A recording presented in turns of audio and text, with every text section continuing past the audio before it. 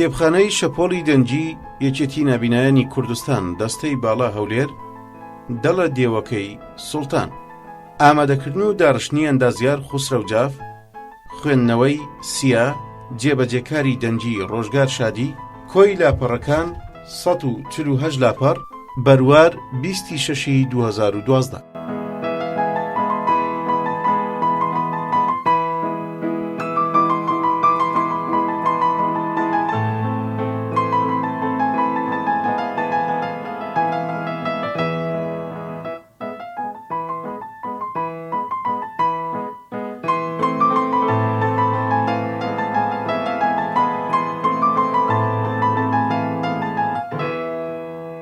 پێڕستی بابەتەکان یەکەم دەڵێم دووەم نیلۆفەڕی شین سێم هایدە چوارەم سوڵح پێنجەم سیراکۆس شەشەم تئفۆیلا هەفتەم ژیزل هەشتەم پەیکەری ڤینۆس نۆیەم جەنگیزخان دەیەم قوڵەڕەشەکانی سوڵتان سلێمان یازدە ئەلماسە بەناوبانگەکەی ڕژان دوازدە گەزنەفۆن سێزدە وەلیعەهد چواردەم دەڵە دێوەکەی سوڵتان پازدە گالێسکەی جەنجی شازدە ژۆڵ سزار حەڤدە ژۆزەفین هەژدە دادگە نۆزدە گاری باڵدی 20 ماری ئیستیوارد 21 مادام بۆڤاری 22 ئەوینی پۆشکین 23 ئۆژۆن دوولە کڕوە.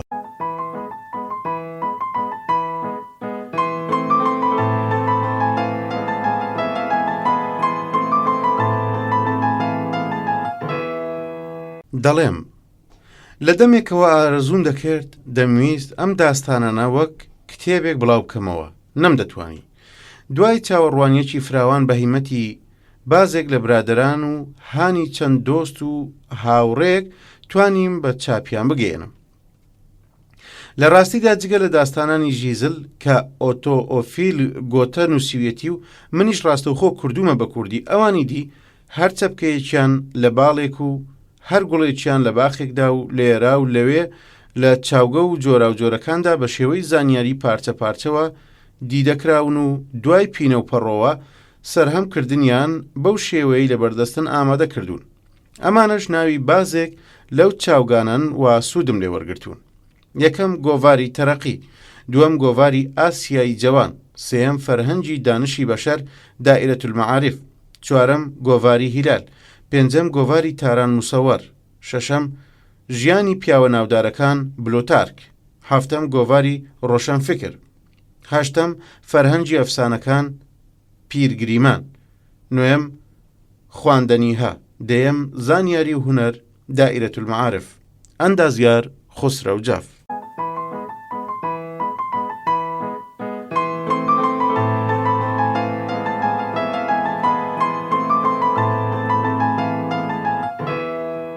یەکەم نیلۆفەڕی شین. لە سارداوی یەکێک لە بانکەکانی شاری مارسی وڵاتی فەڕەنسادا پەیکەرێکی گەلێک بە ئەندازە ڕێکوپێک و خۆشقەد و قەوارە و خۆشفۆرم بە بڵندی 30 سانتیمەتر و لە ناو جامخانەیەکدا دانراوە. بە نیمچە ئاوڕێکدا دەردەکەوێت لە بەردێکی سەوز ڕەنگی ساف و سۆڵ داتاشراوە بۆ خۆی سەرگوزشتەیەکی سەیر و پڕ ڕووداوی هەبووە. جوانی لە شولاری پەیکەرەکە و ڕوخساری ڕۆژهەڵاتی ئەفسانە ئاسای هەر بینەرێک بەرەو خۆی ڕادەکێشێ و ناخ و ئاگاشیفتەی دەکات. ئەم پەیکەرە هونەریە هی ئەفسەرێکی هێزی ئاسمانی سوپای فەڕەنسایە بە ناوی لیکلەر. ئەگەرچی تاکو ئێستا گرفتاری و چەرمەسەریەکی زۆری تێژاوە بەدەست ئەم پەیکەرەوە، گۆیەکی ئەو تۆی نەداوەتە تەمێ و ئامۆژگاری دۆستان و دڵسۆزانی خۆی و گوێی لیان نەگرتووە و باوەکە بارەها پێیان ڕاگەیاندووە ئەو پەیکەرە لە ناو ببا و خۆی ڕزگارکە. لیکلەر هەر لە منداڵیەوە عشق و خوێکی فراوانی لەگەڵ پارچە کۆنە هونەریەکاندا زۆری شیانی وەچەنگهێناوە و کۆ کردوتەوە. لە ساڵی 1946 زاینیدا کابرایەک دێتە لای و پێشنیاری کڕینی پەیکەری لێ دەکات. لیکلەر کە پەیکەر دەبینێ زۆری لا جوان دەبێ، بە 10,000 فرانکی ئەو سەردەمەدەی کڕێ و بۆ سبەینێ پەیکەر هەڵدەگرێ و دەڕوا بۆ لای پرۆفیسۆرێکی ئەنتیکەناس و پەیکەری دەخاتە بەردەستی. کە لە پەیکەر وەردەبێتەوە دەڵێ دەبێت چاک بزانی مامەڵەیەکی پرسوودت کردووە. ئەم پەیکەرە لە سەدەی 11 یان 12 زاینی لە وڵاتی چیندا دروست کراوە لەلایەن هونەرمەندێکی بە هونەرەوە. لیکلەر لە خۆشحاڵیدا وەختە بوو بفڕێ دەڵێ باشە ئەمە پەیکەری چێە؟ پرۆفیسۆر دەستێک ئەخشێنێ بەسەر بەردی سەوز و خۆشداتاشراوی پەیکەردا و دەڵێ بێگومان پەیکەری یەکێکە لە خواکانی وڵاتی چین، کامیانە نازانم، بەڵام پێم وایە پەیکەری خوای جێگە جوانەکانە. لیکلەر کاتێک ئەمانەیە لە پرۆفیسۆر دەبیسێ زۆری حەز لێبوو دەستێک بخشێنێتە سەر و گەردن و سنگ و سەرگۆی مەمچی پەیکەردە. ئەم هەستەش زۆرتر جۆری دەستخشانەکەی پرۆفیسۆر خستیە دڵیەوە. پرۆفیسۆر وەک تاداگرتوویەک دەستخشاندنێکی حەزاوی بۆ لە ڕوخساریدا هەوەس و حەز شەپۆڵی دەدا. ژنەکەی لیکلەر دەبینێ مێردەکەی و پرۆفیسۆری پیری بە ساڵاچوو قەد و بە چ چاوێکی شەهوەتاویەوە دەنواڕنە مەمک و سینە و شلکەی ڕان و قەد و ئەندازەی پەیکەردە. هەستی ژنانەی جوولا و خەریک بوو دەست درێژکا و پەیکەریان لە چنگ بفرێنێ و بیدا بە زەویدا. بەڵام هێمن هاتەوە سەرخۆ بیری کردەوە کە ئەو کارەی ئەو دەیەوێ بیکە زۆر بێجێگایە، زۆریش بێمانایە شاکامی بردن بە بەردێک. با ئەو بەردەش پەیکەری ئافرەتیش بێ، بیرێکی خام و ئەندێشەیەکی جێل و گەوجانەیە. ژنە دەیوت ئەمن دەمزانی پەیکەرێکی بێڕوح و گیانە ئەوە ناهێنێ من ئەوەندە بیر و فکری خۆمی پێوە گرفتار بکەم، بەڵام پەیکەر شوێنپای خۆی لە ژیانما کردبووە. ئیتر لیکلەر هەموو کات و سات بیر و قسەی دەربارەی پەیکەر و ئەندازەی لەشی پەیکەر و ساف و سۆڵی پەیکەر و ڕان و سمتی پەیکەر و قەد و قامەت و ناوقەدی پەیکەر و سنگ و بەرۆک و دەست و مەچەک و بازووی پەیکەر و سەر و گەردن و ئاو ڕوو تێنوارینی ئەفسانەی پەیکەر بوو بە خولیای ڕۆژانەی. ئەوەی بیری لێ نەدەکردەوە من بووم کە هاوبەشی ژیانی بووم. ئەم دەتوانی ناڕەزایی خۆم دەرنەخەم. ئاژاوە گیر و گرفت و گۆبەن پیشەی ڕۆژانەمان بوو.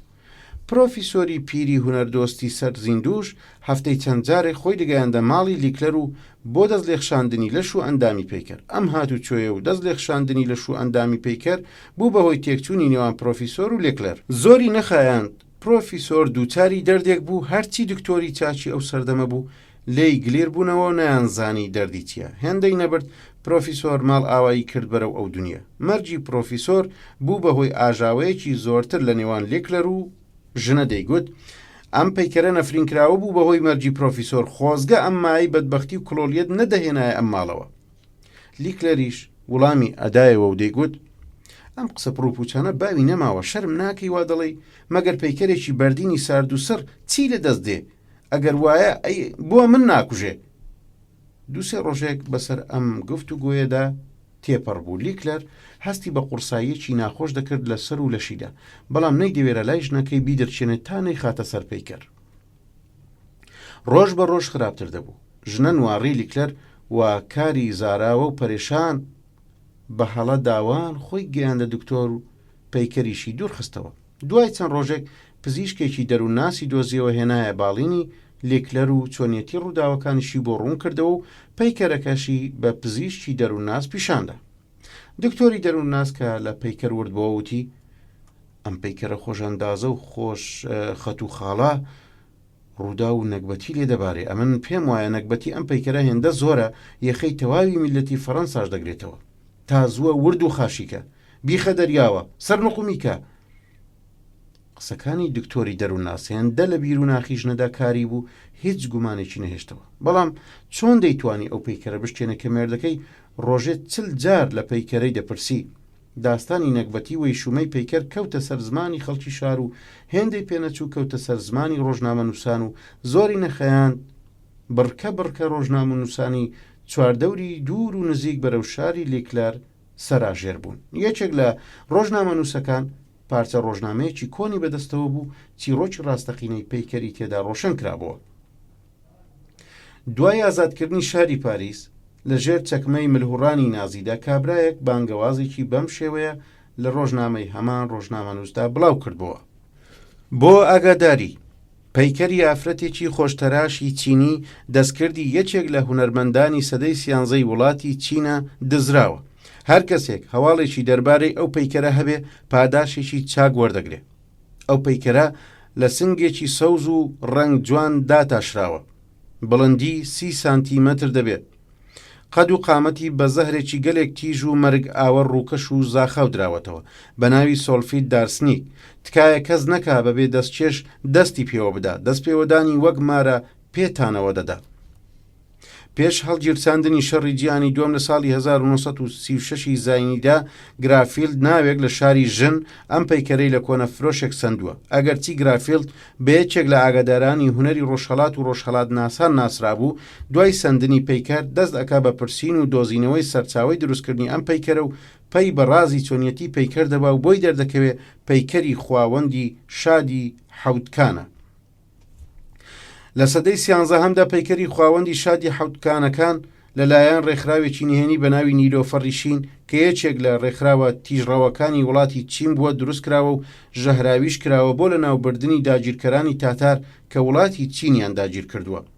زۆر لە هونەردۆستانی تاتار بەهۆی ئەو پەیکەرەوە لە ناو چوون بێ ئەوەی پێی بە ڕازی مەرجیان ببرێ، تەنها ئەوە نەبێ ناوباوی پەیکەر بە نەکبەت دەرچووە و بە پەیکەری نەفرین کراو دەناسرێ. کرافیلد دەری دەخا ئەم پەیکەرە چۆن گەیشتۆتە ئەوروپا و دەڵێ قەشەیەکی فەڕەنساوی بە ناوی دۆن فیلیپ ساڵانێکی زۆر لە وڵاتی چیندا و لە شاری کانتندا ژیاوە و کۆشاوە و پەیوەندیەکی ویژدانی لە نێوان ئاینی بوودا و مەسیحیەتدا پێک بێنێ. ئەم دۆن فلیپە لەگەڵ زۆر کۆمەڵ و ڕێکخراودا پەیوەندی هەبووە. کاتێکە گەڕاوەتەوە بۆ ئەوروپا لەلایەن ڕێکخراوی نیلۆفەڕی شینەوە پەیکەری شادی حەوتگانەی پێدەبەخشێ و بە یادگار لەگەڵ خۆیدا دەیهێنێتە فەڕەنسا. دوای ماوەیە قەشە دەمرێ. کرافیلد کە ئەم ڕازانەی بۆ دەکەوێتە ئەو بیرەوە هەر چۆنێک بووە پەیکەر لە ناو ببا، بەڵام هەڵگیرساندنی شەڕی دووەمی جیهانی و داگیرکردنی شاری پاریس لەلایەن نازیەکانەوە ئەو ماوەیە بە کرافیلد نادا هەر ئەوەندەی پێدەکرێت شار بەجێ بێڵێ و بۆی دەرچێت. کاتێک فەڕەنسا ئازاد کرا و کرافیلد گەڕایەوە ماڵەکەی، نواری ماڵەکەی تاڵان کراوە و هیچی بۆ نەماوەتەوە و پەیکەری شادی حەوتگانەش دزراوە. لە سەرەتاوە پێخۆشحاڵ دەبێ وا دەزانێت کەوتۆتە دەست نازیەکان و هەر نەبێت چەند کەسێکیانی لەناو بردووە، بەڵام کەم بیر دەکاتەوە و دەڵێ خۆ دوور نییە پەیکەر کەوتبێتە دەست خەڵکی وڵاتەکەی خۆی. جابۆیە ئەو بانگەوازە لە ڕۆژنامەدا بڵاو دەکاتەوە. هێندەی پێنەچوو ژەهری پەیکەر لە ماڵەکەیدا بڵاو بوو و ئەویشی بەرەو ئەو دنیا هەنار. پەیکەر زۆر دەست بەدەست کرا و هەر دەستێکی خاوەن زەوقی لێ بکەوتایە بەرەو نەماندەی هەنار. لیکلر دوا کەسێ بووە بە خاوەنی پەیکەر. دووچاری سەرنوشتی قوربانیانی فرە زۆری پەیکەر نەبوو. دوای نەخۆشیێکی دوور و درێژ لە جێگەی مەرگ هەستایەوە و نەمرد، بەڵام شێت و وێت و هار و بەسەر یەکدا لە شارە گەوجانە هات و چۆی دەکرد و هەر باسی سمت و کەفەڵ و سنگ و گۆی مەمچی پەیکەرەکەی دەکرد.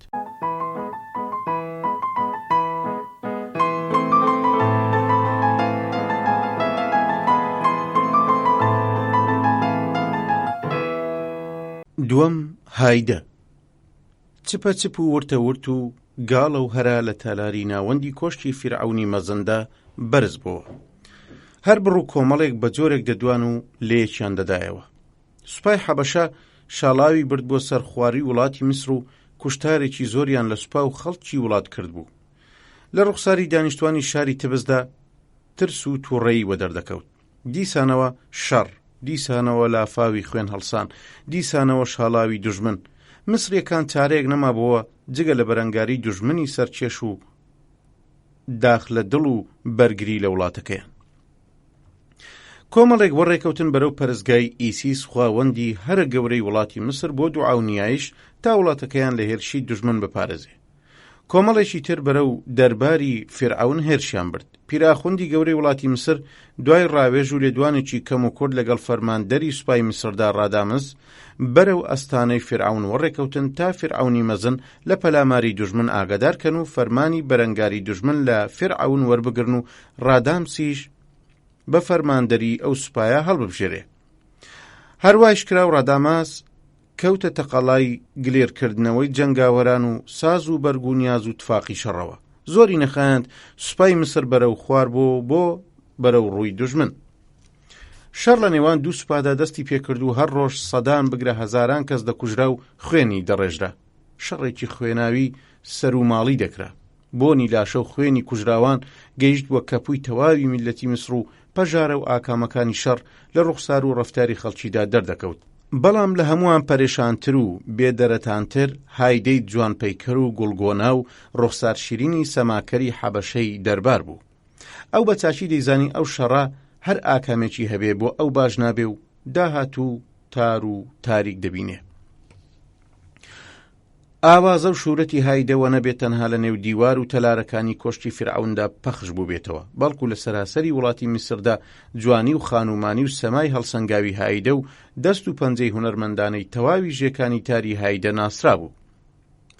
لە شولارە ڕیتمدارەکەی، دەم و لێوە گۆشتنەکەی، سەر و زوڵف و ئەگریجە پڕ لە حەزی ژنانەکەی، ئاوڕی ئاسۆ ئاسا و سڵۆکاوی، ڕێڕۆیشتن و هاتوچۆی سینە و مەمک و کەمەر و کەفەڵی جواندا تاشراوی ئاگری لە دڵان نابەوە. زڕەی خشلەکانی چوو شەیپوری سوپایەکی خوێن ڕێژ دەم و زمانی بینەری لەسەر سامیدا لە گۆ دەخست. لە هەر کوێداوە دەرکەوتایە بست بست هەوا و هەناسەی هەوەز ئەنگێزی لە ئاسماندا شەپۆڵی دەدا. هایدا خواوەندی جوانی نێوگڵێنەی چاوان و ئافەت و ئارەزووی دڵان بوو. هەر بەزمێکی شاهانەی وڵاتی مسر هونەری سەرشار و فراوانی هایدە و نەوای تارە ئەفسانەیەکەی هایدەی تێدا نەدەبیسرا لە چاوی مردووان سارتر دەهاتە بەرچاوان. هونەری سەمای حەزجوو لێنەر و هەوەز ئەنگێزی هایدە وێردی سەرزمانی تەواوی چینەکانی میلەت بوو. تەواوی ئافرەتانی مسر شاکامیان پێدەبرد. ئەو سروشت هەموو شتێکی پێبەخشی بوو. دەستی بۆ هەرچی ببردایەوە چنجی دەکات جگە لە ئازادی. هایدە کچی شای حەبەشە بوو. ڕێکەوت و هێز و دەسەڵات دوای چرخاند بوو کە لە منداڵیەوە بە دیلی بگیرێ و لە دەرباری فرعەوندا بە شێوەیەکی هونەری پەروەردە بکرێ و لە گەورەیشدا بکرێتە کۆیلەی ئامزیسی کچی فرعەون و ناو شوورەتی وردە وردە لە وڵاتی مسردا هەر ناسرا و شۆڕە سوار و ناودارێک ئاوەتە خوازی دیتن و بینینی ژوان و دوانی بێ. ڕاداماسی قارەمان و فەرماندەی لەشکری مسر یەکێک بوو لەو عاشقە سەر سوپۆردانە. کەم کەم پردی ئەوین و خۆشەویستی ڕاستەقینە لە نێوان ئەو دوو ناسراوەدا پێک دێ و ڕۆژ بە ڕۆژیش پایەکانی لە جەرگی زەوی عشق و ئەویندا پتەوتر دەبێ.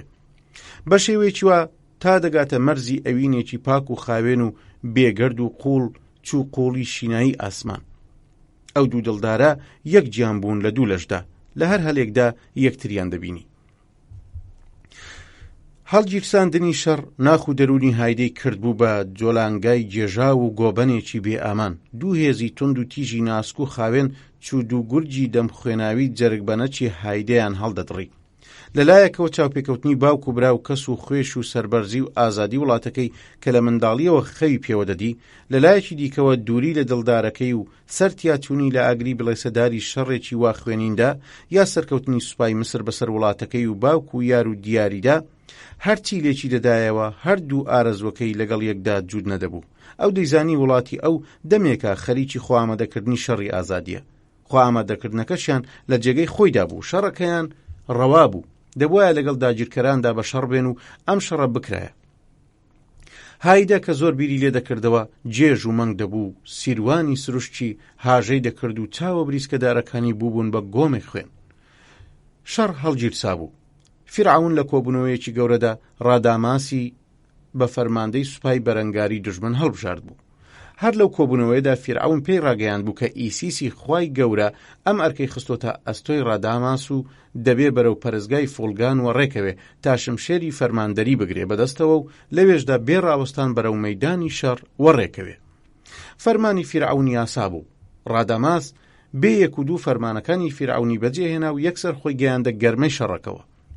هاڕێ قەلغان و تەقە و چکاتێکی شمشێر و زیڕە و هاواری برینداران لە تەپوتۆزێکی خوێناویدا لەگەڵ حیلکەی ئەسپ و گزبەی تیر و کەماندا ئاهەنگی مەرگیان دەجێڕا.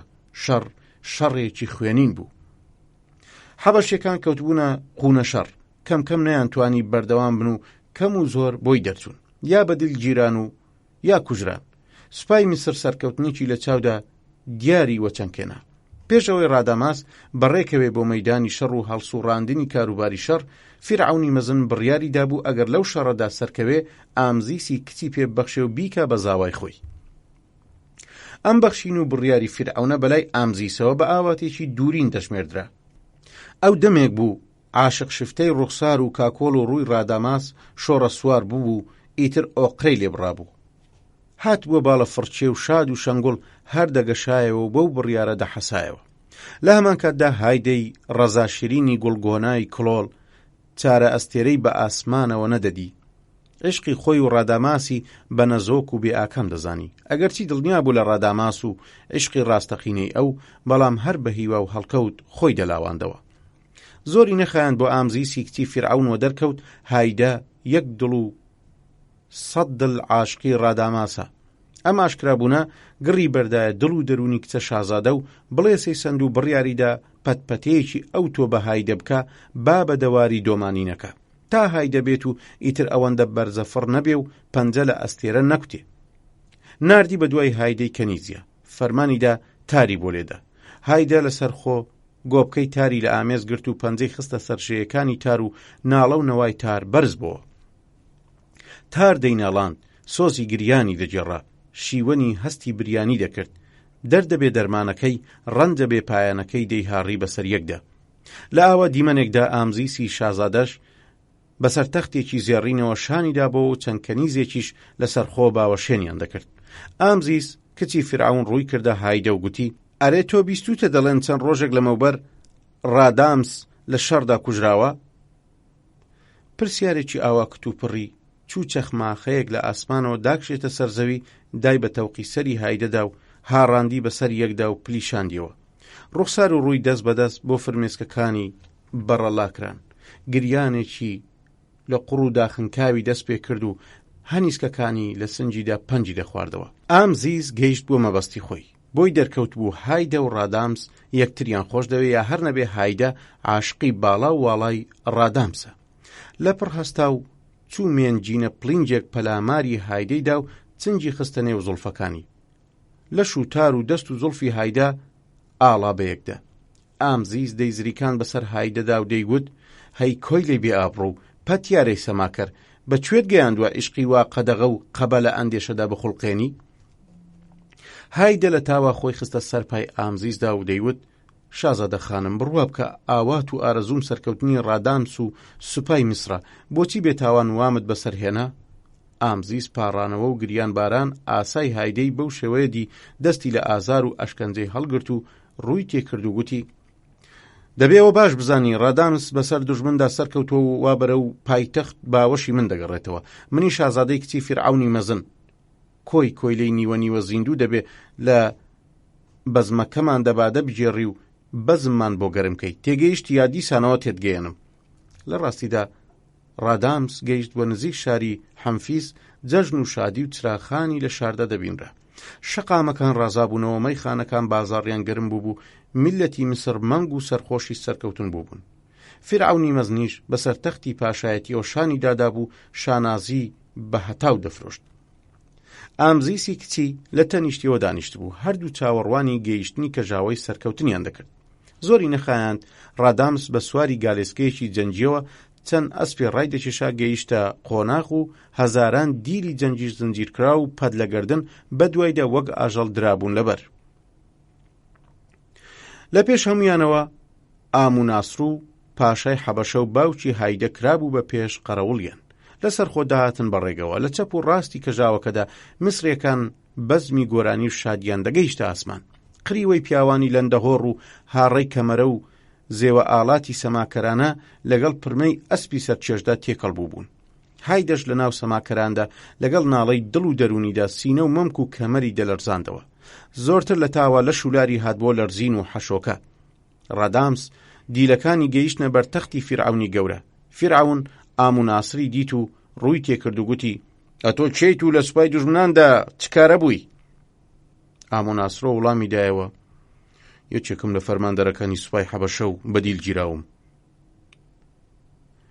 ڕادامس ئاموناسرۆ بە چاچی دەناسێ، بەڵام لەبەر هایدەی دڵدار و خۆشەویستی ڕووی کردە فیرعەون و گوتی: داوا لە فیرعەونی گەورە دەکەم فەرمانی بەخشین و ئازادی دیلەکان بدا و بیان بەخشێتە گەورەی و شکۆ و تەخت و بەختی پاشایەتی میسر. فیرعەون بە شێوەیەکی سەرەتایی بەڵێنی ئازادیانی دا، بەمەرجێ ڕاوێژ لەگەڵ پیر ئاخوندەکانی پەرزگادا.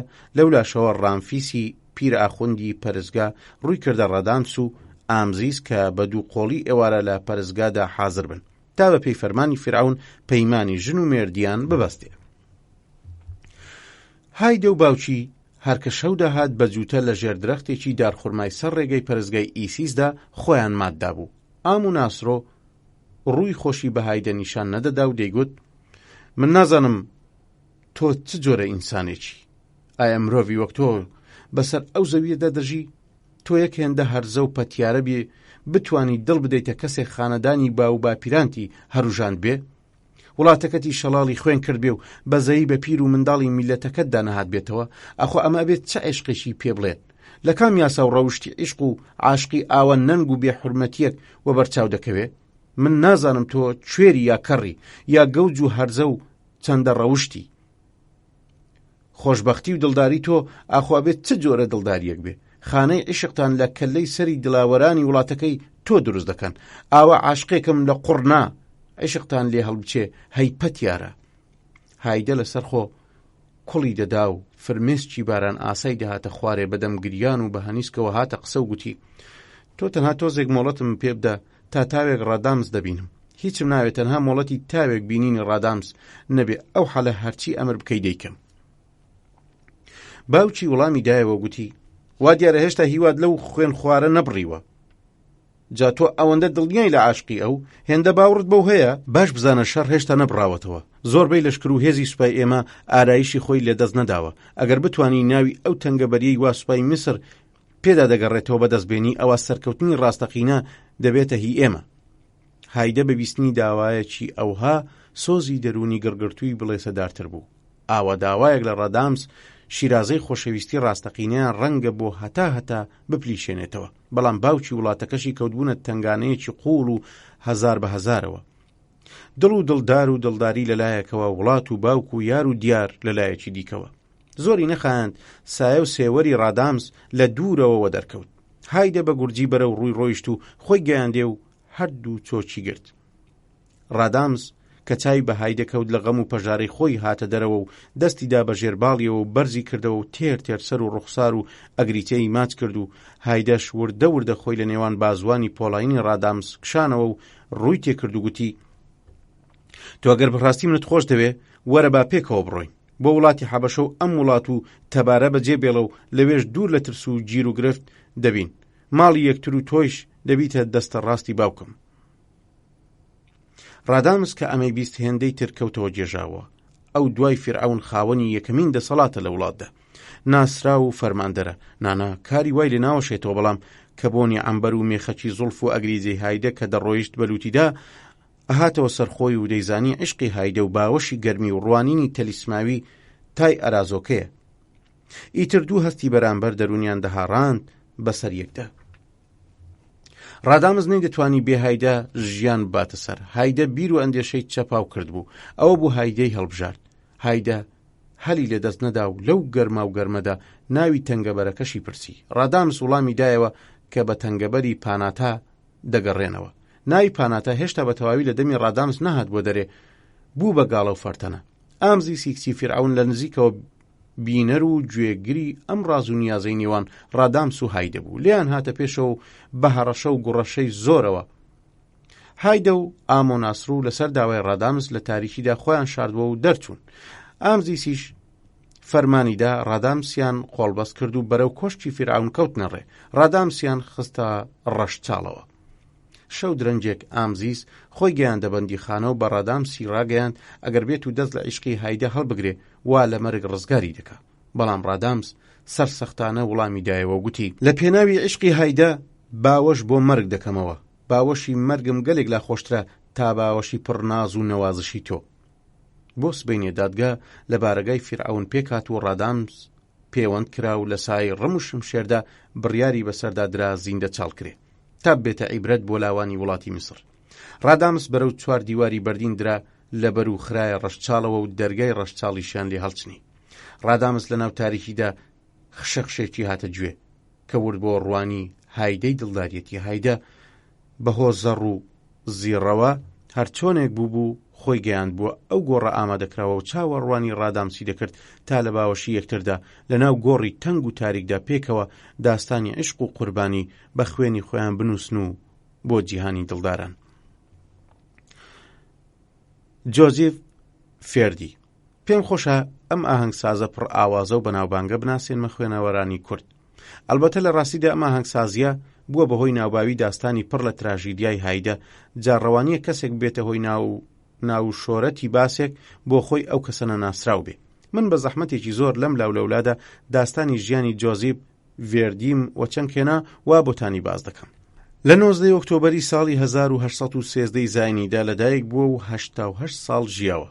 بۆ یەکەمین جار لە تەمەنی 15 ساڵیدا یەکەمین ئاهەنگی دروست کردووە بۆ پێشنەوازی ئۆپیرای ڕیشناسی سوێڵ لە تیاترۆی شاری یۆستۆدا. دوای ئەم ئاهەنگە جۆزیف لە تەواوی شاری یۆستۆدا ناسراوە. دوای 4 ساڵ پیاوێکی دەوڵەمەندی خەڵکی یۆستۆ بە ناوی پاریس دەستی یارمەتی بۆ ئەم ئاهەنگسازە بچکۆڵانەیە درێژ کردو و لەگەڵ خۆیدا بردوێتی بۆ شاری میلان و لەوێ ناساندوێتی بە کۆنتراتۆری میلان. بەڵام دوای ماوەیەک پێی ڕادەگەێنن کە جۆزیف لەوانە نییە بتوانێت لە مۆسیقادا بگاتە پلەپایەک. پارتس بەو قسەیە ناومێد نەبوو. هەر لە شاری میلاندا سپاردیە مامۆستایەکی مۆسیقازانی گیرە دەست. دوای 4 ساڵ ژیان لە شاری میلان گەڕایەوە بۆ شارەکەی خۆی و کچی پارتس سیمارە کرد و 2 ساڵ لە یۆستۆدا مایەوە.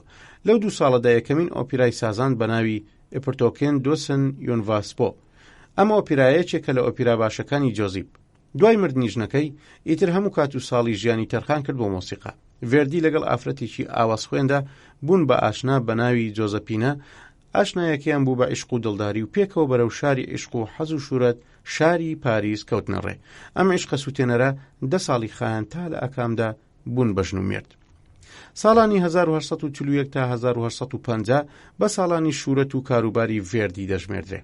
ئەو ساڵانش بە ساڵانی شەڕی ئازادی و یەکێتی وڵاتی ئیتالیا دەژمێردرێ. جا بۆیە زۆربەی بەرهەمەکانی ڤێردی ئاوێنە نمای ئەو سەردەمەیە، پڕە لە هات و بۆنی ئازادی. لەو ساڵانەدا چەندین ئۆپێرای سازان بە ناوی ژاندارک، ئاتێلا، کۆرسارۆ، سەری لینیانۆ، ریکۆلۆتۆ. کاتێک لەگەڵ ئەلێکساندەر دۆمای بچووکدا دەبێ بە ئاشنای داستانی مادەم کامیلیا دەخوێنێتەوە و ئەو عیشقە پڕ لە تراژیدیە بەدسەرەنجامە کاری تێدەکا و ئۆپێرای لاتراویتا دەسازێنێ. لەو سەردەمەدا خدێوی ئیسماعیل پاشای وڵاتی میسر دەیویست بنچینەی شارستانیەت لە میسر دابنێ. دام و دەستگایەکی هونەری گەورە و ئۆپیرایەکی فرە زەلامی دروست کرد لە شاری قاهیرەدا. پێم وایە ئەو ساختمانە تاکو ئێستاش هەر جوانە و ڕازاوەیە. جا بۆ شەوی یەکەم بڕیاریدا بوو بەناوبانگترین ئاهەنگسازی بۆ داوەت بکە.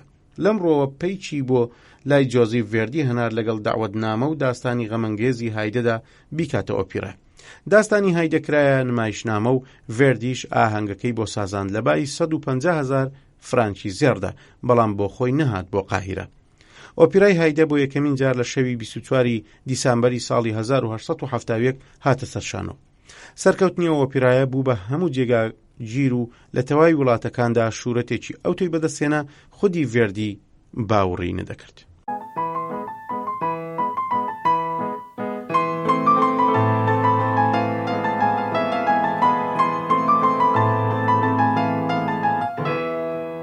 سێەم سوڵح.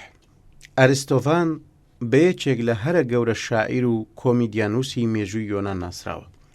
ناوبراو 400 ساڵ پێش زاین لە شاری ئەسینادا ژیاوە و لە سەردەمی هەڕەتی دیموکراسی و بەرابەریدا زۆری نەخایاندووە ئەسپارتەیە شەڕ فرۆشەکان هەڵیان کوتایە سەر ئەو بنکە دیموکراسیە و شەڕێکی خوێناویان نایەوە. بوو بەهۆی کوشتن و بڕینی خەڵکێکی یەکجار زۆر. ئەو شەڕە بۆ خۆی بوو بە هەوێنی ئەندێشەی ئەریستۆڤان کە بتوانێت بەناوبانگترین کۆمیدیای بهێنێتە بەرهەم. تاکو ئەمڕۆ ئێمەش بە یەکێک لە شاکارە ئەدەبیەکانە ژمێردرێ. بەندەیش بە هەڵی ئەزانم لە کورتەیەکدا بیخەمە بەرچاوی خوێنەرانی ئازیز و لە هەمان کاتدا ببێ بەسەر مەشق بۆ ئافرەتانی میلەتانی ئێران تا دەستە و دایرەی مەلا خوێن ڕێژەکان بە وەستانی شەڕناچار بکەن و جۆگەی خوێن ڕاوەستێن و کۆترە ترساوەکانی ئاسمانیش دووبارە فڕینی دوور لە ترس دەست پێ بکەنەوە. بەشی یەکەم. شاری ئەسینای کۆنە و شەڕ 18 ساڵە لە نێوان وڵاتی ئەسپارتە و ئەسینا بەردەوامە. نیشانەی شەڕ و کوێرەوەریەکانی شەڕ لە ڕوخساردا خۆی دەرخستووە و ئافرەتانی شاری ئەسینا بێدەرەتان و بێتاموڵ و ئاڵۆژ بوون. دەستەیەک لە ئافرەتانی شاری ئەسینا بڕیاریانداوە بکەونە هەوڵ و تەقەلاوە بۆ ڕاگرتنی شەڕ. لە باوەڕێکدان هەرچۆنێک بووە ئەبێ ئەم شەڕە ڕابوەستێنن، بەڵام چۆن نازانن. گاڵەیانە قاڵەیانە هەرا و بەزمێکی سەیریان لە گۆڕەپانی شاردا ناوەتەوە.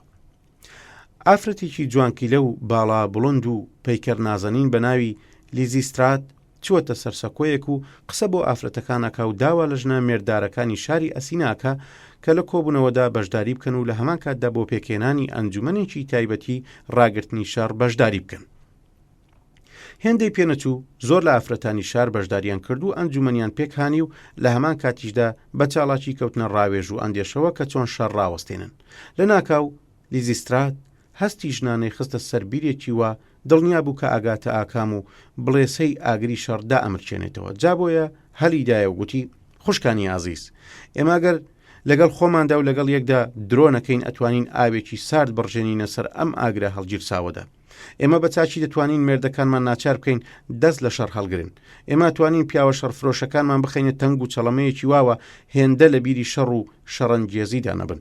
ئێماگەر پێکەوە یەک دەنگ و یەک ڕنگ لە پێناوی ڕاگررتنی شەڕدا تێبکۆشین سڵح و ئاشتی بەدەست دەهێنین. ئێمە ئەبێ مان بگرین لە پەیوەندی ژن و مێردی، ئەبێ دەست بنین بە سنجی مێردەکانمانەوە، ئەبێ خۆمان نەدەین بەدەستیانەوە تا شەڕ بەردەوام بێ. ژنان کاتێک ئەم پێشنیارە سەیریان بیست کردیان بەگاڵە و مقۆ و لێدوانێکی فرە زۆر و سیر دەستیان کرد بە ڕەخنەگرتن و دوودڵی. لە وڵامدا دەیانوت ئەگەر ئێمە مانی وا بگرین ئێمەش بە ئەندازەی مێردەکانمان حەز لە ڕابواردن ئەکەین و ئازار و دەردەسەری ئەچێژین. جا ئەمە کەی چارەیە؟ لیزیسترات تا ئەندازەیەک بە ئالۆزیەوە وڵامی دایەوگوتی ئاشتی و ئارامی و سڵح بە ئاسانی بەدەست نایە، کەواتە شاعیران و نووسران ڕاست دەکەن کە ئێمە ئافرەت بێدەسەڵات و هیستیا بەسەر نەبووین، کەواتە ڕاستە وتراوە ئێمە بێهێز و ناتەواوین. بەڕاستی ڕاستە ژیانی ئێمە لە بێشکەوە دەست پێ ئەکاو لە ناو جێگە و باوەشی پیاوانە تێ ئەپەڕێ. ئافرەتێک هەڵی دایەوگوتی باشە وامان مانگرت، ئاخۆ مانگرتنەکەمان ئەبێت چ سوودێکی هەبێ بۆ شەڕاگرتن. لیزیسترات وڵامی دایەوگوتی بە هەڵەدا مەڕۆ ئەوە بزانە چەند شەوی یەکەمی مانگرتنەکەمان بۆ خۆی چەند هەنگاوێکە بەرەو ئاشتی و سڵح، ئەبێ ئەوەش لە بیر نەکەین لە ماوەی مانگرتنە جوانترین جلوبەرگ و ڕازاوەترین ئارایش بەکاربێنین لەگەڵ ناز و عیشوە و کریشمەی ژنانەدا تا حەز و ئارەزووی مێردەکانمان لە ئاگری شەڕەکە بڵێ سەدارتر بکەین و لە هەمان کاتدا دڵڕق و لە سەرخۆ و مەرجی پەیوەندی ژن و مێردیمان تەنها شەڕاگرتن بێ. ئەگەر تێکڕا ئاوا هەنگاو بنین دڵنیا بن تەمەنی شەڕ و پەیڕەوانی شەڕ کۆتایی دێ. تێکڕای ئافرەتان بڕیاریاندا مانگرتنیان لە هەمان شەوە دەست پێ بکاو تا دوا هاتنی شەڕ. بەشی دووەم. مانگرتنی ئافرەتانی شاری ئەسینا لە سەرتاسەری وڵاتی یۆناندا بڵاو بوو. ئافرەتانی ئەسپارتایش ئەنجومەنی دژ بە شەڕیان پێکهانی نەڕی پیاوی شەڕ ئەنگێز و حیلکەی ئەسپی سەرچێش و تەقەی خەڵغان و وردە جۆش و خرۆشی شەڕ بەرەو دامرکاندن هەنگاوی ئەنە. نەڕە و گۆپاڵ و شمشێر بەرەبەرە نیشتەوە. پیاوانی ئەسپارتە و ئەسینا بڕیاریاندا بکەونە ڕاوێژەوە بۆ چۆنیەتی ڕاوەستانی شەڕ و لە هەمان ڕاوێژدا ئەندامانی ئەنجومەنی ئافرەتانی هەردوو وڵاتیش بەشداریان لە کۆبوونەوەکەدا کرد و ئەکۆشان گرفتاریەکان ئاسانتر و وتەی پیاوەکانیان لە یەکەوە نزیکتر بکەنەوە. دەستەیەک لە پیاوان ئەیانگوت ئاخوا بێت چفەی لە سوفێکی گەوج بێ ئافرەتی ناو نابێ ڕەگەزی ناسک. پیاو کە بە ئەندازەی ئافرەت دڵڕق و لە خوانەترسا لێکی دەنەوە و بیهێنە بیرتان بزانن کە چیان پێکردین. دەستێک لە ئافرەتانیش وڵامیان ئەدایەوە و دەیانوت هەرچیتان پێچاکە بیڵێن و بیکەن، بەڵام ئەوە بزانن قسە هەر قسەی ژنانە. دەستێک لە پیاوان و ژنان هەڵیاندایە وتیان قسە هەزارە و یەکی بەکارە، لێدوان و زۆرانی قسە ئیتر بەسە. وەرن با دەربارەی پەیمانی سولحەکە بدوێن و شەڕ و ئاکامەکانی زنگە و چاڵ بکەین. بەشی سێم. دوای 18 ساڵ شەڕ و خوێنڕژان و کوشتار نوێنەرەکانی ئەسپارتە و ئەسینە بۆ ئیمزای پەیمانی سولح پێکەوە دانیشتن. لیزیسترات دوای تەقەڵایەکی بێپایان و پڕ دەردەسەری و ناهەمواری بەسەر گڕ و گڵپەی ئاگری شەڕدا سەرکەوت بوو توانی بووی دژمنانێکی دڕ و لەندەهۆڕ کە بە خوێنی یەکتر تینو بوون پێکەوە کۆبکاتەوە بخاتە گفتوگۆوە. لە هەمان کۆڕی ئاشتەوە بووندا ڕستەی قسەی گرتە دەستەوە و گوتی ڕاستە کە من ئافرەتێکم، بەڵام خۆم بە خاوەنی ئەندێشە و لێکدانەوە دانێم. جا لەبەر ئەوەی وا ئەزانم کەواتە ئەی برا ئەسپارتی و ئەسیناییەکانم وەکو ئەزانن ئێمە خاوەنی یەک ئاینین، خواکانمان یەک ناویان هەیە و هی هەردوو لامانە. تا پێش شەڕ هەر ڕووداوێک بەسەر هەلایەکماندا ڕووی بدایە بە هی یەکترمان دەزانی. ئێستا بۆ تینوی خوێنی یەکترن. شەڕ هیچ ئامانجێکی مرۆڤ بەدی نایێنێ. بەرهەمەکانی شەڕ هەمیشە خوێن و فرمێسک و ماڵوێرانی بووە. وەرن با ئەم شەڕە خوێناویە ببڕینەوە. تا لەمە زۆرتر نەبینە جێگاری گاڵتەی بربەرەکانێ. وەرن پیاوی چاک بن دەست بخەنە ناو دەستیەک و ڕێز و حورمەتی ژیان و زندگیتان لا هەبێ. یەکێک لە نوێنەرانی ئەسپارتە هەڵیدایە گوتی ئێمە ئامادەین پەیمانی سڵح و ئاشتی ئیمزا بکەین بەمەرجێک نیازەکانمان ئەنجام بدرێ. نوێنەرێکی ئەسینایی وەڵامی دایە و گوتی کاکەبی بڕەوە مەرج بێ مەرجمان هاتۆتە سەر ئەوەی دووبارە ژنەکانمان بەدەست بێنینەوە و بەس. لیزی سترات دووبارە هاتە نێوانەوە گوتی کەواتە وەرن زوو پەیمانی سڵحەکە مۆرکەن و دەست بخەنە ناو دەستیەک. ئەو دەمە دڵنیا بن ژنە خۆشەویستەکانتان لەو ساکە گەرمتر و بەعیشوەتر باوەشتان بۆ دەکەنەوە و پەیمانی هەتاهەتاییتان لەگەڵا تازە دەکەنەوە. یەکێک لە نوێنەرانی ئەسپارتە نەڕانی گوتی کەواتە من بە سیحەتی خەڵکی ئەسینا خۆمەوە لێوانی شەرابەکەی مش پێوەنا.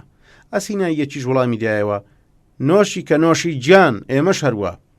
هێندە پێکەوە جەوەنەی شەرابیان نابەسەرەوە گەیشتنە سنووری سەرخۆشی. اینجا دیسان لیزی سترات هاتە پێشەوە گوتی وا هەموو شتێک بە خۆشی گەیشتە ئاکام. وەرن دەستی ژنەکانتان بگرن و با پێکەوە بەزمی ئاشتی بجێڕین و ئاوازی خاوەندگاری عشق و ئاشتی بخوێنینەوە. اینجا سەرجەم پێکەوە بەدەم سەماوە ئایانوت ئێمە ئەمڕۆ ئەگەینە ئاستانەی خواوەندەکان. کشت و کاڵمان چاکترین بەرهەمی دەبێ. بۆی سانەکانمان باشترین میوەمان بۆ ئەگرن. ئێمەش لە سای ئاشتی و ئارامیە ژیانێکی خۆش بەسەرەکەین. ئەی خواوەندی جوانی و دڵداری، ئەی ئەو کەسەی لە جلوبەرجی دڵداریدا بەناز لە سەرنووشی پەنجە بەلەنجە دەیت و دەڕۆی. دیسانەوە خۆشبەختی و بەختەوەریمان پێ ببەخشەرەوە. ئێمەش پەیمانە دەین شمشێرەکانمان بە دیوارە هەڵەواسین.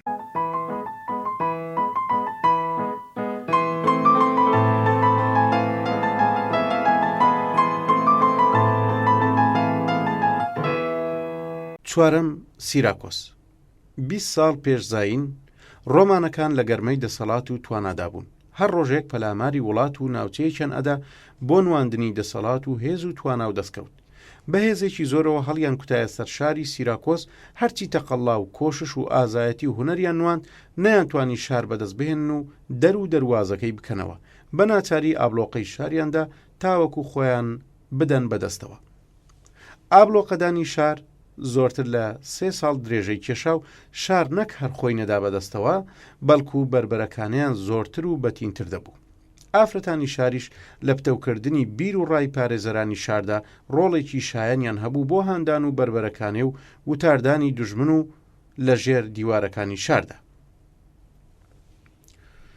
لە نێوان شەڕکەرانی ناو شاردا لاوێکی جوان خاسی دڵدار هەبوو. هەرکە بچووکترین هەڵی بۆ هەڵکەوتایە یەک و دوینە دەکرد و ئازا لە دیوارەکانی شار دوور دەکەوتەوە و بە هەڵە داوان خۆی دەگەیاندە دڵدارەکەی و ماوەیەکی لەگەڵدا ئەگوزەراند و هێز و توانە و بیری دەمەزەر دەکردەوە و دیسان خۆی ئەگەیاندەوە دیواری شار بە هیوای ڕۆژی کشانەوەی دوژمن لە دەوروبەری شاردا و ئەوانیش بۆ هەمیشە بەیەک بەختەوەر بن. بە ئەندازەیەکی زۆر یەکتریان خۆشەویست. بە تایبەتی کوڕی دڵدار هەرکە چاوی بە خەرمانی زولف و ئەگریجەی کچە ئەکەوت ئەوینی بڵێ سەدارترە بوو. تەواوی عیشق و ئارەزووی بەستبوو بەو خەرمانە زێڕینە و تێری نەئەخوارد لە بۆن و نەوازشیە. هەست و ئەوینی بە زولف و ئەگریچەی بڵند و سربەرە و خواری کچە بەلای کچەوە سەردەمێک بوو زانرابوو. بۆیە هەمیشە خەریکی خۆڕازانەوە و ئاگاداری تاڵتاڵی زولفی بوو. ساتێک ئاگاداری لە بیر نەئاکرد و زیرەکانە پەروەردەیە کرد. جارێک دوای ژوانێکی ئاگرین و پڕ ڕاز و نیاز و ئەوین کوڕە هەستا بگەڕێتەوە بۆ ناو برا سەربازەکانی سەر شوورەی قەڵاو کچە نواری چەند تاڵێک لە تاری کەمانەکەی پچڕاوە. لەو ڕۆژانەشدا بەدەستهێنانی مویکلکی ئەسپ و ڕیخۆڵەی چوارپێ دڕ و بێ ئامان چواردەوری شاری ئابلۆقەدا بوو. پەلەوەر نەی ئەتوانی لە شاروە دەرکەوێ نەبێتە ناو شارەوە و برسێتی تەنگی پێ هەڵچنی بوون. هەرچی ئاژەڵ و چوارپێ لە شاردا هەبوو لە برسا هەموو خورابوو. مووی کلکی ئەسپ و ڕیخۆڵەی چوارداران لە شاردا وەچەک نەدەکەوت. تا تاری کەمانەکەی پێ ساسکاتەوە کچە کەمانەکەی لە کوڕە وەرگرت و بۆ تاوێک گوم بوو کە گەڕایەوە تاری کەمانەکەی نوێ کردبەوە. کوڕە سەری سوڕما ئەم وانەی لە کوێوەوە گیرهێناوە. هەرچی بیری ئەکردەوە پەی بە ڕازەکە نەدەبرد. تا دەرکەوت کچە پوتەڵەیەکی لە زولفی خۆی بڕیوە و هۆناوی تێوە و کردوێتی بە تاری کەمانی دڵدارەکەی تا باشتر دوژمن تاگ لە چن کات. کوڕە لە سەرتاوە دڵی نەئاهات دەست بۆ کەمانەکەی درێژ بکە و گرژ و مەنگانە ئەی نواری بە کەماندا و لەبەر خۆیەوە ئەی بۆڵاند و ئەیوت زۆڵفی تۆ خواکان تەنها بۆ بۆنکردن و سیرکردن خوڵقاندویانە، ستەما ئاوا بەکاربێنرێ. لەسەر خۆ دەستی بۆ کەمانەکە درێژ کرد و بە ئارامی گۆی پەنجەی ئەکێشا بەسەر تارە هۆنراوەکە. لەپڕ بە تەواوی تواناوەکە تار و کەمانەکەی کێشا و هەرکە بۆنی گوڵاو و مسک و عەمبەری زۆڵفی دڵدارەکەی چوو بەلووت و سنگ و هۆش و ناخیەوە هێزێکی جادوویی لە لەش و بازووی خۆیدا هەست پێ کرد. بۆی دەرکەوت بەو هێز و توانە و هەست و کەمانەوە قەرەچۆڵی دوژمن ئەبڕێتەوە.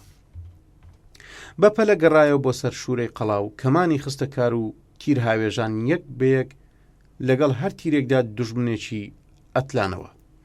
هاوڵەکانی سەریان لە ڕازی ئەو هێز و توانایە سوڕما بوو، نەیان ئەزانی چاوگەی ئەو ڕێزەکاری توانە و هێز و باوەڕە چییە.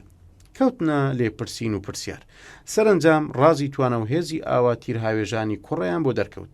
هێندەی پێنەچوو شەڕکەرانی نزیک کوڕەی دڵدار هەر هەمیان چاویان لەو کرد و لە زۆڵفی دڵدارانی خۆیان کەمانەکەیان هۆندەوە و بە دڵ و توانای پۆڵاینەوە دوژمن کوشتنیان دەست پێ کرد. فەرماندەکانی سوپای ڕۆم لە پێکاندنی ئاوا پڕڕیزەکاری ئەو قوڵەی قەڵایە سەرسوڕما بوون، نەیان ئەزانی و تێنە ئەگەیشتن هۆی چییە. تا سەرنجام ڕۆمانەکان لە گۆشەیەکی شوورەی شارەوە توانیان بڕژێنە ناو شارەوە و یەکە قوڵەکانی شاریان بەدەسێنا، تەنها قوڵەی کەماندارانی عاشق نەبێ. هەرچیە کۆشان نیانەتوانی وەچنجی بێنن تا دوژمن بڕیاریدا تەواوی هێز و دەسەڵاتی بەرەو هەمان قوڵە ڕەوانە بکە و هەروایشیان کرد و دوای کوشتارێکی زۆر قوڵەیان بەدەستهێنا و ئەو شەڕکەرانەش کە لە قوڵەکەدا بوون یان بیان کوژن یان بەدیل بیانگرن. بەدەستهێنانی دوا قوڵەی بربەرەکانی و وەدەستهێنانی تێکڕای شار ڕۆمانەکانی سەرمەستی سەرکەوتن کرد و جەژن و بەزم و ئاهەنگێکی زۆریان جێڕا و لە هەمان کاتدا فەرماندەی ڕۆمەکان کەوتە پرسوجۆی ڕازی بربەرەکانی دوا قوڵە و ئازایەتی شەڕکەرانی ئەو قوڵەیە. بۆی دەرکەوت دڵدارانی شار لە پێناوی شار و وڵاتەکەیاندا چەندێک عاشقانە و لە خۆبردونیان نیشانداوە بۆ پاراستنی شاری سیراکۆس و چەندێک بۆ هێزی ڕۆمانەکان گران تەواو بووە. بڕیاریدا تۆڵەیەکی لە بیرنەچوو لە ئافرەتانی زڵف درێژی شاری سیراکۆس بکاتەوە. فەرمانیدا هەرچی ژنان و پەری ڕوخسارانی زڵف درێژی شار هەیە یەکەیەکە کۆبکەنەوە و لە بناخەرمانی زۆڵفیان ببڕن. کچەی دڵداری کوڕی عاشق کاتێکی زانی لە ڕێزی ژنانی زڵف درێژی شاری سیراکۆسدا دەورگیراوە تا ئەگریجە ئاڵتونیەکانی کە وەک تافگەی زێڕین وایە هەڵ نەپاچن دەربازی نییە. مات و بێدەنگ لە ڕێزدا وەستا بوو چاوەڕوانی نۆرەی زڵف بڕینیە کرد. بیری لە دڵدارەکەیە کردەوە چی بەسەر هاتووە، کوژراوە، بەدیل گیراوە، بریندارە، نەیدەزانی. ئاوەتە خواز بوو دوجار زڵفی پەرێشان کردایە بەسەر سنگ و سەر و بازووی پیاوانەی دڵدارەکەیدا و ئەویش دەست و پەنجەی بەڕەلا کردایە لە ناو خەرمانی ئەگریجە و پەرچەمدا و تاوتاویش بە نازێکی ژنانەوە بە خەندە زڵفی لادایە و ئەو کاتە هێندە ئازاری ئاوا زۆر نەبوو. بەدەم ئەندێشە و ئاواتەوە کە چاوی کردەوە نواری لەگەڵ نازدارانی شاری سیراکۆسدا لە ژوورێکی پان و پۆڕدا ترنجاون بەسەر یەکدا و بۆی دەرکەوت لە هەمان ژووردا سەرمایی جوانی و ڕاز و نیازی ژنانەی ئەبێ لە دەست بدە. لە ناوەڕاستی ژوورەکەدا سەربازێکی ڕۆمی لەندەهۆڕی قەیچی بەدەست ڕاوەستاوە و تەقەی دەمی قەیچەکەی ئەهێنێ وەک چۆن بە هەورین مەڕ ببڕنەوە. بێڕەحمانە زڵفی پەری پەیکەرانی داوەتە بەر تیغی بێبەزەی قەیچی. لەو لاشەوە چەند سەربازێکی ڕۆمی لە زڵفە بڕاوەکانی پەت و گوریسیان ئەهۆنایەوە و تانەورە گەیشتە کچە و لەسەر خۆ ئارام و بێدەنگ چوە ژێردەستی ڕۆمی قەیچی بەدەستەوە. چاوە پرشنگدارەکانی نوقاند و تۆندانی بەلێوی دانا تا پڕمەی گریان و سۆزی دەرونی لە قوڕوویدا نەتەقێتەوە. هەرکە گوێی لە خەرمەی دەمی قەیچی بوو وەک وابێ تاڵتاڵی بەنەچی بپچڕن، بەڵام نەی ئەویست بە شیوەن و گریان دوژمن دڵشاد بکە. دوای زڵف بڕینەوەی ئەو تەنها چەند ئافرەتێکی کەم مابوونەوە ئەوانیشیاندا بەدەم قەیچیەوە و زولفانیان هەڵەپاچی. کە هاتنە دەرەوە نواڕیان لە گۆڕەپانی شاردا چەندین سێدارەیان هەڵواسیوە و لە زولف و پەرچەمی هەڵقاچراوی ئەوان پەت و گوریسیان سازاندووە و بە سێدارەکاندا شۆڕ کردوێتەوە. دڵی کچا کەوتە ترپە و بەهێمنی و هۆن هۆن فرمێسک بەسەر ڕوومەتە نەخشینەکانیدا سەراژێرە بوو. لەسەر خۆ ئەیوت تۆبێژی وابێ، دڵڕەقی و دڕندەی و ناڕەوایی بەم ئەندازەیە، خوێن خواری بەم ڕادەیە، زولف و پەرچەمی من هاوڵاتیانمی پێ هەڵواسن. لەم ئەندێشەیەدا بوو سەیری کردووە کۆمەڵێک سەربازی بە دیلگیراوی شارەکەیان داوە لەبەر بەرەولای سێدارەکان. لە ناو بە دیلگیراوەکانە کوڕەی دڵداری خۆشی بەرچاو کەوت. هەرکە کوڕەی دی هاواری لێ هەستا و بەلادا هاتوو بورایەوە. کاتێک بەهۆش هات ماتەمی و بێدەنگیەکی سامناک باڵی داکشابوو بەسەر خەڵکەکەدا. لەشی شۆڕە سوارانی شاریش ڕەشەبای زۆرداری ئەیشەکاندەوە. وەکو جادوکراوێک لەسەر خۆ بەرەو سێدارە لە شەهڵواسراوەکان کەوتە ڕێو لە ڕوخساریان وردەبەوە و بەرەو ئەوی تر ئەڕۆیشت بە دوای کوڕەی دڵداری خۆیدا دەگەڕا تا گەیشتە سێدارەیەک لەشێکی لە ژێردا کەوتبوو کە وردبەوە لە ڕوخساری دڵدارەکەی خۆی دەچوو، ناسیەوە و سەری نا بە ڕوخساریەوە و لە ناخەوە ناڵاندی. کوڕە لەسەر خۆ چاوی کردەوە و ڕوخساری پەری ئاسایی زولفی و کچەی دی سەرسام بوو. کچە لە سەرسامی کوڕە تێگەیشت بە زەردەخەنەیەکی پەری ئاساوتی هێشتا هەر جوانم بەلاتەوە. کوڕە بەلێوە لەرەوە وەڵامی دایەوە هەرگیز تۆم لەم جوانیەدا نەدیوە، ئەمەی وت و گیانی دەرچوو. کچە کە وردبەوە لە پەتە پچڕاوەکەی گەردەنی دڵدارەکەی زولف و ئەگریجەی خۆی ناسیەوەکە لە گەردەنی دڵدارەکەیدا پچراون.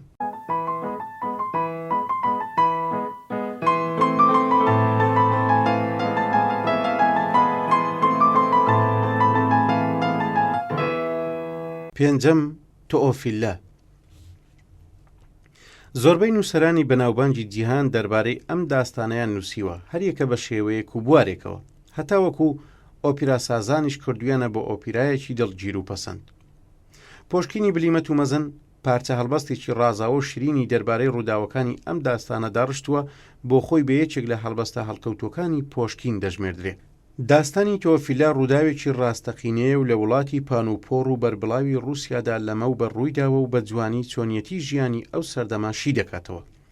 خێڵەکانی تاتار و دوورو نزیک لە دەوروبەری شاری مۆسکۆدا ڕەشماڵی خۆیان لە هەر سەوزەڵانی و دۆڵ و لاپاڵێکدا بەربڵاوانە هەڵدا بوو تا دامێنەی شاری کیێف پەخش و بڵاو ببوونەوە و ئاژەڵی خۆیان دەڵەوە ڕاند و هەوارگە بە هەوارگە بە دوای شینایی و لەوەڕدا لە کۆچ و باردابوون و جار جاریش لەگەڵ جوتیارانی دەور و بەردا بە شەردەهاتن و هەمیشەیش سەرکەوتوو بوون. بەم شێوەیە ساڵانێکی زۆریان تێپەڕان تا دەسەڵات کەوتە دەستی ئیوانی مەخۆف. هەرکە جڵەوی فەرمانڕەوایی گرت بەدەستەوە وردە وردە جێگەی بەهۆزەکانی تاتار لەق کرد و ناچاری کشانەوەیانی کرد. بەشێکیان بەرەو بولگاریا کشانەوە و بەشێکی تریان بەرەو دۆڵی بەربڵاوی ئۆڕال و نیوە دوورگەی کریچەی لای دەریای ڕەش. لە هەر فرسەتێکدا بۆیان ڕێککەوتایە هەڵیان دەکتایە سەر دەوروبەری دوور و نزیک و زەوار و شار و لادیەکان و بۆ تاڵان و دیلکردنی ئافرەتە سوی پێستەکان و پرت زەردەکان. دام و دەستگای خانی گەورەی هۆزی تاتار قەرەبێک لە کەناری دەریای ڕەش و بناری کەژە سەوزەکانیدا هەڵیدا بوو. شیڕە و سیرەی بارەگاکەی گوێی ئاسمانی کەڕ دەکرد. قەرەبێک موسڵمانێکی خاوەندە سەڵات و سوپا و سامانێکی زۆری لە ژێر فەرماندا بوو. ژیانی خۆی و سوپاکەی بە شەڕ و شۆڕ و باج و ملهوڕی دەچەرخان. هەرکە ناوباوی ئافرەتێکی جوانکیلەی بەرگوێ بکەوتایە هەڵۆ ئاسا هەڵی دەکتایە سەر جێگە و شوێنی و بە زۆر پەلچێشی دەکرد و دەی ترنجاندا حرەم سەراکەی.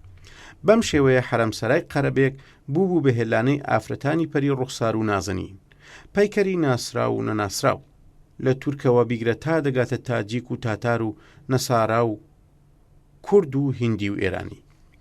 هەر خاوەندە سەڵاتێک شاکامی بە حرەم سەرای قەرەبێک دەخواست. بەسەر ئەو هەموو دەسەڵات و توانە و ئافرەتی جۆرا و جۆرەدا بزەیەک نەدەکەوتە سەر لێوانی قەرەبێک و هەمیشە غەمداگرت و پەژارە و پەیکەری ڕوخساری داپۆشی بوو. دەور و بەرە دەست و پا هەرچی دەکۆشان زەردەخەنەیەک بخەنە سەرزاری بێسوود بوو. پیا و ماقوڵان هەوڵیان دەدا پەی بە نیازی دڵی ببەن، بەڵام هیچیان وەدەست نەدەهێنا. ڕازی غەمیاری و لێوبەباری قەرەبێک بوو بە مەتەڵێک هەڵ نەدەهێنرا. تەقەڵای پەی بە ڕازبردنی دەرونی قەرەبێک بوو بە ماخۆلیای گەورە بچوشی بارەگا و تا پیاوە خەساوەکانی نێو حرەمسەرا بڕیاریاندا بە هەر مەرجێک بووە دەبێ ڕازی دەرونی قەرەبێک ئاشکرا بکەن. بۆ ئەمە بەستا دەست بە دامێنی گوڵبان و خانمی خاوەن ناز و کریشمە و دەسەڵاتی نێو حرەمسەرا بوون. ئەوان دەیانزانی گوڵبان و ڕێزێکی تایبەتی لایخان هەیە و بە چاوی خۆشەویستیەوە تێی دەنواڕێ و لە دڵی خاندا تا ڕادەیەک جێگەی خۆی کردوێتەوە. گوڵبان و بەڵێنیدا بۆ پەیبردن بەو ڕازە درێغی نەکا و ئازا کەوتە تەقەڵاوە. گوڵبان و کەنیزێکی هەبوو زەهر و دوعا و جادووی دەنووسی و لە بنەچەکدا خەڵکی وڵاتی هیندستان بوو. زۆر جار ئافرەتانی نێو حرەمسەرای بەدا و دەرمانی ئەو کەنیزە لەناو بردبوو. ئازا بانگی کرد و داوای چارەسەریەکی ژیرانەی لێکرد. کەنیز وەڵامی دایەوە کە دەتوانێت دەرمانێک پێک بێنێ ئەگەر بڕژێنرێتە نێو خۆراکی هەر کەسێکەوە هەرچی لە دڵیدا هەبێ دەری دەخا. ڕەوشتی حرەمسەرای خانوا بوو. هەموو ڕۆژێک ژنانی نێو حرەمسەرا لەگەر ماودا پێکەوە گلێر دەبوونەوە بە ڕوت و قوتی مەلایان دەکرد و هەریەکە بە لە شولار و سنگ و بەرۆک و سمتی خۆیدا دەینازی و فەخری بەسەر ئەوی تردا دەفرۆشت و بۆ پەروەردەکردنی لە شولار و پێست و ئەندام سەدام ڕۆنی تایبەتیان دەدا لە لەشیان. کاتێک مەلەکردن تەواو دەبوو بەسەر قاڵی ڕەنگا و ڕەنجی ئاوریشمینەوە شۆخپەیکەران ڕادەکشان و مشت و ماڵیان دەدرا تا نەرمونیانی لەشیان لەبین نەڕوە. دوای مەڵە و مشت و ماڵ گوڵبان و بەرجی جوان و بۆنی خۆشی جۆرا و جۆر ئەگری جە و پەرچەمی ڕازاندەوە و لە ژوورەکەیدا چاوەڕوانی نۆرە شەوی خۆی دەکرد کەوا خان دەبێتە میێوانی. خان وەک هەمیشە غەمناک و ئەندێشناک هاتە ژوورەوە. کەنیزی هندی بە ئەسپایی دەرمانەکەی تێکەڵ بە خواردنی خان کرد. خان وردە وردە دەیخوارد و دەیخواردەوە و ئارام ئارام ڕوخساری دەکرایەوە و شادتر دەبوو. گوڵبان و نەیویست هەڵ لە دەست بدا و ژیرانە هۆی دڵتەنجی خانی پرسی. خان هەناسەیەکی هەڵکی شاوگوتی: لە گەنجەتیدا سوپای پۆڵەندا بەدیلیان گرتم و بردیانم بۆ شاری کراکۆ. لەبەر ئەوەی شازادەی تاتار بووم نەیان کوشتم و ڕێزیشان لێنام و لە خزمەتی ئەمیر خوانسکی چەند ساڵێک مامەوە. لە دەرباری ئەودا کچە جوانچیلەیەکە بوو تەواوی شازادەکانی ئەو دەمە بە تەمای هاوسەرینی بوون. تا لە ئاکامدا یەکێک لەو شازادانە بە زۆری شمشێر کچەی وەدەسێنا. غەمی من غەمی عشقی ئەو کچەیە، دەردی من دەردی ڕوخساری و پەریزادەیە. گوڵبان و ڕووی کردە خان و گوتی: ئەو کچە ناوی تۆئۆفیلا نەبوو؟ قەرەبێک بە بیستنی ناوی تۆئۆفیلا وا ڕاستلەشی بە جۆرێک گوڵبانووی ترساند و لە خان دوور کەوتەوە. ئەمجا قەرەبێک گوتی: تۆ لەکوێ دەزانی؟ گوڵبانوتی: ئەو کچە لە دایکەوە گورجیە و خزمی منە و ئێستاش لە قەڵای کاونتۆندا دەژی. قەرەبێک بە بیستنی ئەم باسە چاپ و کانە ڕاپەڕی و فەرمانیدا شەیپور لێدەران کۆبکەنەوە شەیپورەکانیان و ئازا لەشکر گلێر بێتەوە. هێندەی پێنەچوو لەشکر گلێر بۆ بەرەو قەڵای کاونتۆن بەڕێکەوتن. خان فەرمانی دابوو بە هیچ جۆرێک دەست بۆ هیچ ئافرەتێک درێژ نەکەن، بەڵام بەزەیان بە هیچ گیان لە بەرێکی دیکەدا نێتەوە. سوپای تاتار بە ئاسانی قەڵای کاونتۆنیان هەوڕژاند و بەسەر یەکدا و شەڕکەرانی قەڵایان تاق لە چن کرد و ژنانی بە دیلگیراویان ڕێز پێبەست و بە بەردەم خاندا تیانیان پەڕاند. خان ئازا تۆئۆفیلای ناسیەوە باوەشی بۆ کردەوە و تێر تێر لێوەکانی بە بەرچاوی شەڕکەراندا هەڵمژی. گوڵبان و خاوەن دەبدەبەی نێو حرەمسەرا ئازا لە بیرچەوە و تۆئۆفیلا وەک شاژنێک فەرمانی لە حرەمسەرادا دەڕۆیشت. بۆ گوڵبان و سەلمانی ئاوا ڕەفتار و کردارێک ئاسان نەبوو. بەناڕەوایی ڕێکەوتی دەزانی. لەگەڵ کەنیزەی هندیدا کەوتەوە ڕاوێژ بۆ لە ناوبردنی تۆئۆفیلا. تۆئۆفیلا بە چاشی چاودێری دەکرا، نانی لە ئەشپەزخانەی تایبەتەوە بۆ دەبرا. بە ئاسانی نەدەکرا دەرمان خوارد بکرێ. گوڵبان و لە تاوە دەسووتا. ئەو بڕیاری خۆی دابوو بە هەر نرخێک بووە دەبێ تۆئۆفیلا لە ناو ببە. لە شەوێکی تاریکدا بە خەنجەرێکی تیژی ژەهراویەوە خۆی گەیاندە سەر بالیفی تۆئۆفیلا و تا مشتی خەنجەرەکەی لە نێو دڵ و دەمارەکانیدا نقم نەکرد وازی نەهێنا. دواقیژەی تۆئۆفیلا هێندە پڕ ئازار و دەرد بوو. تەواوی حرەمسەرای لە خەوی ناز ڕاپەڕان. خان بەش لە ژاوی خۆی گەیاندە بالیفی تۆئۆفیلا و ڕوانی وا گوڵبان و بە خەنجەرێکی خوێنینەوە بە دیار لەشی بێجیانی تۆئۆفیلاوە وەستاوە. قەرەبێک پەلاماری گوڵبانوویدا و پەنجە پۆڵاینەکانی لە گەردەنی بلورینی گوڵبان و گیر کرد تا هەناسەی تێدا بوو بەڕەڵای نەکرد.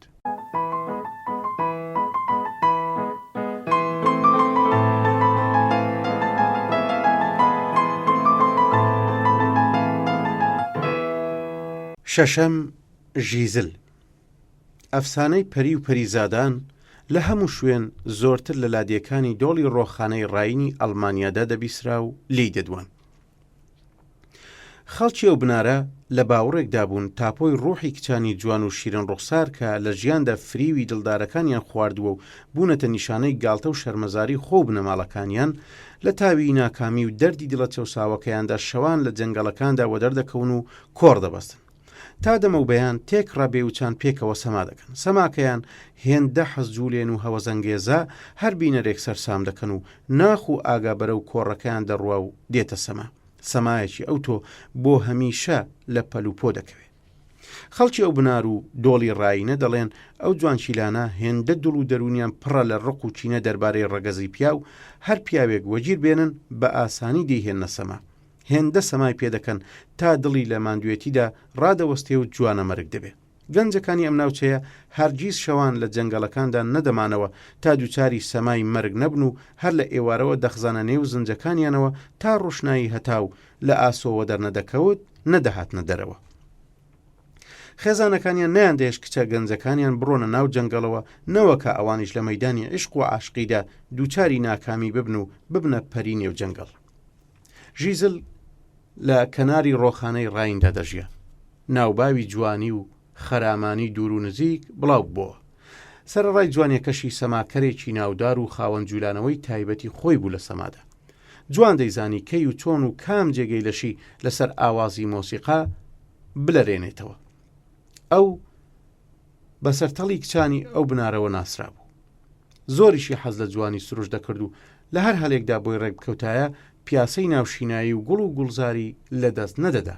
ڕۆژێک لە ڕۆژان لە پیاسەیەکی هەمیشەیدا لەسەر خۆ ئاسگ ئاسا هەنگاوی دەنا لەپەر خۆی بەرامبەر گەنجێکی گەلێ قۆز و ئاراستە و سەلار شێوە وەدی دەکە.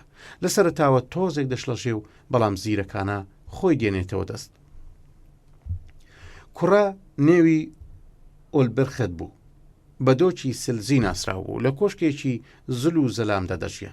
لە یەکەم ئاوردانەوەدا جوانی ژیزل دڵی ئاشوبگەری هێنایە لەرزین و تیژ لێدان. ڕوخسار و شۆخپەیکەری نازەنینی ژیزل چنگێکی ئەو تۆی لە دەرونی ئۆلبرخت خست ناخی هێنایە جوولان. بەڵام دوای چی؟ ئەو هەمووی چەند ڕۆژێک نییە دەستگیرانیان بۆ هەڵبژاردووە و پاتێلای کچی فەرمانڕەوای کۆرلاندیان کردووە بە دەستگیرانی. جگەلەوەیش ڕسم و ڕەوشتی فامیلیایش ئەو مۆڵەتەی نادا و جیاوازی چینایەتی چی لێ دەکات. ئەو کۆسپانەی لە بیریدا تێپەڕ کردەوە و ڕوانی بە ئاسانی ناتوانێت دەستی بگاتە دامێنی عشقی کچەلادەیەکی نەناسراو. ئۆلبرێخت عاشق بوو. دەرونی گڕی گرتبوو. بەڕێنمایی و چاوساغی یەکێک لە پیاو ماقولان و باوەڕپێکراوانی خۆی خانوێشی جەنگەڵی لە نزیک ماڵی ژیزلدا سازاند و جلو بەرجی خۆی گۆڕی و ناوی خۆشینە دلۆئیس. وردە وردە لە ژیزلەوە نزیک بوو بە بەشێکی گرنگی ژیانی ژیزل و ئارام ئارام چوو دوو ڕۆخانەی سەر بەرەو خوار تێکەڵی یەکتر بوون. هەموو ڕۆژێک بەسەر قاڵی سەوزی ڕەنگا و ڕەنگی سروشدا و لەژێر ئاسمانی شیندا دوور لە چاوی ناحەزوو بەدکاران پەیمانی عشقی ڕاستەقینەیان بۆ یەکتر تازە دەکردەوە و پێکەوە سەمای عشقیان لەگەڵ یەک و بۆ یەکتری دەکرد. هیلادیۆن کۆنە دۆستەکەی ژیزل بەم عشقە تازەی ژیزلی زانی و ئاگری کینە و تۆڵە لە هۆش و بیریدا بڵێسەیسەن. بڕیاریدا بە هەر نرخێک بوو ئەو گەنجەنە ناسراوە نامۆیە لە ناوبەرێ یا هەر نەبێ لە چواردەوردا سووک و بێ ئابڕووی بکە. بۆ ئەم مەبەستە دوور و نزیک بە دوای ئۆلبرێختدا دەگەڕا و شوێن پای هەڵدەگرت و دەڕۆیشتە پارێزەوە تا بزانێ چۆن و بە چ جۆرێ زەفەری پێدەبا. پیاو ماقوڵەکەی ئۆلبرێخت دەیزانی ئەم بەزمە بەم شێوەیە زۆر ناخایەنێ و هەموو شت ڕۆن دەبێتەوە. دەستی کرد بە پشتێنەکەی ئۆلبرێختدا و لێی پاڕایەوە تا دەست لەم عشقا هەڵبگرێ. عشقی ژیزل بیر و ئەندێشەی ئۆلبرێختی هاڕی بوو. بەسەر یەکدا قسەکانی پیاوەکەی بە گوێ ژماردن دەزانی و وتەکانی سەخت و دژوار داهاتە گوێ. ئازا نردیەوە بۆ کۆشک تا بەلایەوە نەمێنێتەوە هەتاکو ئامۆژگاریەکی وای نەکە. هەر ئێوارەیەک دوو دڵدار لە ژێر درەختێک ڕاز و نیاز و پەیمانی هەتاهەتاییان دەبەست بێ ئەوەی ئاگایان لەوە بێ کە هیلادیۆن جێگەی ژوانیانی بۆن کردووە و لە دوورەوە چاوی لیانە لە کاتێک دەست لە کەمەر و بەرۆک بە بەرۆک سەمایان دەکرد. هیلادیۆن ئارام ئارام خۆی گەیاندنێ و دەستی ژیزلی گرت و لە ئۆلبرێختی کردەوە و گوتی: تۆ شەرم ناکەی خۆت داوەتە دەستی کابرایەکی بێگانە و نەناسراو؟ چێ دەزانێ ئەم خوێڕیە خەڵکی کوێ و لەکوێوە هاتووە؟ ژیزل خۆی ڕاپەڕاند و دەستی لە چنجی هیلادیۆن ڕزگار کرد و دیسان ڕۆیشتەوە باوەشی ئۆلبرێخت وتی: بێگانە بێیان نا خۆم دەزانم، خۆم کاری خۆم چاک دەزانم، ڕەفتارێکی ئاوا ناپەسەندی تۆ هێندەی تر بەلای منەوە بێنرختری کردی. ئۆلبرێخت نەیهێ ژیزل قسەکانی تەواو بکە. ئازا پەلاماری هیلادیۆنی دا و هاتن بەیەکدا. زۆری نەخەیاند هیلادیۆن بەزی و سەر شۆڕانە بۆی دەرچوو. ڕۆژێک هەروە بەزم و قەرەباڵغیەکی زۆر لە جەنگەڵ و لادێدا وەبەرچاو کەوت. دەرکەوت فەرمانڕەوای کۆرلاند و کچەکەی هاتوون بۆ ڕاو و چەند ڕۆژێک لەو بنارەدا دەمێننەوە. بەڕێکەوت فەرمانڕەوا و کچەکەی ڕێ هەڵە دەکەن و گوزەریان دەکەوێتە ماڵی ژیزل و شەویان بەسەردادێت بە ناچاری دەمێننەوە. ئەو شەوە ژیزل لە خزمەتگوزاری میێوانان درێغی ناکە. پاتێ لایش نازانێ ئەم کچە جوانچی لە خانەخوێ دۆستی دەستگیرانەکەیەتی دەست دەبا و گەردنبەندێکی پێدەبەخشێ لە پاداشتی ئەو شەوە کە خزمەتی کردوون خەڵاتی دەکا. ژیزل گەردنبەند لە گردنی دەکا و خۆی دەڕازێنێتەوە و بەرەو گۆڕەپانی دێوەڕێ دەکەوێت تا بێتە هاوسەمای ئۆلبرێخت.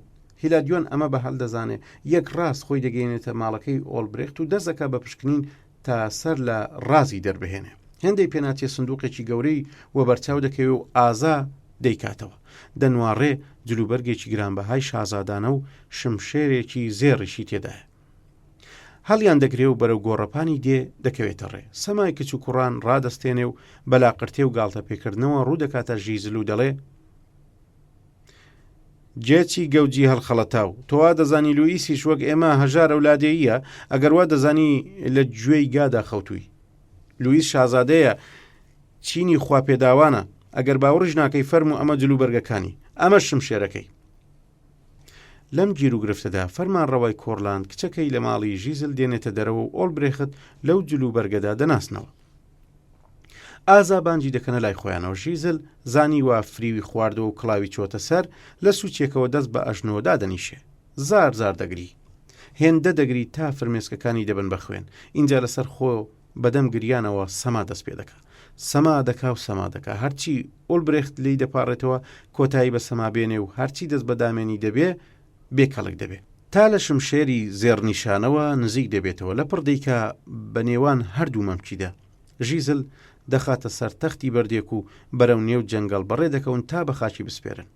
خەڵکی دوور و نزیک لە کەژاوە و تەرمەکەیدا بەشداری دەکەن و حەسرەت بۆ جوانە مەرجی دەخۆن. ئۆلبرێخت بەدڵێکی ئاشوفتە و زارەوە بە بیر و هۆشێکی پڕ ئازارەوە بەرەو کۆشتی با و باپیرانی دەگەڕێتەوە. نەشەوی شەو دەبێ و نەڕۆژی ڕۆژ تا بڕیار ئەدا بەرەو سەرخاک و مەزاری ژیزل دەڕوە.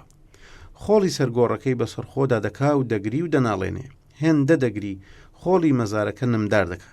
هێندە دەگری لە هۆشی خۆی دەڕوا و شەوی بەسەردادێ. ژیزل وەک هەمیشە و هەر شەوێک لەگەڵ دەستە خوشکەکانیدا لە گۆڕ دێنە دەرەوە تا سەمای تێکڕایی دەست پێ بکەن. لە ناکاو چاوی بە ئۆلبرێخت دەکەوێت. ژیزل لەگەڵ پەریزادانە سەمای هەر شەویان دەست پێ دەکەن و ئۆلبرێختیش سەرسامانە تیان دەنوارڕێ. لە ناکەودا ژیزل لە ئۆلبرێخت نزیک دەبێتەوە و هەوە زەنگێزانە دەم دەنێتە نێو دەمیەوە و پێکەوە دەست دەکەن بە سەماکردن. شای پەریان فەرمانیدا ژیزل لە ئۆلبرێخت دوورکەوێتەوە. هەرچی پاڕایەوە بێسوود بوو. پەریان ئۆلبرێختیان خستە نێو کۆڕی سەماوە. ئەو شێتانە هات بۆ سەما تەواوی لەشی دەلەرزی. سەمایان پێکرد و سەمایان پێکرد تا ڕۆشنایی لە ئاسۆداوە دەرکەوت. جەنگەڵی کشومات جگە لە تارمایی تاپۆی ژیزل هیچی تر نەدەبینرا. پەریان بڵاویان لێکرد بوو. هەرکە هەتاوە دەرکەوت تاپۆی ژیزلیش لە ڕوانگەدا کوژایەوە. دەمی ئۆلبرێختیش چەسپی بووە سەرخاچی مەزاری ژیزل و دەمێک بوو لەشی ساردبووە.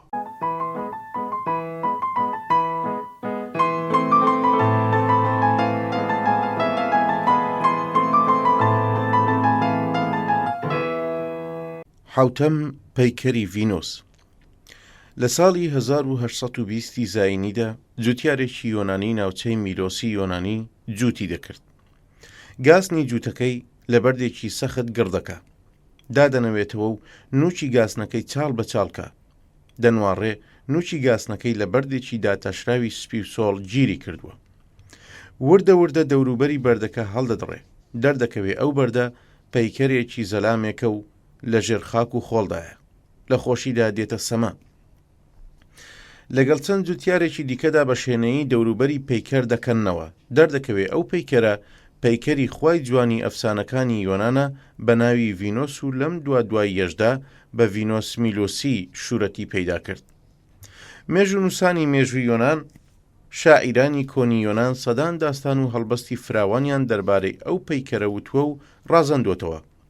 دەنگ و باسی دۆزینەوە و دەرکەوتنی پەیکەری ڤینۆس وەک ئاگرێک لە پۆشاک کەوێ دەم بەدەم بڵاو دەبێتەوە. لایەن جیرانی هونەر و دەڵالانی گەورە و بچووک دەکەونە تەقەلاوە بۆ بەدەستێنانی پەیکەر.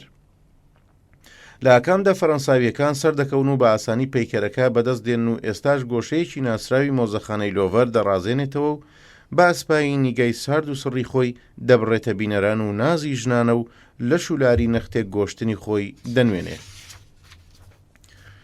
ئەوانەی نەختێک هونەر بناسن و تۆزێک ورد بنەوە دەزانن ئەو پەیکەر سازە یۆنانیا لە سەنگی سەخت و سفت چ خواوەندێکی جوانی سازاندووە.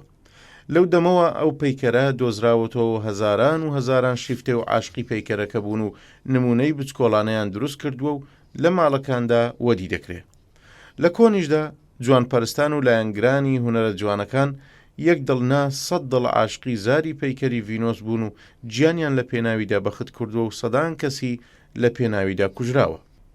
کاتێک پەیکەرساز لە دروستکردنی پەیکەری ڤینۆس بۆەوە و چاوساغانی وڵاتی یۆنان بڕیاریاندا پەیکەر لە کەژی ئۆڵۆمپ دابنێن و جێگەیەکی دیاری لە پەرستگای ئۆلۆمپیادا بۆ تەرخان بکرێ و لە ژێر چاودێری دەسەڵاتی خواکانی ئەفسانەیی پەیکەریان گواستەوە پەرستگای ئۆلۆمپیا.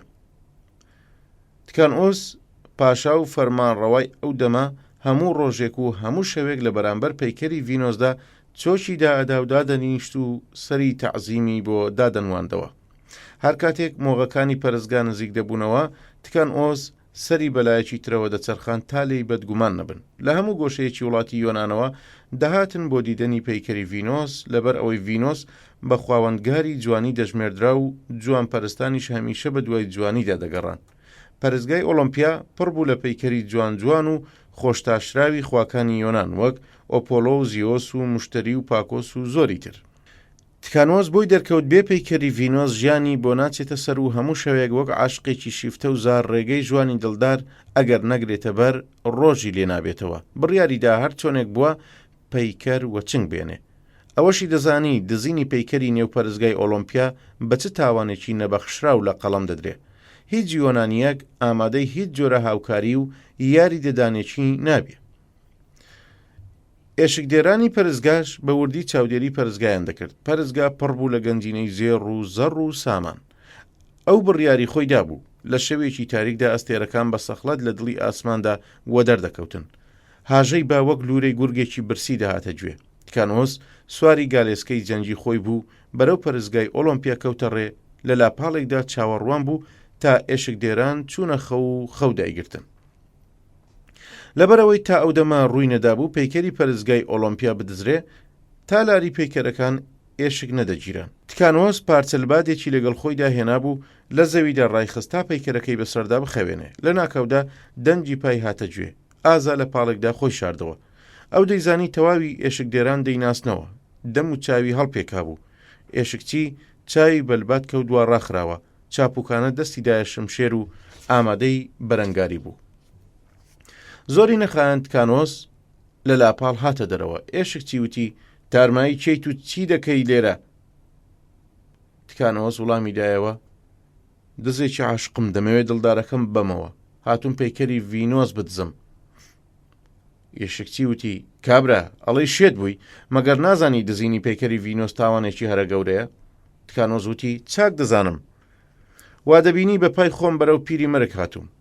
ئێشکچی وتی کەواتە مەرگت نۆشی گیان بێ خۆت بگرە بزانە شمشێرەکەم لە چ جێگەیەکی لەشتەوە دەچێتە دەرەوە. ئەمەی وت و پەلاماری تکانۆسیدا.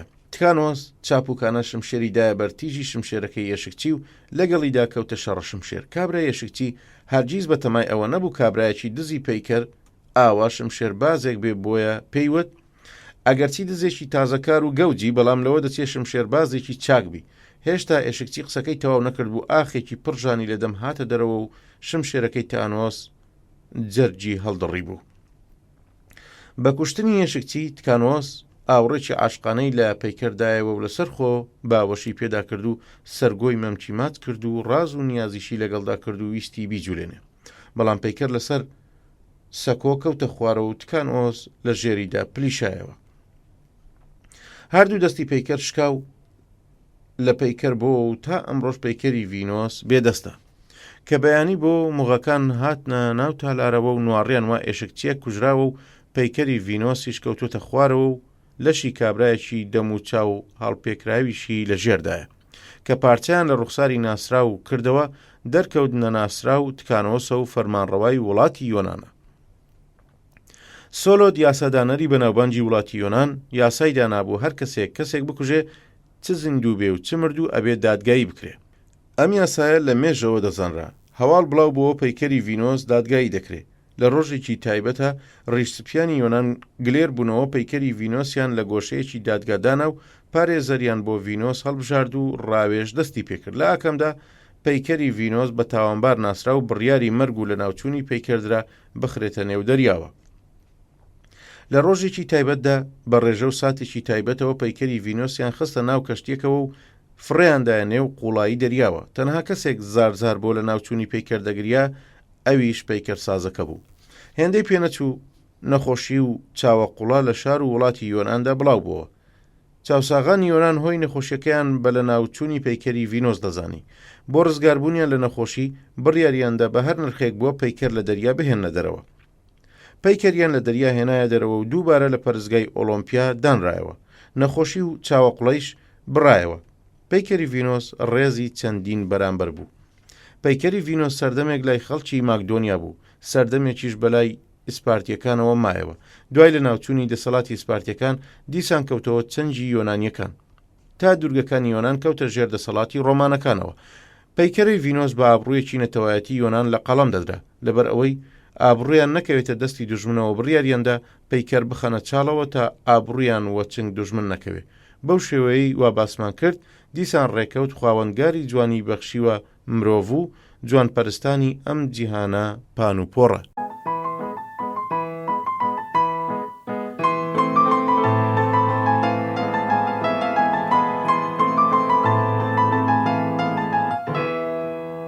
هەشتەم جەنگیز خان. لەو دەمەیدا کە دەسەڵاتداران و چینی خۆشگوزەرانی وڵاتی چین دەست و پەنجەیان دەخستە زوڵفی چین و سەرگۆی ئەنگوستیان لە لەش و لاری نەرمونیانی پڕ لە حەزی ژنانی سەماکەری تورک و گورجی و سلااف دەخشاند و مەست و خوماری بادە و ڕابواردن و تێهەڵچوون بوون، لە هەمان دەمدا سارانشینانی ئێڵە کۆچەرەکانی مەغۆڵ لە تاوی نەداری و دەرد و ژانی برسێتیدا لەسەر ژەمێک نان و کاسەیەک شیر 4 کاسە خوێنیان دەڕژاند و برسێتی بێدادی دەکرد. چاوساغانی ئێلەکان بیر و تەکبیریان نەدەگەیشتە هیچ شوێ و ڕۆژ بە ڕۆژ گرفتاری دەردەداری زۆرتر و وەبەرچاو دەکەوت.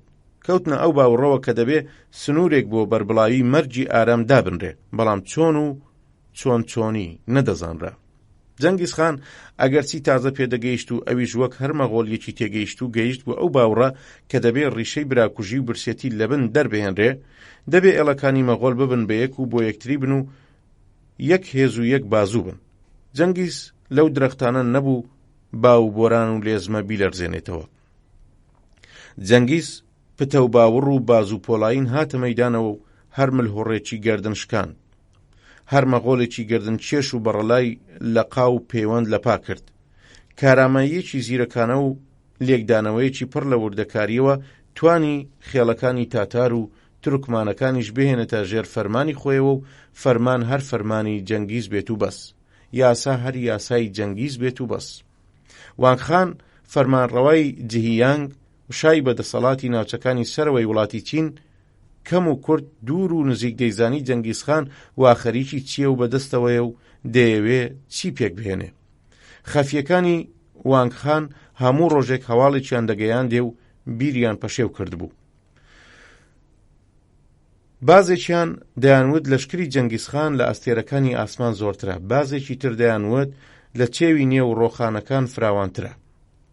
ئیتر دەیانوت بە جۆرێکی وا ترس و هەراسێکی فراوان کەوتو بۆ دڵی دانیشتوانی سەرەوەی وڵاتی چینەوە. لە ڕاستیدا جەنگیز بێکاردانە نیشت بوو.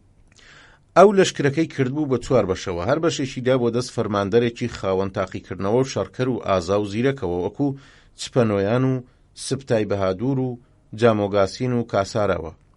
ئەم 4 فەرماندە شەڕ و شۆڕ و ئابلۆقەدان و هونەری سەربازی بوون. هەر فەرماندەیەک دەکۆشا لەوی دیکە سەرکەوتوتر بێ و سەربازەکانی چالاک و چاپوکتر بێ. ئیتر پڕوپاگەندەش هێندەی دیکە سام و ژمارەی سوپای جەنگیزی لە بیری دوژمنانە زۆرتر کرد بوو. وانگخان لە بیر و تەکبیردا بوو چۆن بەڵای جەنگیز لە خۆی دوور بخاتەوە. ڕیش سپیان و پیا و ماقولانی دوور و نزیکی گلیر کردەوە و لەگەڵیاندا کەوتە ڕاوێژەوە و پێیانی وت: ئێوەش وەکو من ئاگادارن هێز و سوپای جەنگیز لەوەدا نەماوە تا ئێمە بەرەنگاری بکەین. ئەمڕۆ بێ و سبەی بێ شەڕی جەنگیز یەخەمان دەگرێ. بە بیر و ڕای ئێوە بۆ دوورخستنەوەی ئەم شەڕەت چی بکەین چاکە؟ وەڵام ئازانە درایەوە. پیا و ماقولان کەوتنە ڕاوێژ و گفتوگۆوە. گفتوگۆکەیان چەند ڕۆژێکی خایەن لاکەمدا بیر و ڕایان دەبێتە دوو بەشەوە و دوو بیر و ڕا دێتەکایەوە. یەکەمیان دەڵێ لەبەر بەرژەوەندی وڵاتی چین و خۆپاراستن لە شەڕ و خوێن ڕژان و کوشتن و بڕین باش وایە ئیمبراتۆر جەنگیزخان داوەت بکە بۆ پایتەخت و بێتە میوانداری و لوفی جوانکیلەشی لێمارە بکات تا بۆ هەمیشە هیچ دەردەسەریەک بۆ وڵاتی چین پێک نەهێنێ. دەستەی دووەم ئەو بیر و ڕایان گەلێک لەلا لەنگ و شوورەی بوو. دەیانوت ڕەوانی کچی ئیمبراتۆری ئێمە بێتە هاوسەرینی کابرایەکی سارەنشینی بێفەرهەنگ بۆنی مەڕ و سەنیری گا و گوێرەکەی ڕۆژ ڕێک دەڕوە. جگە لەمانەش لۆفی چۆن دەتوانێت لە ئاو هەوایەکی وشک و برنجی سارایەکی چووسارای گپی پڕ لە لم و تۆزدا گوزەرام بکە؟ مەرگ و تیاچوون لەم نەنگ و بێ ئابڕوویە گەلێک چاکترە. لە نێوان ئێمە و جەنگیزخاندا جگە لە شمشێر هیچی تر نییە. دیسان ڕاوێژیان کرد و ڕایان وەرگرت و دوان و وتیان تا زۆربەی زۆری بەشداران هاتنە سەر ڕای یەکەم و شەڕ و شۆڕیان هەڵنەبژارد. کۆمەڵێکیان لە ڕیشسپیان هەڵبژارد تا بەرەو پایتەخت و بارەگای ئیمبراتۆر بکەونە ڕێ و بیر و ڕایان بە ئیمبراتۆر ڕاگەێنن. لە سەرەتاوە ئیمبراتۆر لە ئاوا پێشنیارێک ئاڵۆز بوو. ڕەنجی هێندەی تر زەر هەڵگەڕا تا وردە وردە ئارامیان کردەوە و پێیان سەلماند کردارێکی ئاوها بەرژەوەندی وڵاتی چینە. بڕیاردرا لە بەهاردا لۆفی کچی ئیمبراتۆر بەرەو ناوچەی جهیانگ بنێرن و ئیمبراتۆریش دوای چەند ڕۆژێک ناوچەی جهیانگ سەرفرازکا و بنێرن بە دوای جەنگیزخاندا و لۆفی لێمارە بکەن. بەهار لەسەرخۆ پێش قەرەوڵانی وەدیکرا و ئارام گەیشتە هەوارگە و ئیمبراتۆریش بەرەو ناوچەی جهیانگ بەڕێکەوت. پەیک و تەتاریان بەرەو هەوارگەی جەنگیز هەنارد و پێشنیاری ئیمبراتۆریان بە جەنگیز ڕاگەیان. جەنگیز پیا و ماقولانی تاتار و مەغۆلی گلێر کردەوە و پێشنیارەکەی ئیمبراتۆری چینی پێڕاگەیاندن. هەمویان هاتنە سەر ئەو بیر و ڕایەت جەنگیز نابێ لە دیواری چین بڕوا بەو دیوە تا چەند شازادەیەکی ناوداری دەرباری چین بە بارمتا لە ئۆردوگای جەنگیز میوان نەبن تا گەڕانەوەی جەنگیز. داواکەی جەنگیز گەیشتە پیشاگای ئیمبراتۆری چین و بێ ئەملا ئەولا فەرمانیدا چەند شازادەیەک بەرەو مەغۆلستان بەڕێکەون و لەوێ بمێننەوە تا جەنگیز دەگەڕێتەوە. بەم شێوەیە جەنگیزخان جبەنویان فەرماندەری سوپای پیادە و کاسار فەرماندەری سوپای تیراوێژانی لەگەڵ خۆیدا هەڵگرت و بەرەو دیواری چین و پایتەختی ئیمبراتۆریەتی چین بەڕێکەوت. جەنگیز تا ئەودەمە شار و ئاوەدانی و ساختمانی نەدی بوو. شەقامی ڕازاوە و کۆگا و گۆڕەپانی نێوشارەکانی بەلاوە جێگای سەرسامی بوو. شەیپورتیەکانی دەرباری ئیمبراتۆر فویان کردە شەیپورەکانیاندا و هەواڵی گەیشتنی جەنگیزیان بە تێکڕای خەڵک گەیاند. شێوە و قەلافەتی جەنگیز سەرنجی ڕادەکێشا. لەش و ئەندامێکی باریکی پێشەدار و سەر و زوڵفێکی کلکە ئەسپی و بەسەر قایش و قڕۆشی تیر و کەمان و حەمایلی شمشێرەکەیدا شۆڕبەوە. ئیمبراتۆر ڕێزێکی زۆری گرتن و فەرمانیدا لۆفیش بێتە ناو تالاری دانیشتنەوە. کاتێک لۆفی هاتە ژوورەوە گوڵ بەدەست و کەنین بەلێ و ڕازاوە نازەنین بوو لە دوورەوە دەرونی سەرچێشی جەنگیزخانی هێنایە بریسکە و بزیسکە. جەنگیز کە گەڕایەوە بۆ هەنووزگا ڕووی کردە کاسار و گوتی: تام دەما وام دەزانی جوانی هیچ ئافرەتێکی ڕووی زەمین ناگاتە جوانی ئافرەتانی مەغۆل. ئەو فریشتەیە وا مندیم لام وایە لە ئاسمان وێڵ بۆ و کەوتۆتە سەرزەوی. بۆ سبەی شەو بەزمێکی شاهانەیان پێکانی و کاسەی شەرابی ناب یەک بە دوای یەکدا بینی پێوە دەنرا. سەمای نەرم و ئاڵۆز و بەزمی گەرمگیرە و پادەچنجی لە ناخگیر کرد بوو. هەر یەکە بە دڵبەرێکەوە سەرگەرم بوو. لە ناکەو خانی خانان ئیمبراتۆری چین هەستا و دەستی لۆفی گرت و دایە دەست جەنگیزخانەوە. جەنگیزیش هەڵسایە سەر پێ و ڕووی کردە ئیمبراتۆر و دانیشتوان و بە دەنگێکی ڕەگدار کە لە هەموو لایەک گوێیان لێبێت وتی: من لە ناخی دڵمەوە دەڵێم تا ئەم دەمە ئافرەتێکی وا جوانکیلەی وەک لۆفیم نەدیوە. بۆنی عەتر و عەبیری جۆرا و جۆری لوفی هەستی جەنگیزی جولاند بوو. لە هەمان کاتدا تێکەڵ بوو بە بۆنی چەوری لەشی جەنگیز و هەردوو بۆن ئاسمانی تالارەکەی پڕ کرد بوو. بۆ سبەینێ لەسەر پێشنیاری ئیمبراتۆر گەشتێکی نێوشاریان ئەنجامدا تا جەنگیزخان بە چاچی ئەندازەی شارستانیەتی پایتەختی چین ببینێ. ئیمبراتۆر فەرمانی دایا ساوڵەکان خەڵکی دوور بخەنەوە. خەڵک وەک هەموو ڕۆژانی تر خەریکی سەوداگەری خۆیان بوون، شتیان دەکڕی و دەفرۆشت. هیچ شتێک سرنجی خانی مەغۆلی ڕانەکێشە تا گەیشتە بازاڕی چەکفرۆشان. لەپڕ لە ئەسب دابەزی و سەری کێشایە تەواوی دوکانی چەکفرۆشاندا و چەند جۆرە شمشێری دیمەشقی هەڵبژارد و ڕووی کردە ئیمپراتۆر و گوتی: ئێمەم جۆرە شمشێرەمان نییە، بە زووترین کات فەرمانی دروستکردنی دەدەم. گەشت تەواو بوو، دووبارە بەرەو دەربار ئاوزنجیان لێدا و گەڕانەوە. لە ڕێگەدا ئیمپراتۆری چین لە خانی گەنج و تازە پێگەیشتووی مەغۆلی پرسی: فەرهەنگ و شارستانیەتی ئێمە چۆن هاتە بەرچاو؟ جەنگیز بە خوێن ساردیەکەوە لەسەر خۆ وەڵامی دایەوگوتی: ئەو خەڵکەی وا من دیم زۆر لەمە ڕووماڵاتی لای ئێمە دەچن، کەم تەرخە من، ئاژەڵاسە هاتنە بەرچاوم. ئێمە لە سەرا و بیابانی گپیدا لەگەڵ دژواری سەختیدا دەست و پەنجە نەرم دەکەین. میلەتی من دوو مەبەستی گرنگی هەیە و خستوویەتێ بەرچاویەوە. یەکەم دەبێ نەمریت و زیندووبی، دووەم فەرمانی خان و بەرژەوەندی خان هەرچی بێ ئەم لا ئەولا ئەنجام بدرێ. خەڵکی لای ئێوە دەڵێی بووکڵەی منداڵانن، ئەگەر هەروە بڕۆن و هەستی ڕاستەقینە لە دڵیانە نەبزوێ زۆری پێناچێت دەسەڵاتتان لەدەست دەچێت. ئیمپراتۆر بە بیستنی وەڵامەکەی جەنگیز تەواوی مووی لەشی بەرز بووە. ئەو لە کابرایەکی لادێی نەدی چاوەڕوانی وەڵامێکی ئاوای نەدەکرد، بەڵام لەبەر بەرژەوەندی وڵاتەکەی دانینا بەسەر جەرجی خۆیدا و هیچی نەوت. بڕیار درابوو بۆ سبەینێ شەو شایی بگێڕن و لۆفی بخرێتە پەردەی بوچێنیەوە بۆ جەنگیز. سەرەتای جەژن و بەزمجێڕان لوفی خۆی خنکاند بوو. بە بیستنی ئەم هەواڵات جەنگیز فەرمانیدا بە سوارەکانی ئامادەی گەڕانەوە بن. هەر بەو شەوە جەنگیز و سوپاکەی لە شار هاتنە دەرەوە و لە دیواری چینیش پەڕینەوە و بەرەو ئۆردوگای خۆیان بە پڕتاو وەڕێکەوتن. هەر جەنگیز گەیشتە هەوارگا فەرمانیدا شازادەکانی چین بگەڕێنەوە و نامەیەکی بەم شێوەیە بۆ وانگخان نووسی: سەگی زەرد کچی ئیمپراتۆری چین لای نەنگ بوو ببێتە هاوسەری من. ئێوەی سەگ لە هەر جندە و پەتیارەیەک بێنەرەخترن. ویستان بەم فێڵەت دەست لە یەخەتان بکەمەوە، بەڵام گەوج و جێلن. جاوای نۆرەی منە. دیوارەکانتان سفت و سۆڵترکەن، قایم و قوڵتری بکەن. هەر سەربازێکی ئازاتان لە هەر کوێ هەیە گلیری کەنەوە و بەسەر دیوارەکانتانەوە ڕایەنگرن. من لە چلەی گەرمای هاویندا هێرشتان بۆ دێنم. ئەو دەمە تیر هاوێژانی لەشکری من جوان دەتپێکن. ئەو دەمەیە سمی ئەسپی سوارەی جەنگیزخان لە وڵاتەکەتان گیر دەبێ. دڵنیابن لە سەرەتای هاویندا دێمە سەرتان. جەنگیزخان خانی خانان فەرماندەی بیابانی گپی ئەو کەسەی 100,000 ڕەشماڵی لەژێر فەرماندایە. نامەگەیشتە ئیمپراتۆری چین و فەرمانی گلێربوونەوەی تێکڕایی 200,000 لاوی وڵاتی چین بۆ بەرەنگاری لێشاوی سوپای جەنگیز ئامادە بوون و بەسەر شوورەی بەرز و بڵندی چینەوە وەستان. بەپێی فەرمانی جەنگیز وەک بەڵێنی دابوو سوپای مەغۆل و تاتار لە سەرەتای هاویندا بەرەو وڵاتی چین کەوتنە ڕێ. خەفیەکانی جەنگیز هەواڵیان هێنا بەهێزترین خاڵی سوپای چین لە لای ڕۆخانەی والیانتیەوەیە. زۆربەی سوپا بەرەو ئەو خاڵە بەڕێکەوتن و لە دەوروبەری ڕۆخانەدا پەخش و بڵاو بوونەوە. هەزاران کونەی ئاویان پڕ لە با کرد و شەوانە لە ڕووبار پەڕینەوە بۆ سبەینێ لەو پەڕی ڕووبار ئۆردوگا گیرسایەوە. شەڕکەران ئازایانە شاڵاویان بردە سەر شوورەی چین و بەسەریدا سەرکەوتن. جەنگیز بڕیاریدا سوپا هەر بەسەر شوراوە بڕوات تا دەگاتە پایتەخت. بەڵام نەخۆشی لە ناو سوپادا بڵاو بووە. ئەگەر ئەو کوشتارەی نەکردایە هەر لەوێوە بەرە وڵاتی هیندستان وەڕێ دەکەوت.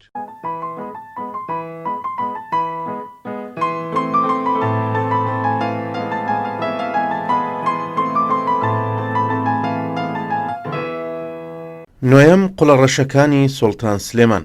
هەرکە فەرمانڕەوایی ئیمپراتۆریەتی عوسمانی کەوتە دەستی سوڵتان سلێمانی دووەم بە پێچەوانەی باوکی کاتی زۆرتری لە باوەشی پەری ڕوخسارانی میلەتە چەپاوکراوەکاندا دەگوزەراند.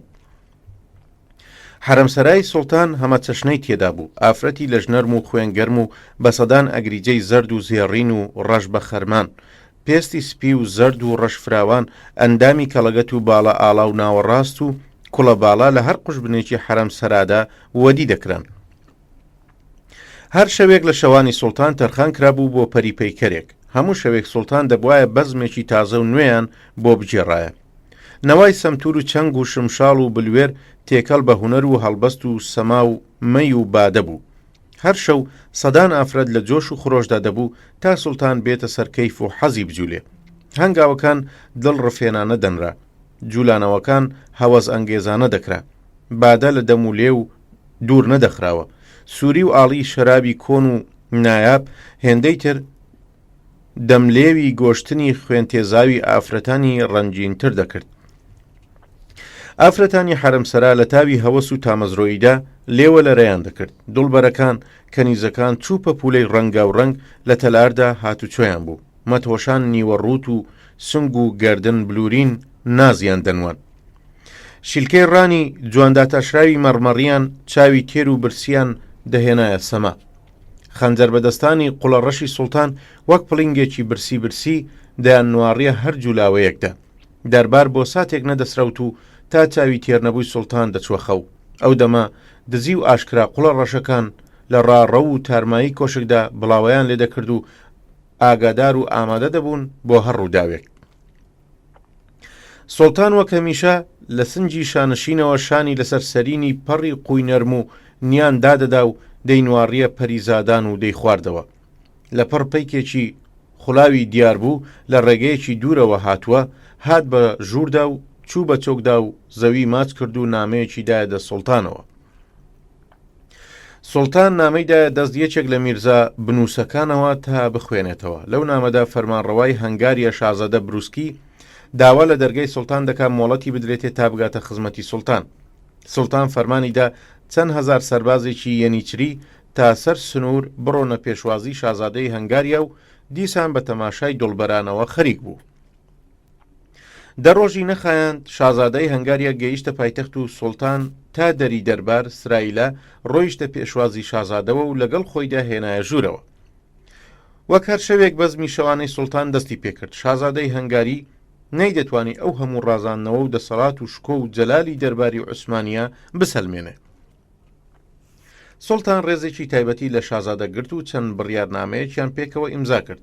هۆزە چیاییەکانی ناوچەی هۆزەکوینی وڵاتی یوگۆزلافیا هەر کاتێک دەستیاندایەوە تاڵانی و بڕین و ڕێگاگرتن شازادەی هەنگاریە بەرەنگاریان بکە و دایان مرچێنێتەوە. لەلایەکی دیکەوە هەر کاتێک خێڵەکانی تاتار ویستیان هێرش بهێنە سەر خاک و وڵاتی هەنگاریە سوپای سوڵتان دایان پلۆسێتەوە. ئەم پەیمانە لەسەر بەرجی قورئانی پیرۆز و سوڵتان و شازادە ئیمزایان کرد. ئێستاش ئەو قورئان و ئینجیلە لە مۆزەخانەی ئیستانبولدا پارێزراوە و دەبینرێ. شازادە بروسچی چەند ڕۆژێک بە میوانی لای سوڵتان مایەوە و سەری سوڕما بوو توانا و دەسەڵاتی سوڵتان. لە هەموو شت سەرنجڕاکێشتر بەلای شازادەوە قوڵە ڕەشەکانی نێو دەرباری سوڵتان بوو. نەیدەزانی ئەو قوڵە ڕەشانە بۆ وەکدار ئەبەنووس جگە لە چاویان بچووکترین جم و جۆڵیان پێوە نابینرێ. لە دوا ڕۆژی میوانداریدا شازادە خۆی نەگرت و ڕووی کردە سوڵتان و گوتی هەموو شتێک لەم دەربارە بەشکۆیەدا تێگەیشتم جگە لە کاروباری ئەو قوڵە ڕەشانە نەبێ.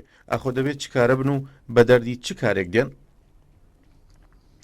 سوڵتان وتی ئێستا بۆ دڕون دەکەمەوە بە دەردی چ کارێک دێن. فەرمانیدا سێوێک بە تاڵێک بەنی ئاوریشمەوە بەسن و لە ناوەڕاستی تەلارەکەدا هەڵی بواسن. فەرمانی سوڵتان ئەنجام درا و اینجا گوتی ئادەی بیلەخشێنن بابێت و بڕوە. سێویان لەخشاند و دەستی کرد بە هاتوچۆ بەو ئاسمانەوە. اینجا ڕووی کردە یەکێک لە قوڵە ڕەشە خەنجەر بە کەمەرەکانەوە گوتی ئادەی بیپێکە. قوڵە ڕەش چاپوکانە خەنجەری لە کێڵان هەڵکێشا و بەرەو سێو هاوێشتی و سێوی کرد بە دوو کەرتەوە. شازادە ئەگەر بە چاوی خۆی نەیدیایە هەرگیز باوەڕی نەدەکرد. اینجا ڕووی کردە سوڵتان وتی لە پێشگای سوڵتان داواکارم یەکێک لەو قوڵە ڕەشانم پێ ببەخشێ بۆ پاراستنی خۆم لە دژمنانی نامەرد. سوڵتان وەڵامیدایەوە تەنها بەخشینی من کافی نییە، ئەبێ سوێندی وەفاداریت بۆ بخۆن، ئەجینا کاریان چاک ئەنجام نادەن. سوڵتان فەرمانیدا دوو قوڵە ڕەشی خەنجەر بە کەمەریان هێنا و سوێند و سوێند خواردنیان پێ ئەنجام درا و بەخشێنرانە شازادە و لەگەڵ خۆی بردیانی بۆ هەنگاریە. لە کۆشتی شازادەدا لە دوو ئافرە زیاتری تێدا نەدەبینرا. یەکێکیان ئامۆزای شازادە و شاژنی شازادە بوو، ئەوی تریان کچە جوانچیلەیەکی تاتاری خوێنگەرم بوو. شازادە دەویست هەر چۆنێک بۆ ژنەکەی تەلاق بدە و کچە تاتاریەکە بخاتە شوێنی. هەرچی دەکۆشا و دەیکرد چارەسەریەک پەیدا بکە سەر نەدەکەوت. کڵێسا بەو کارە ڕازی نەبوو. میلەت کچە تاتاریەک بە شاژندانانێ. ئیتر شازادە چاوەڕوانی هەلبوو. چەند ساڵێک بە زۆرە ئەملێ شازادە لەگەڵ کچە تاتاریدا دەژیان. ساڵان تێپەڕی و ژنە تاتاری لەو جۆرە ژیانە وەڕز بوو. بڕیاریدا بە هەر نرخێک بووە دەبێت شاژن لە ناوبەرێ. شەوێک لە شەوان تاریکی وەک داڵێکی لاشخۆر باڵی داکشاند بوو بە هەموو لادا. ژنە تاتاری بە ئەسپایی بەرەو هەنووزگای شاژن کەوتە ڕێ. دوور و نزیک هیچ نەدەبیسرا. دەرگای ژووری شاژنی کردەوە. قوڵە لە پەنا دیوارێکدا دەینوارڕێ ڕێڕۆیشتنی ژنە تاتاری بۆی دەرکەوت. ئەو ڕێڕۆیشتنە لەرزینی لەشی تێکەڵە و دوودڵی و ترسی پێوە دیارە، بۆیە لێی کەوتە گومانەوە بە ئەسپایی کەوتە دوای ژنە. لە کاتێکدا ژنە تاتاری خەنجەری بەرەو ئاسمان بەرز کردەوە تا لە ناوەڕاستی هەردوو مەمکی ژنە شازادە نوقمی بکە، لە پڕ ناڵەیەک لە دەمی هاتە دەرەوە و بە لەشی خوێناویەوە کەوتە سەر لەشی خەوتووی بێ ئاگای ژنە شازادە. ژنە شازادە لە خەو ڕاپەڕی و پڕ بەدەم قیژاندی و لە ژوورێکی ترەوە شازادەش لە خەو ڕاپەڕی و چرایاندا گیرساند و نواڕیان خەنجەرێک تا دەستکەکەی لە دڵی ژنە تاتاریدا جێگیر بووە. شازادە بە کوشتنی ژنە تاتاری گەلێک ئالۆز بوو، گوتی کێ کوشتی؟ قوڵە ڕەش هاتە پێشەوە گوتی من کوشتم، لەبەر ئەوەی دیموا دەڕوا یەکێک لێوە بکوژێ. لە سەرەتا ویستم دەستی بە ئاسمانەوە بپێکم، بەڵام لەبەر ئەوەی تۆزێک درەنگ گەیشتم لە تاریکی ترسان بۆیە ناچار بوو دڵیم کردە نیشان. شازادە دامرکایەوە و گوتی تۆ هەرچی بڵێ ڕازەکەی، بەڵام مەرج بێ دوای مەرجی ئەو تا دەمێنم سرم لە سەرسەرینی ئافرەتان نەکەوێ و تەواوی کات و بیرم تەرخام کەم بۆ وڵاتەکەم.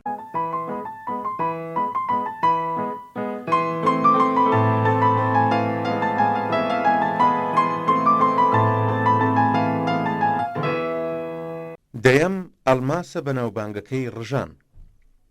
یەکێک لە هەرە بەناوبانگترین ئەلماسێک تا ئێستا دۆزراوەتەوە ناسراوە بە ناوی ئەلماسی ڕژان، سنجینی 128 قیراتە و لە مۆزەخانەی لۆڤەردا دانراوە و دەپارێزرێت.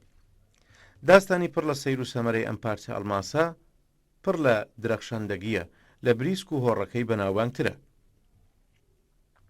لە یەکەمین ڕۆژی دۆزینەوەدا بە خوێنی مرۆڤ ڕەنجین کراوەکانەوە ئەلماسەکەی پاتریالی وڵاتی هیندستانیش هەر بەم ئەلماسەوە ناوی دەرکردووە. کانی ئەلماسی پاتریال سەدان قوڵە ڕەشی کرێکار خاک و خۆڵیان تیا هەڵدەدڕی و ئارەقیان دەڕشت و شریقەی قامچی یاساوڵەکان شان و گردنی سەدان کرێکاری خوێناوی دەکرد. تەواوی کرێکارانی ئەو کانە دەبوایە ڕوت و قوت بوونایە تا نەتوانن هیچ شتێک بشارنەوە. لەگەڵ خۆر ئاوا بووندا دوا پشکنینیان دەکردن و هەتاوەکو کۆمیان دەگەڕان نەکات دانەیەک ئەلماسیان تێدا شارد بێتەوە. شاردنەوەی دانە ئەلماسێک کارێکی سادە و ئاسان نەبوو. لە خەزانی پاییزی ساڵی 1970 زائینیدا قوڵە ڕەشێکی کرێکار وەک هەمیشە خەریکی خۆڵپشکنین دەبێت، پارچەیەک ئەلماسی گەورەی خام دەدۆزێتەوە کە ورد دەبێتەوە دەنوارڕێ ئەوە پارچەیەکی گەورە تا ئەو دەمە نەبینراوە. دەکەوێتە بیری شاردنەوەیەوە، ئاو ڕێک لە چواردەوری خۆی دەداتەوە دەنوارڕێ کەس نەیبینیوە، بڕیارەدا بە هەر نرخێک بووە بیشارێتەوە. ئەلماسەکە هێندە بچووک نەبوو لە دەمیا یان لە کۆمیا بیشارێتەوە یا قوتی بدە، هەر تێفکری و بیری دەکردەوە تا بیرێکی سەیری بە مێشکدا دێ، بە چەقۆیەک شلکەی ڕانی خۆی دەدڕێ و ئەلماسەکەی تێدا ئاخنێ. دوای 1-2 ساعتێک بە شەلەشەل خۆی دەگەیەنێتە لای سەرکرێکار و زامی پیشان دەدا کە گوایە لە کاتی کارکردندا بریندار بووە. کە سەیری هەڵدڕاوی ڕانی دەکەن لێکی ئەدەنەوە ئاوا کرێکارێکی بریندار تا درەنگ زەمانێک توانای کارکردنی نابێ و بە کەڵکی کانیش نایە، لەکان وە دەریان نا. هیچ کەس نەیدەزانی گرانترین ئەلماسی ئەو دەمەی جیهان لە ناو زامی پەنماوی شیلکەی ڕانی ئەو قوڵە ڕەشەدایە. قوڵە ڕەش لەکان هاتە دەرەوە و خۆی گەیاندە دەوا و دەرمان و برینپێچ و وردە وردە خۆی گەیاندە کەناری دەریا و لە بەندەردا دەسوڕایەوە. دوای دوودڵیەکی زۆر ڕازی ئەلماسی لای مەلەوانێکی ئەوروپایی درکاند و بڕیاریاندا ببن بە شەریک و ئەلماسەکە لە ئەوروپادا بە نیوەیی بفرۆشن. قوڵە ڕەش سواری کەشتی بوو، لەگەڵ مەلەواندا بەرەو ئەوروپا کەوتنە ڕێ. مەلەوان تەماعگرتی کە بۆ نەبێتە خاوەنی تێکڕای ئەلماس. لە شەوێکدا هێرش دەباتە سەر قوڵە ڕەش و بە ئاسانی دەیکوژێ و لە شەکەشی دەخاتە ناو دەریاوە. لە پاشان مەلەوان لە یەکێک لە بەندەرەکانی هیندستان ئەلماس دەفرۆشێتە بازرگانێکی هیندستانی بە 1000 لیرەی زێڕ. کابرای بازرگانیش بە ئاسانی ئەلماس دەفرۆشێتە کابرایکی ئینگلیزی ناودار بە ناوی تۆماس پیت بە 20,000 لیرەی زێڕ. تۆماس ئەو دەمە موچە خۆری دەوڵەت دەبێت، دوژمنانی سیاسی دەربارەی خۆی و ئەلماسەکەی پروپاگەندەیەکی گەورەیان نایەوە و تووشی هەرا و هۆریا و گۆبەنێکی زۆریان کرد و تۆمەتی دزیان پیادا کرد و لە موچە خۆری دەوڵەت دەریان کرد. پیت گەڕایە وڵاتی بریتانیا و توانی بێگوناهی و دەستپاچی خۆی بسەلمێنێ و بگەڕێتەوە سەرکارەکەی جارانی. لەبەرەوەی ئەو ئەلماسە بە ئەلماسێکی خوێناوی و نەکبەتبار شوورەتی پەیدا کرد بوو، پیت ئەلماسی بە 2 ملیۆن فرانک فرۆشتە دۆک دۆلێریان کە یەکێک بوو لە دەسەڵاتدارانی وڵاتی فەڕەنسا. دۆک نەیتوانی تەواوی پارەکەی بداتێت. دوای مەرجی پیت بنەماڵی پیت شکاتیان لە دەوڵەتی فەڕەنسا کرد و داوای مافی ڕەوای خۆیان کرد و بەشێکی زۆری ئەو پارەیان درایەوە ئەگەرچی نەختێکی هەر نەدراوە. ئەلماسی پیت لە وڵاتی فەڕەنسادا ناوی گۆڕا و ناونرا ئەلماسی ڕژان و بوو بە گەورەترین پارچەی ئەلماسی تاجی پاشای فەڕەنسا لویسی 15هەم، هەروە لویسی 16هەمیش چەند جارێک لەسەرینا تا ماری ئەنتوانێت لە تاجی شاهی کردەوە و کردیە گەردانەیەک و ئەلماسی ڕژان بوو بە هاوڕازی بێگەردی ماری ئەنتوانێت و هێندەی پێنەچوو ئەو گردنە چوو بلورە کەوتە بەر تیژی گیوتن مەقسەلە لە ئاشوفتە بازاڕی شۆڕشی خوێناوی چواردەی گەلاوێژی میلەتی فەڕەنسادا ئەلماسی ڕژان گوم کرا و سەرنقم بوو. هەرچی بە دواییدا گەڕان نەدۆزرایەوە. دوای ئارامبوونەوەی دەرونی گڕگرتووی میلەتی فەڕەنسا و دامرکانەوەی هاڵاوی گەرمی شۆڕش جێرانە، ئەفسەرێکی گەنج لە ناو پەرتوکەکاندا چەند لاپەڕەیەکی دەربارەی سەرنویشتی مادەم ئا لە ئاکامدا دەرکەوتووە. مادەم ئا هەمان مارکیز دائیۆنی بەناوبانگە. ئەفسەری گەنج لە نامەکەی داوا دەست پێ دەکات. نامەیەک لەلایەن نەناسراوێکەوە دەگاتە دەستی مارکیز داریۆن. لەو نامەدا ماری ئەنتوانێت شاژنی وڵاتی فەڕەنسا پێشەوەی بکوژرێ لە نامەکەیدا شتێکی لە جێگەیدا شاردۆتەوە. جێگەکەش بە پێی نەخشەیەک ڕوون و ئاشکرا دیاری کراوە. یەکێک لە کۆشکە شایەکانی دەوروبەری شاری پاریسدا شاردۆتەوە ئەو شتەش بەخشراوەتە مارکیز داریۆن. مارکیز دەکەوێتە تەقەڵای بەدەستێنانی ئەو شتە، بەڵام چوونە ژوورەوەی کۆشکێکی سەڵتەنەتی دەرباری بۆ کەسێکی ناسراوی وەک مارکیز کارێکی سادە نەبوو. بەتایبەتی لەو دەمەدا تەواوی کۆشکەکانی دەربار بەدەست شۆڕش جێڕانەوە ئاگاداری دەکرا و تەواوی کۆڵان و شەقامەکانی شاری پاریس لەلایەن شۆڕش جێڕانەوە چاودێری دەکرا. مارکیز لەوانە نەبوو بە ئاسانی کۆڵ بدا و بە دوای ئەو شتەدا نەڕوە، تا چەند پیاوێکی وەفاداری سەردەمی دەسەڵاتی ئەوسای خۆی هەڵسوڕاند و لە ژێرباڵی تاریکی شەواندا خۆیان دەگەیەنە کۆشتی نیشانکرا و جێگەی دیاریکراوی ئەو شتە. زۆر ناگەڕێن سندوقێکی بچکۆڵە دەدۆزنەوە. مارکیز کاتێ سندوق دەکاتەوە پڕی لە زێڕ و دوڕ و جەواهیرات دەبێت کە وردەبێتەوە تەواوی ئەو پارچانە دەناسێتەوە و هەمووی بەسەر و گەردن و سنگ و بەرۆکی ماری ئەنتوانێتەوە دیوە و دەیناسێتەوە. باسپایی لە کۆشک دێنە دەرەوە. لە یەکێک لە شەقامەکانی پاریسدا دووچاری چەند کەسێکی هێزی بەرگری ملی دەبن. یەک ڕاست بەرە و بەندی خانە وەڕێیان دەکەن. دوای چەند ڕۆژێک دەدرێنە دادگای گەل و دادگاش بەبێ یەک و دووکردن بڕیاری مەرجیان دەدا و لە چەند ڕۆژێکدا فەرمانی دادگا ئەنجام دەدرێ و سەریان دەخرێتە ژێر تیغی گیوتن و ئەلماسی ڕژانیش خرایە خەزێنەی دەوڵەتەوە. ڕژان هێندە لە خەزێنەدا نەمایەوە. شەڕ و شۆڕی ناوخۆ و دەرەوەی وڵاتی فەڕەنسا بارودۆخی ئابووری دەوڵەتی لاواز کرد بوو. بە ناچاری ئەلماسی ڕژانیان بەبارمتە لای بازرگانێکی ئەڵمانی بە ناوی ترسکۆف دانە لە باتی چەند هەزار ئەسپێکدا بۆ سوپای فەڕەنسا. ترسکۆف دەیویست دەست بەسەر ئەلماسدا بکێشێ و سربەخۆیانە بیفرۆشێ، بەڵام بارودۆخی ئەودەمەی ئەوروپا هانێکی ئەو تۆی پارەدارانی نەئەدا پارەیەکی ئاوا زۆریان بدەن بە پارچە ئەلماسێک.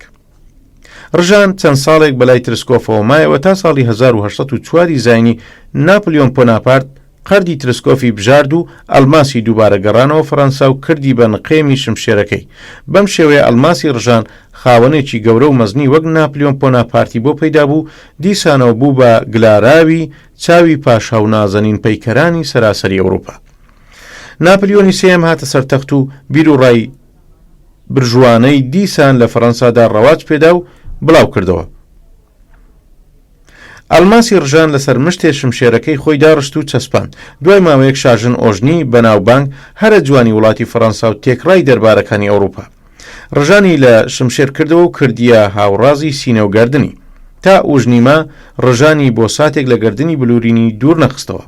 ڕژانیش لەو جێگە نەرم و گەرمە شیرینە بلورینە لمی لێدەدا و جریوەی دەبەخشیە دەوروبەر و گەردن و سەری ئۆژنی. تا دیسان ڕژان بۆ هەمیشە لە مشتی شمشێر و خەنجەر و گەردن و سەرکرایەوە و خرایە ناو چوار دیواری خەزێنەی دەوڵەتی فەڕەنساوە و ئێستاش بە سەرمایەیەکی نەتەوایەتی وڵاتی فەڕەنسا دەژمێردرێت و لە مۆزەخانەی بەناوبانجی لۆڤەردا دەپارێزرێت.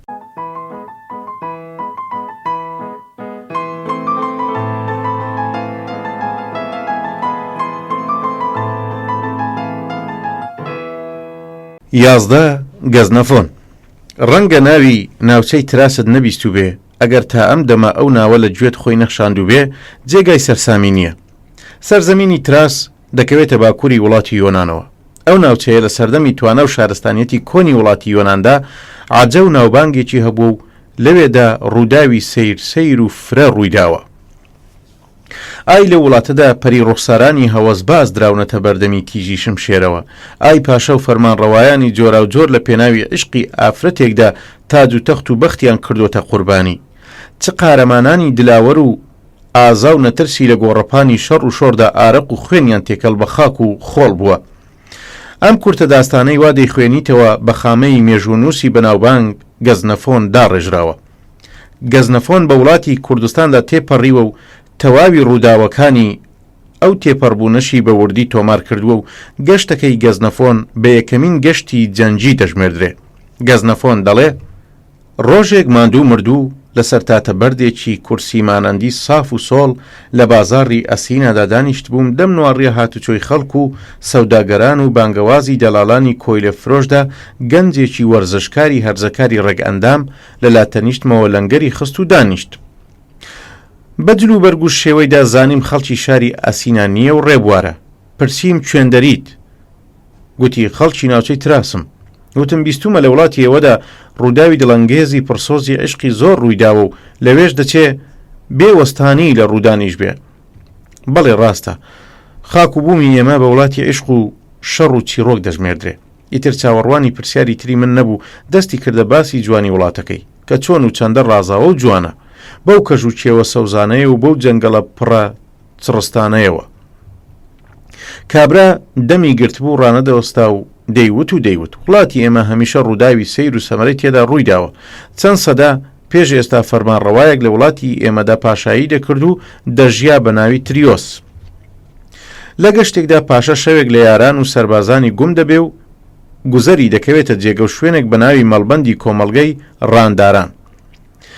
شەوێ دەبێتە میێوانی شوانەکان. لە ناو شوانەکاندا کچێکی بەرچاو دەکەوێت سەری سوڕ دەمێنێ لە جوانی و نازەنینی ئەم مانگ ڕوخسارە. چاوەشینەکانی بە قوڵایی مەرمەڕەی دادنێت و دانەکانی بە مرواری بێخی دەریا و نەرمونیانی پێست و لەشی بە پەڕەی گوڵ دێتە بەرچاو. هەر چۆنێک دەبێ تامۆڵ دەکا و شەو دەباتە سەر.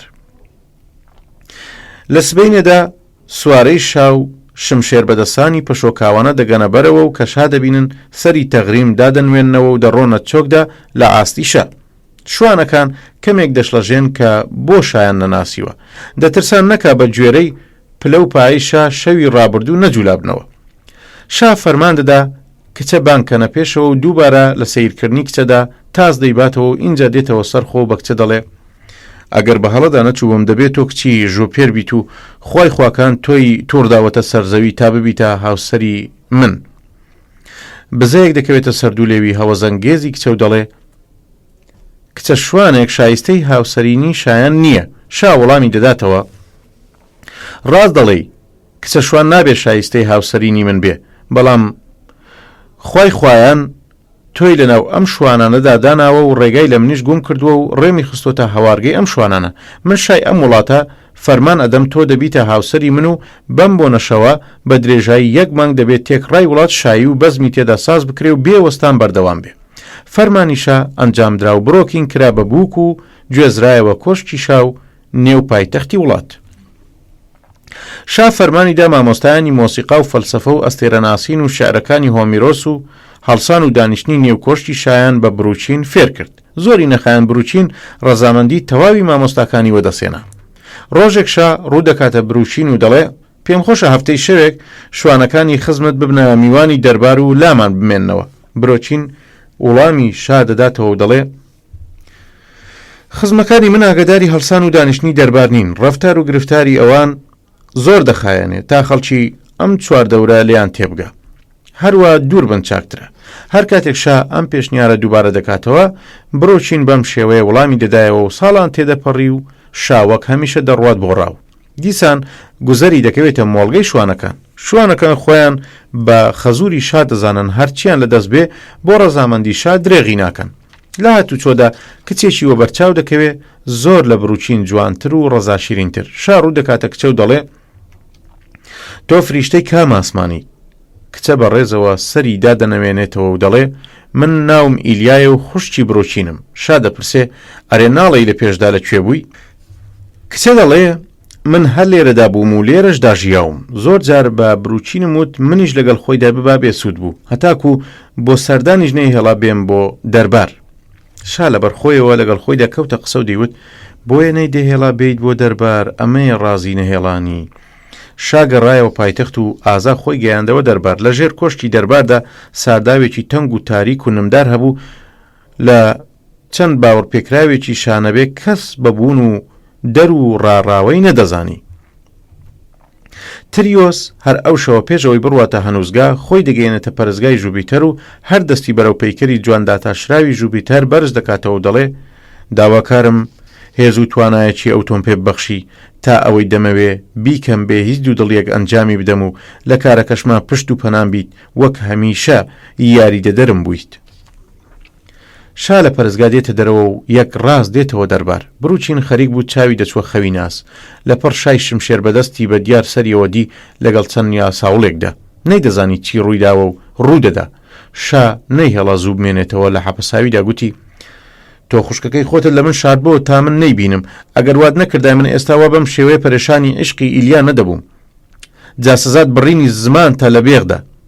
دوو زرتە بۆزی بازۆڵە ئەستور سەری برۆچینیان تون ڕاگرت و پەنجەیان بۆ ناو دەمی درێژ کرد و لە بێغدا زمانی برۆچینی بێتاوانیان بڕی.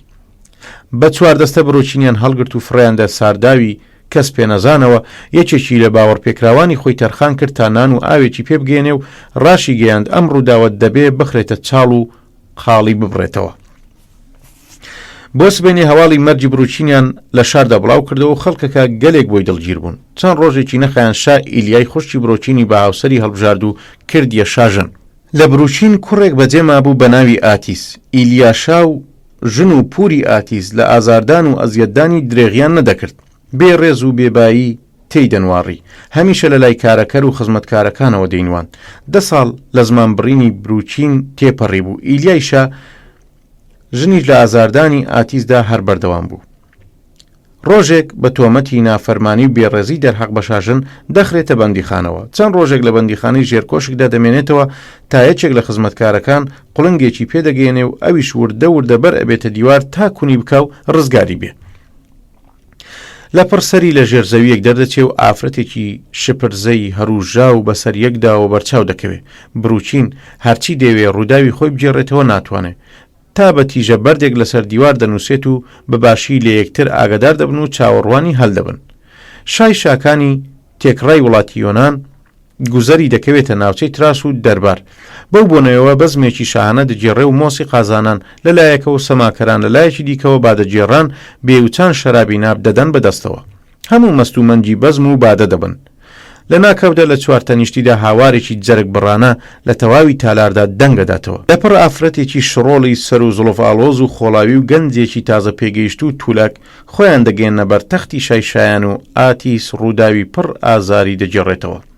شای شایان پەنایان دەدا و بۆ سبینێ لەگەڵ خۆیدا دەیانبە بۆ پایتەختی پایتەختەکان ئەسینای ڕازاوە. دوای ماوەیەک تریۆس دەمرێ و ئیلیای شاژن خۆی دەکا بە شای ناوچەی تراس. شای شایان سوپا و لەشکرێکی فراوان گرێر دەکاتەوە و دەیخاتە ژێرفەرمانی ئاتیسەوە و بەرەو ناوچەی تراس دایان خاتە ڕێ. دوای شەڕێکی گران لەشکری ئاتیس سەر دەکەوێ و ئیلیا دەستگیر دەکرێ و فەرمانی سەربڕینی دەدا و ئاتیس دەبێ بەشا و برۆچینیش ئەو چەند ساڵە دوایەتی تەمەنی بە زمان بڕاوی دەحەسێتەوە.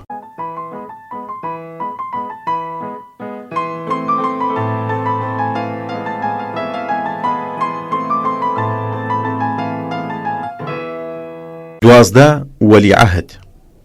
بۆ ئێمەی پێڕەوی ئاینی ئیسلامی پیرۆز گەلێک دژوار و سەختە بووینە بینەری ئافرەتێکی ژانگرتوو لە کاتی منداڵبوونیدا. بەم جۆرە منداڵبوونە لە دەمێکی دێرینەوە ڕەواجی هەبووە و هەیە لە دەربارەکانی ئەوسا و ئێستای وڵاتە شادارەکانی ئەوروپادا. کاتێک شازادە چارلز کوڕی شاژن ئەلیزابێسی دووەمی وڵاتی بەریتانیا هاتە جیهانەوە بە پێی ڕەوشی کۆنە ساڵی دەربارەکانی ئەوروپا، یەک کەس لەلایەن کڵێساوە و یەکێک لەلایەن ئەنجومەنی لۆردەکانەوە و یەکێکی دیکەش لەلایەن شورای نوێنەرایەتی میلەتەوە لەگەڵ باوەڕپێکراوی شادا بە دیار شاژنەوە ڕاوەستان تا شازادا لە دایک بوویەوە و کەوتە خوارەوە. ئەو نوێنەرانەش هەرێکە بە پێی لێزانینی خۆی تەواوی وردەکاری ئەو منداڵبوونەی یادداشت دەکرد و دەیان نووسی وەک راپۆرتێکی تایبەتی.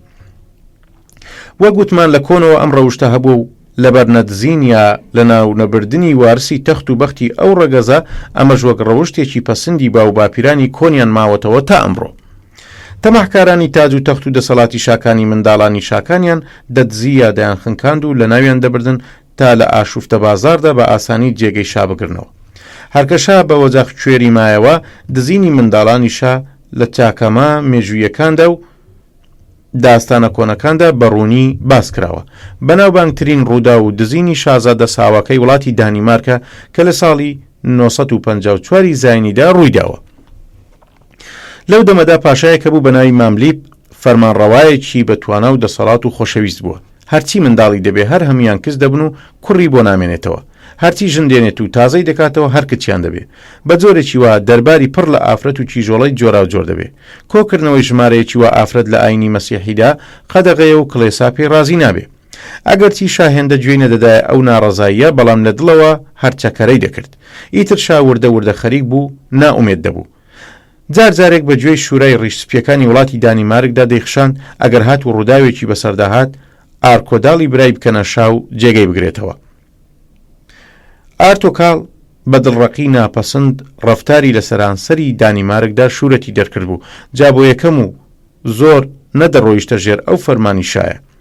ئەم نافەرمانیەی شای هان دەدا دوور لە یاسای کڵێسا و ئاینی مەسیحیەت بەختی خۆی لەگەڵ ئافرەتێکی دیکەدا تاقی بکاتەوە، بەڵکو خواوەند کوڕێکی پێ ببەخشێ.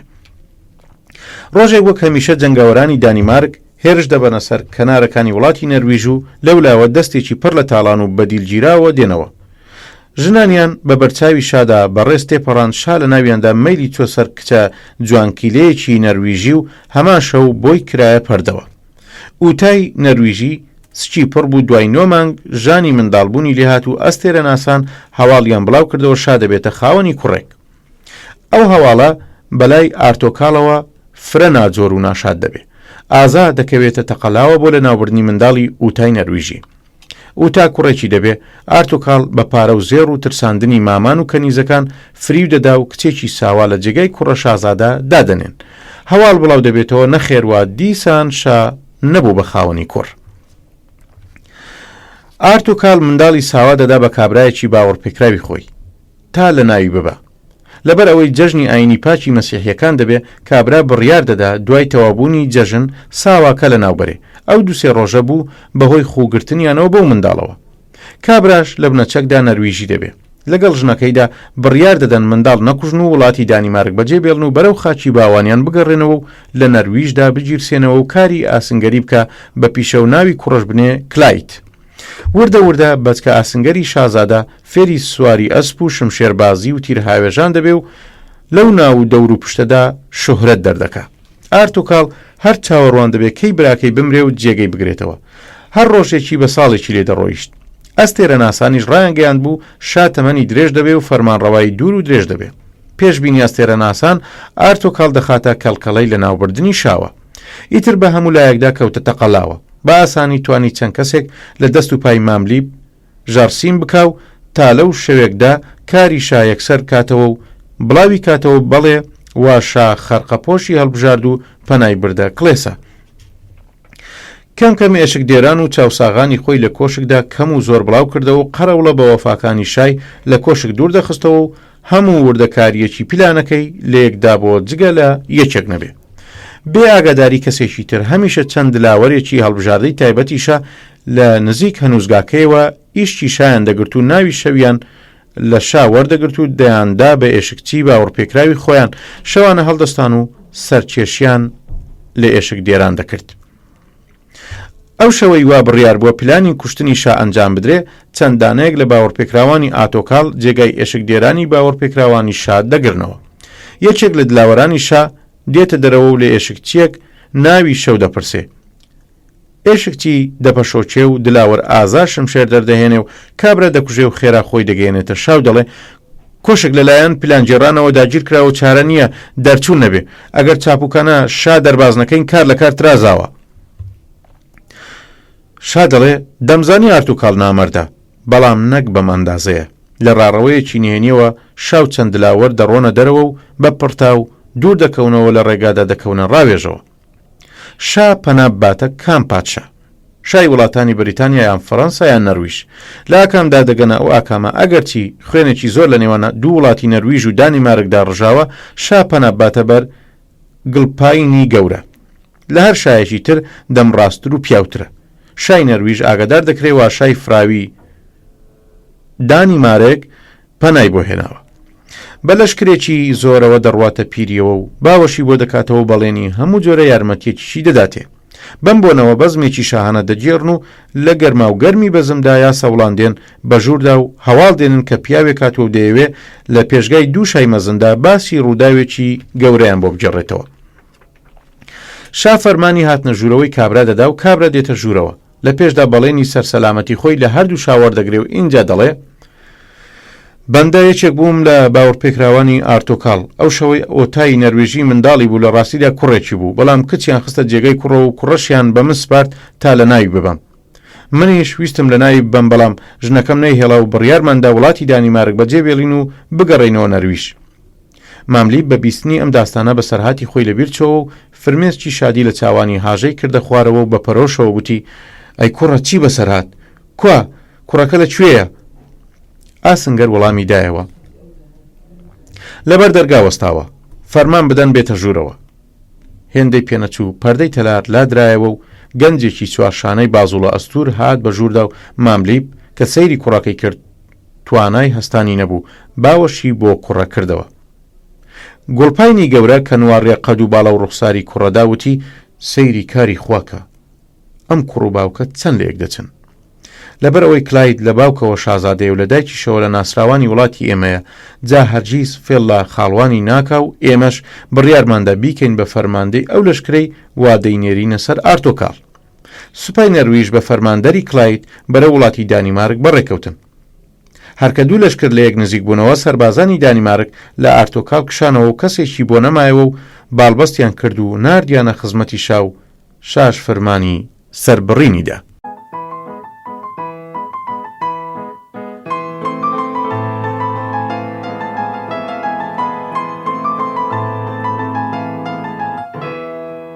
سێزدە دەڵە دێوەکەی سوڵتان.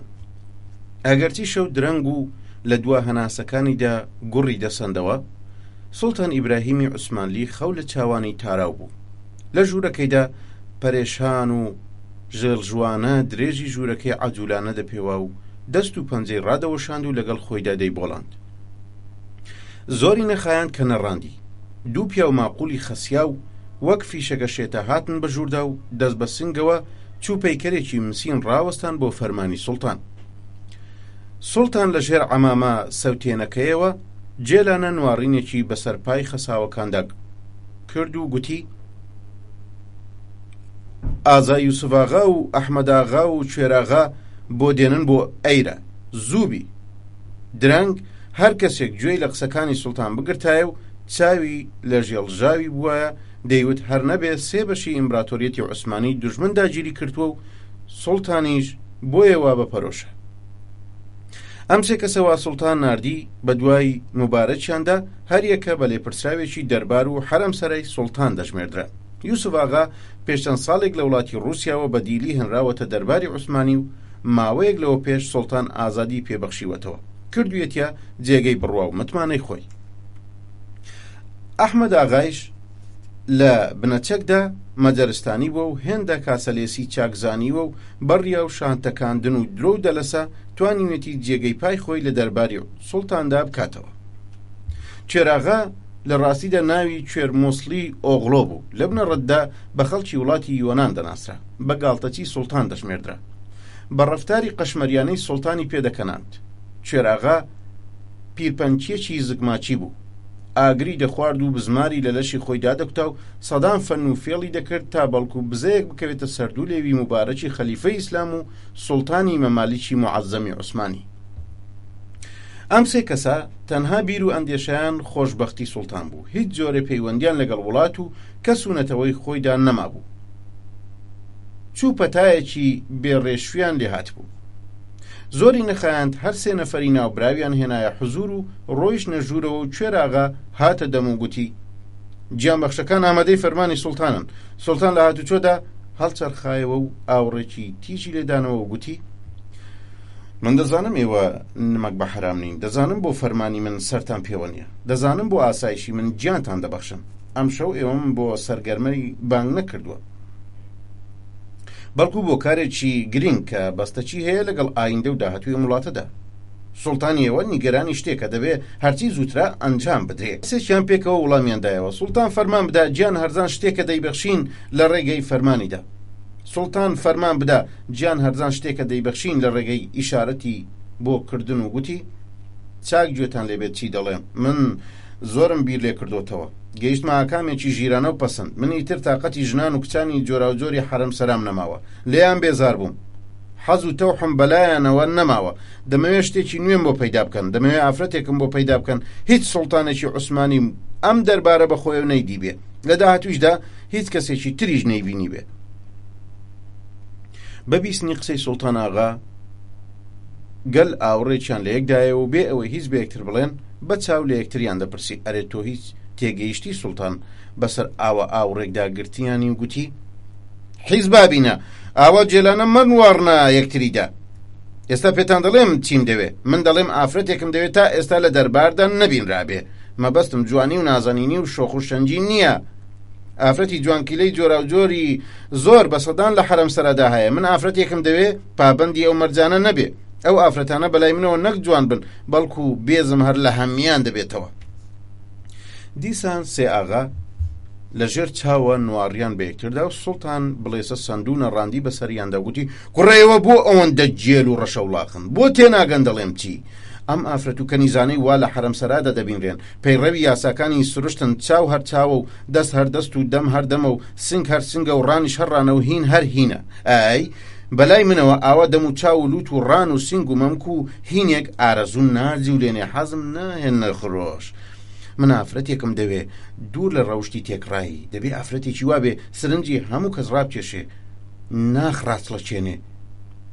کابرایی یۆنانی هەڵیدایە و گوتی قوربان فیدای خاچی ژێر پێت بم، وا دەزانم تا ڕادێک نیازی خاوەن شکۆمان بۆ ڕۆشن بۆەوە. سوڵتان ئیبراهیم گەوجانە گوتی وا دیارە تۆزێک مێشتی خۆتان جوولاندووە، پێتان بڵێم ئەمن بڵند باڵاترین ئافرەتم دەوێ، قەد و قامەتی لە 2 مەتر و نیو کەمتر نەبێ، هێندە قەڵەو بێ، 3 کەس نەتوانە بیجوولێنێ، هەر ڕانێکی بە ئەندازەی ئەم پایانە بێ، کاتێک بنەڕێنێت دەر و پەنجەرەی ئەم کۆشکە بێتە لەرزین، کە دەم بکاتەوە قەلێک بکە بە یەکتیکە، زمانی لە زمانی گایەکی چەند ساڵە درێژتر بێ، ئاوا ئافرەتێک ئاوات و ئارەزووی سوڵتانەکەتانە، زووکەن خۆشببختی هەمیشەجی ببەخشنە سوڵتانەکەتان، دەمەوێ هەمیشە بوترێ ئەو ژن بوو سوڵتان ئیبراهیم هەیبوو، بەوە دەڵێن ئافرەت، ئەویش بزانن ئەگەر بەدەستی خاڵی بگەڕێنەوە خاوەنی سەری خۆتان نی، با ئەوەش بڵێم ئەگەر بێت و خۆشببختم کەن دەزانن چۆن ئەتانگەشێنمەوە. فەرمانیشم نووسیوە بۆ تەواوی والیەکانی ئیمبراتۆریەت، وا دەتان دەمێ، فەرمانی ئێوە فەرمانی منە، ئیتر ڕامەوەستن لێی دەم بڕۆن، بەڵام زوو بێ ئۆقرە بووگم. هەرسێ ئاغاگەل نەیان دەزانی چی بکەن و چی بڵێن، لەبەر خۆیانەوە دەیانوت تۆ بڵێ سوڵتان شێت نەبوو بێ، تۆ بڵێ گاڵتەمان پێ نەکا، کە لێکیان دەدایەوە دەیانزانی سوڵتان لەو کەسانە نییە حەزی لە گاڵتە بێ، ئەویش بەم شەوە درەنگە ناچار لە بەیانیدا بار و بەنای خۆیان لێبەست و کەوتنە ڕێو بە وڵاتانی ژێردەستی عوسمانیدا. لە هەر شار و دێ و ئاوەدانیەکدا بە دوای گومبووی خۆیاندا دەگەڕان و بە هەر لایەکیشدا پەیک و هەواڵیان دەنارد، گەڕان و گەڕان و گەڕان تا هەواڵێکیان پێگەیشت بەڵێ لە وڵاتی ئەرمینیادا کە بەشێکە لە ئیمبراتۆری عوسمانی کچێکی 20 ساڵان لە خێزانێکی جوتیاردا دەژی، ڕەنگە مەرجەکانی تێدا بێ، واتە مەرجەکانی سوڵتانی تێدا بێ. ئاغاگەل بێوەستان بەرەو ئەرمینیا کەوتنە ڕێو بە هەر چەرمەسەریەک بوو، خۆیان گەیاندا هەوارگەی کچە، ڕوانیان کچ چ کچ دەڵە دێوێکە بۆ خۆی، هەرچی کۆشان خێزانی ڕازی بکە نەیانتوانی تا بە زۆر کچیان لە دایک و باوکی سەن، ئیتر بیریان کردەوە چۆن چۆنین بیگەێنە پایتەخت، گالێسکە هەڵی ناگرێ، ئەسپ و حشتر و هێستر هەر هیچ، بڕیاریاندا گالێسکەیەکی تایبەتیان بۆ دروست کرد و گالێسکەیاندایە پاشکۆی 20 ئەسپی بەهێزەوە و بەرەو پایتەخت وەڕێکەوتن، کە گەیشتنە شاری تەواوی خەڵکی پایتەخت وەک هاتبوون بۆ سەیری ئەسپەکەی تەڕوادە بەسەر شەقامەکانەوە ڕاوەستا بوون و سەر سامانە سەیریان دەکرد. گالێسکەی بیزەسپی گەیشتە دەرباری سوڵتان و سوڵتان بەپەلا لە کۆشک هاتە دەرەوە کە چاوی بەکچە کەوت جێلانە پێدەکەنی و خەریک بوو لە خۆشیدیا پەڕ دەربێنێ. کچە هەمان لەندەهۆڕ بوو کە ئەو بیری لێ کردبەوە. سەیریان کرد کەس ناچێتە هیچ دەرگایەکی کۆشکدا.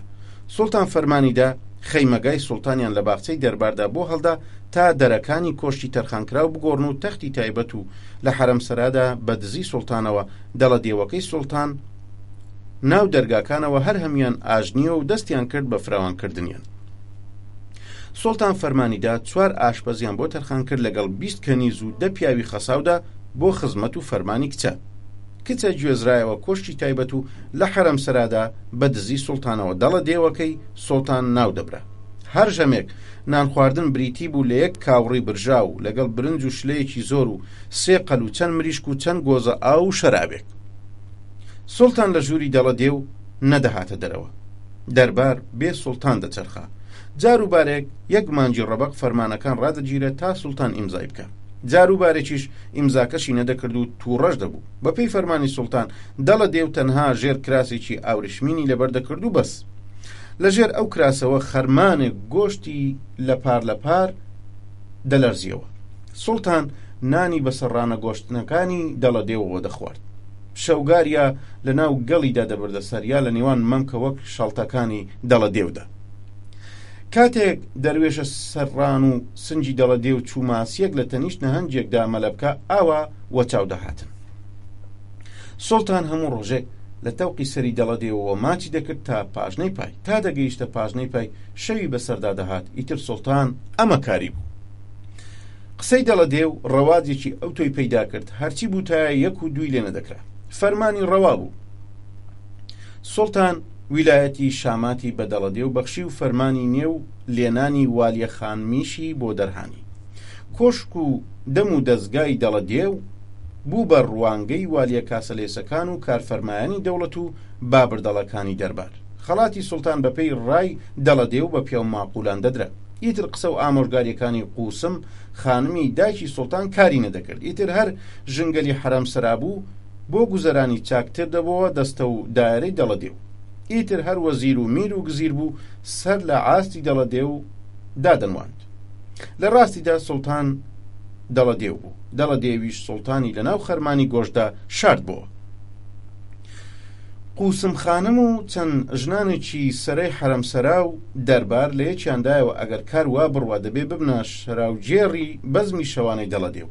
پێکەوە کەوتنە ڕاوێژ و بیر و ڕاو تەکبیر کە چی بکەن و چۆنی لەو ئافاتە ئاسمانیە ڕزگار بن. هەرچیان دەکرد دەڵە دێو لە بەرچاوی سوڵتان بخەن و مەیلی کەمتر بکەنەوە بێکەڵک بوو. بەڵکو بە پێچەوانەوە ئەمڕۆ لە سبەینێ شیفتەتری دەڵە دێو دەبوو. دوعا و جادوش کاری تێ نەدەکرد. ئاشپەزخانەی تایبەتی هەبوو دەرمان خوارد نەدەکرا. هیچی نەدەخوارد تا سوڵتان چێژی نەکردایە. ئیتر هەر بیرێکیان دەکردەوە نەدەگەیشتنە ئاکامێک. تا ڕۆژێک قوسم خانمی دایکی سوڵتان چوو بۆ لای سوڵتان و گوتی لەبەر ئەوەی دەمەوێت ساردی لە نێوان والیە خانم و ژنانی حەرەمسەرادا نەیەڵم وا بەزمێکم ئامادە کردووە دەمەوێت لە کۆشکەکەی خۆم دەبیجێڕم تا ئەو ساردی و ناکۆچەی نێوان والیە خانم و خانمەکاندا نەهێڵم. سوڵتان نەختێک منجەمنجی کرد و اینجا بە دوودڵیەکەوە گوتی ئەی چۆن؟ بۆچی ئەی چۆن؟ ئاخردایە تۆ زۆر سەیری والیە خانمی لای من وەک هەر ئافرەتێکی دیکە نییە. ئەمجا قاقا چوو بە پشتا و بەدەست ئیشارەتێ بۆ دایکی دەکرد و پێ دەکەن دەیگوت ئەم دایکی منە چەند سەیرە بیری لەوە نەکردوتەوە والیە خانم ناڕواتە دەرگاکانی کۆشکەکەیدا. دایکی سوڵتان بە مەکرێکی ژنانەوە هاتە پێشەوە گوتی خدا سێوری سەری سوڵتانمان لەسەر لانە بە. دایکت دەمێکە بیری لە خۆشببختی سوڵتان کردوتەوە کۆشاوە ئەوەی سوڵتان پێی شاد دەبێ بیکە. من زمانێکە دەرەکانی کۆشکەکەم فراوان کردوتەوە تا والیە خانمی پێدا بڕوە. سوڵتان جێلانە سەیرێکی دایکی کرد و منداڵانە گوتی باشە بە مەرجێک دڵی نێشێنن. والیە خانم گەلێک دڵناسک و زەریفە. دایکیشی بەڵێنی پێدا کە بە دڵی ئەو ڕفتار بکە. بە شەویدا والیە خانم بەرەو کۆشتی قوسم خانمی دایکی سوڵتان وەڕێکەوت. هەر لە دەرگاوە نەوای گەرمی مۆسیقا دەهاتە گوێ. بۆنی بخور و عەتری جۆرا و جۆر لە ئاسماندا شەپۆڵی بوو. خۆی لە کەپوو دەخشاند و ناخی دەبزواند. بەگەیشتنی والێ خانم بەزم دەستی پێکرد و ڕامشکەران سەمای هەوەس ئەنگێزیان لە تالاردا ئارام گەرمتر دەکرد. شەرا و جێڕانی گوڵگۆنا بادەیان بەنازەوە تێکەڵ بە جوولانەوەی مەوزون و ئاهەنگی سازەوە دەدا بەدەستەوە. ئیتر هەر هەنگامەیەک نرابوایە لنگەی نەدەبینرا. والێ خانم چەند گۆزە شەرابی نابی خواردبەوە و شەنگوڵ و سەرخۆشی و سەرسەنجین دەهاتە بەرچاو. داکی سوڵتان لە مێژە 20 زەلامی بازوڵە ئەستوری بە گوریسەوە ئامادەکرد بوو. لە نێو گەرما و گەرمی بەزمدا 20 قوڵە ڕەشی خەسا و بە گوریسەوە پەلاماری والێ خانمیاندا و ڕەمان بەسەر و مل و دەست و پایدا. والێ خانم کە دەینەڕاند پەنجەرەکان دەلەرزینەوە تا یەکێک لە قوڵە ڕەشەکان بەسەردەمیەوە دانیشت. کار لە کار ترازا بوو. دوای کێشەیەکی زۆر و فەرتەنە و بیگرە و دەریمەکەیەکی فراوان 20 قوڵە ڕەش توانیان دەڵە دێ و بخنچێنن. هەر بەو شەوە دایکی سوڵتان کەوتە پێشنانی حرەمسەرا بە قژڕنین و شیوەن و گریانەوە خۆیان گەیاندە سوڵتان و بەدەم زاریەوە جێڕایانەوە. بەڵێ والێ خانم هێندە شەرا و خواردنی خوارد هات بەلادا و دڵی وەستا. بە بیستنی مەرجی دەڵە دێ و سوڵتان لە تاوە هات بەلادا و بورایەوە. ئیتر سوڵتان ئیبراهیم هەر بەناو زیندە بوو. 3 مانگی ڕەبەق لە کۆشکەکەی دەڵە دێ و نەڕۆیشتە دەرەوە. پەژارەی مەرجی دەڵە دێ و هاڕی بووی بەسەر یەکدا. تا لە ساڵی 1648 زاینیدا دوای تێپەڕبوونی 3 مانگ بەسەر خنکاندنی دەڵە دێودا لەسەر بڕیار و پیلانی داکی سوڵتان سوپا دژ بە سوڵتان هەستان و لە هەمان کۆشتی دەڵە دێودا بەپەت سوڵتانیشیان خنکاند.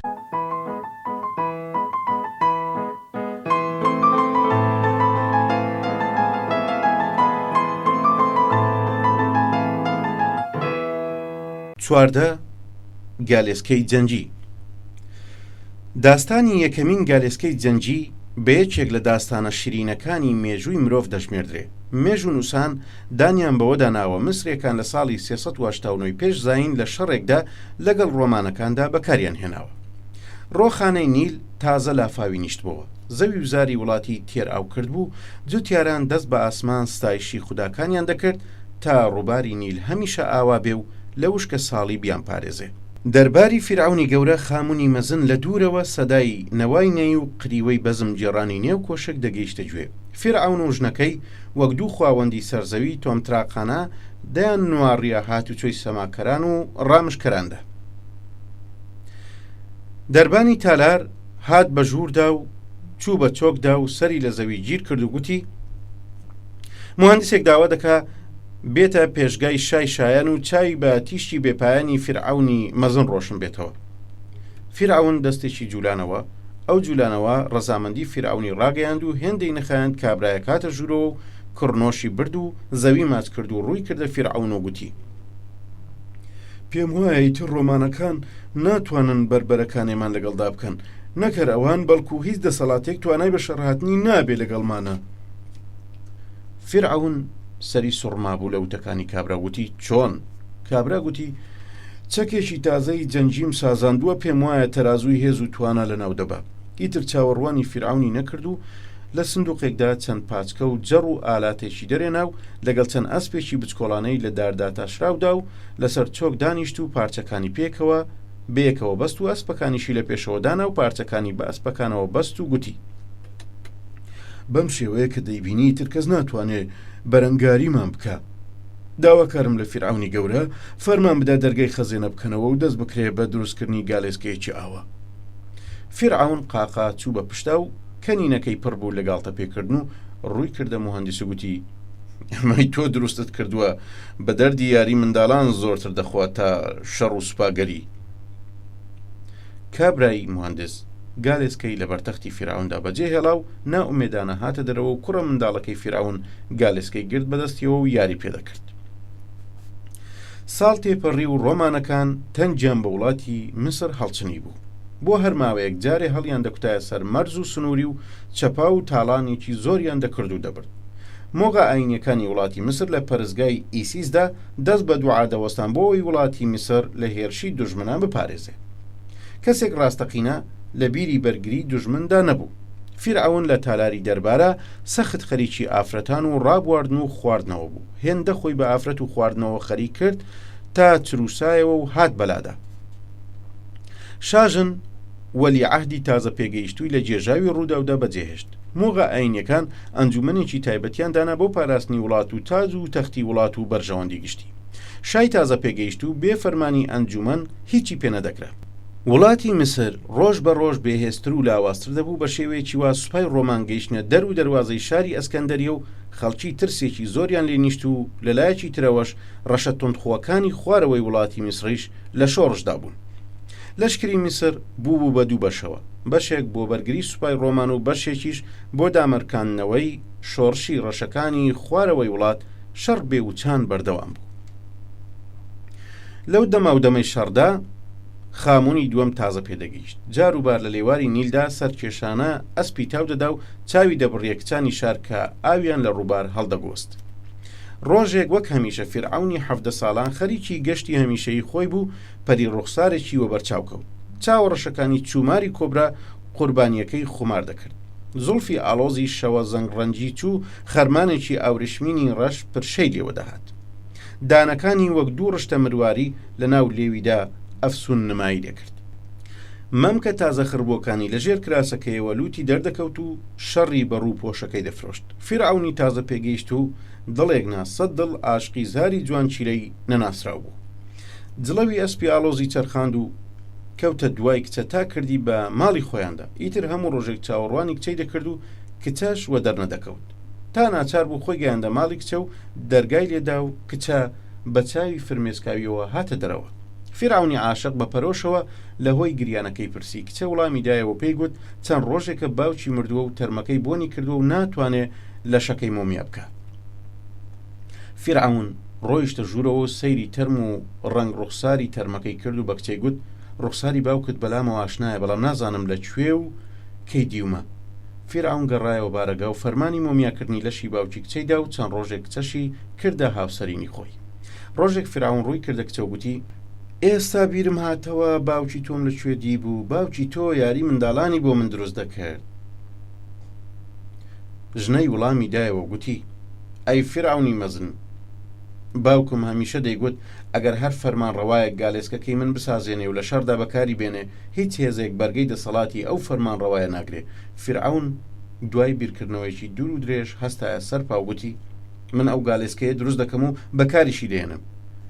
بێتامۆڵ فەرمانی دا مهندسەکانی وڵاتیان کۆ کردەوە و نمونەی گالێسکە بچکۆڵەکەی خستە بەردەستیان و گوتی بێتامۆڵ دەمەوێ تا دەتوانن لەم نمونەیە بسازێنن. لە ماوەیەکی کەمدا سەدان گالێسکەی جەنگیان سازاند و خستیانە ژێر فەرمانی لەشکرەوە و درا بەدەستی دلاوەرانەوە. ڕۆمانەکان تەنجیان لە شاری ئەسکەندەریەی هەڵچنی بوو. شار چارەی بۆ نەمابەوە. ئەمڕۆ ناسبەی هەر دەبوایە خۆی بدا بەدەستی دوژمنەوە. لە پڕسوپای فیرعەونی بە گالێسکەی جەنجیەوە پەلاماری دوژمنانیاندا و مێگەل و گورگە ئاسا نیشتە ناو ڕۆمانەکان و کوشتارێکی بێژماریان لێکردن. ڕۆمانەکان هێندە خۆیان پێڕانەگیرە، زۆربەیان کوژران و زۆریشیان بەدیل گیران. بەم جۆرە بۆ یەکەمین جار گالێسکەی جەنجی لە شەڕدا بەکارهێنرا.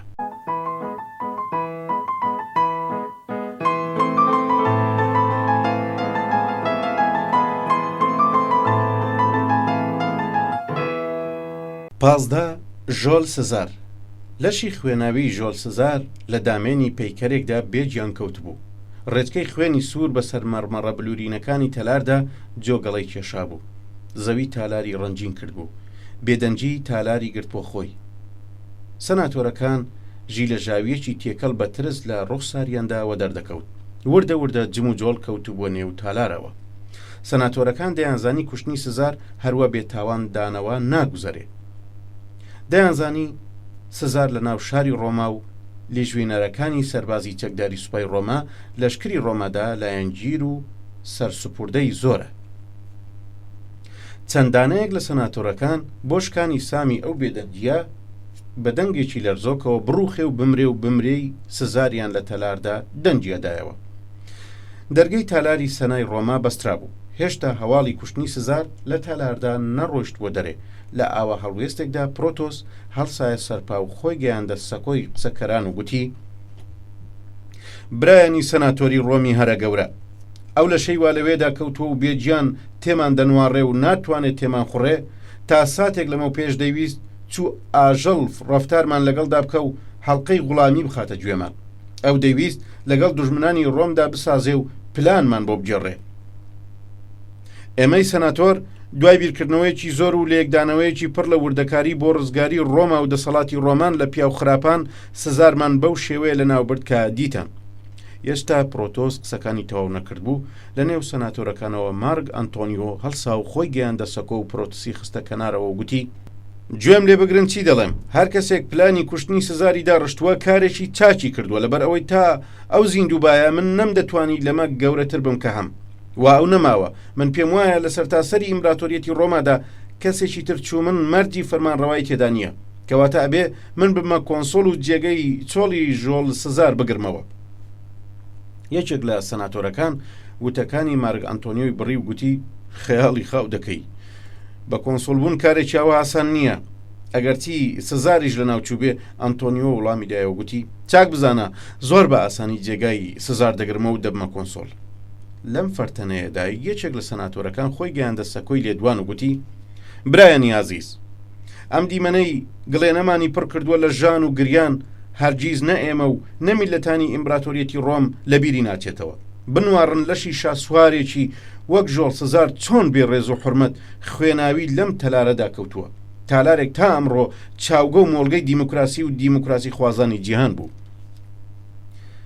ئەوانەی کوشتنی سزار دەکەنە دەست پێچ و دەم لە ئازادی میلەت دەکوتن، پێم وانە لەمە زۆرتر بتوانن ئێوەی خاوەن ویژدان و نوێنەرانی میلەت هەڵخەڵەتێنن. کوشتنی سزار دەستکیسەی چەند پلانجێڕێکی سوودپەرست و چنگ خوێناویە. ئەوانەی دەستیان بە خوێنی سزارەوە ڕەنجینا دەبێ بگەنە سزا. هێشتا قسەکانی تەواو نەکرد بوو کۆمەڵێ سەناتۆر هاتنە خڕۆش و بەڕقوقینەوە بەرەنگاری پرۆتۆس و کاسیۆس بوون. ئەوانیش لە پێشدا پێشبینی ئاوا پەلامارێکیان کرد بوو. چەند سەربازێکی شمشێر بەدەستیان لە پشتی تەلارەکەەوە شاردبووە بۆ هەڵوێستێکی ئاوە. لە پڕ سەربازەکان بەچەکەوە هاتنە ناو تەلاری سەناوە و چوار دەوری پرۆتۆس و گاسیۆسیان گرت و ڕۆیشتنە دەرەوە. هێشتا کوشتنی سزار لە شاردا بڵاو نەبوو بووە. دایکی کاسیۆس ئۆکتایۆس بە هەر گرفتارێک بوو هەواڵی کوشتنی سزاری گەیاندە کاسیۆس. ئۆکتایۆس کە لە شاری ئاپۆلۆنیادا دەژیە. پەیامبەر خۆی گەیاندە دەر و دەواازەی کۆشتی ئۆکتایۆس و دای لە دەرگا و خزمەتکارێک هاتە دەمیەوە گوتی فەرموو دەمەوێت ئۆکتایۆس ببینم. ئۆکتایۆس ناتوانێت بتبینیە، لەگەڵ مامۆستاکەیدا خەریکی دەرس خوێندنە. پەیامبەر وتی بڕۆ پێی بڵێ نامەیەکی گەلێک گرنگم لە شاری ڕۆماوە بۆ هێناوە. خزمەتکار ڕۆیشت و ئازا هاتەوە و پەیامهێنەری لەگەڵ خۆیدا بردە ژوورەوە. ئۆکتایۆس نامەی کردەوە تا خوێندیەوە سەرسامتر بوو. لە نامەکەدا نووسرا بوو مارگ ئەنتۆنیۆ پرۆس و لەگەڵ کاسیۆسدا مامەڵەی هەڵکەوت و قارەمانی ئیمپراتۆریەتی ڕۆمانیان لە ناوبرد. هێشتا شاری ڕۆما بەم کوشتنەی نەزانیوە. ئەگەر سەر هەڵبڕی ڕوحی پاچی ژۆڵ سزار بە دیار سەرتەوە و داوای تۆڵەت لێ دەکات، جا ئیتر هیچ درەنگ نەکەی. ئۆکتایۆس ڕووی کردە پەیامهێنەر و گوتی بەلەمت هەیە؟ بەڵێ هەمە، بەڵام دەریا هێندە ئالۆزە شەپۆڵەکانی چنگ لە هەور دەکوتن. جگە لە ئالۆزی دەریا ئەگەر دزە دەریاییەکان بزان وا سزار لە ناوچووە چەپا و تەڵان دەست پێ دەکەن. ئۆکتایۆسی ناردی بە دوای دوو کەسی باوەڕپێکراوی خۆیدا بە ناوی ئەگریپا و مەسیناس.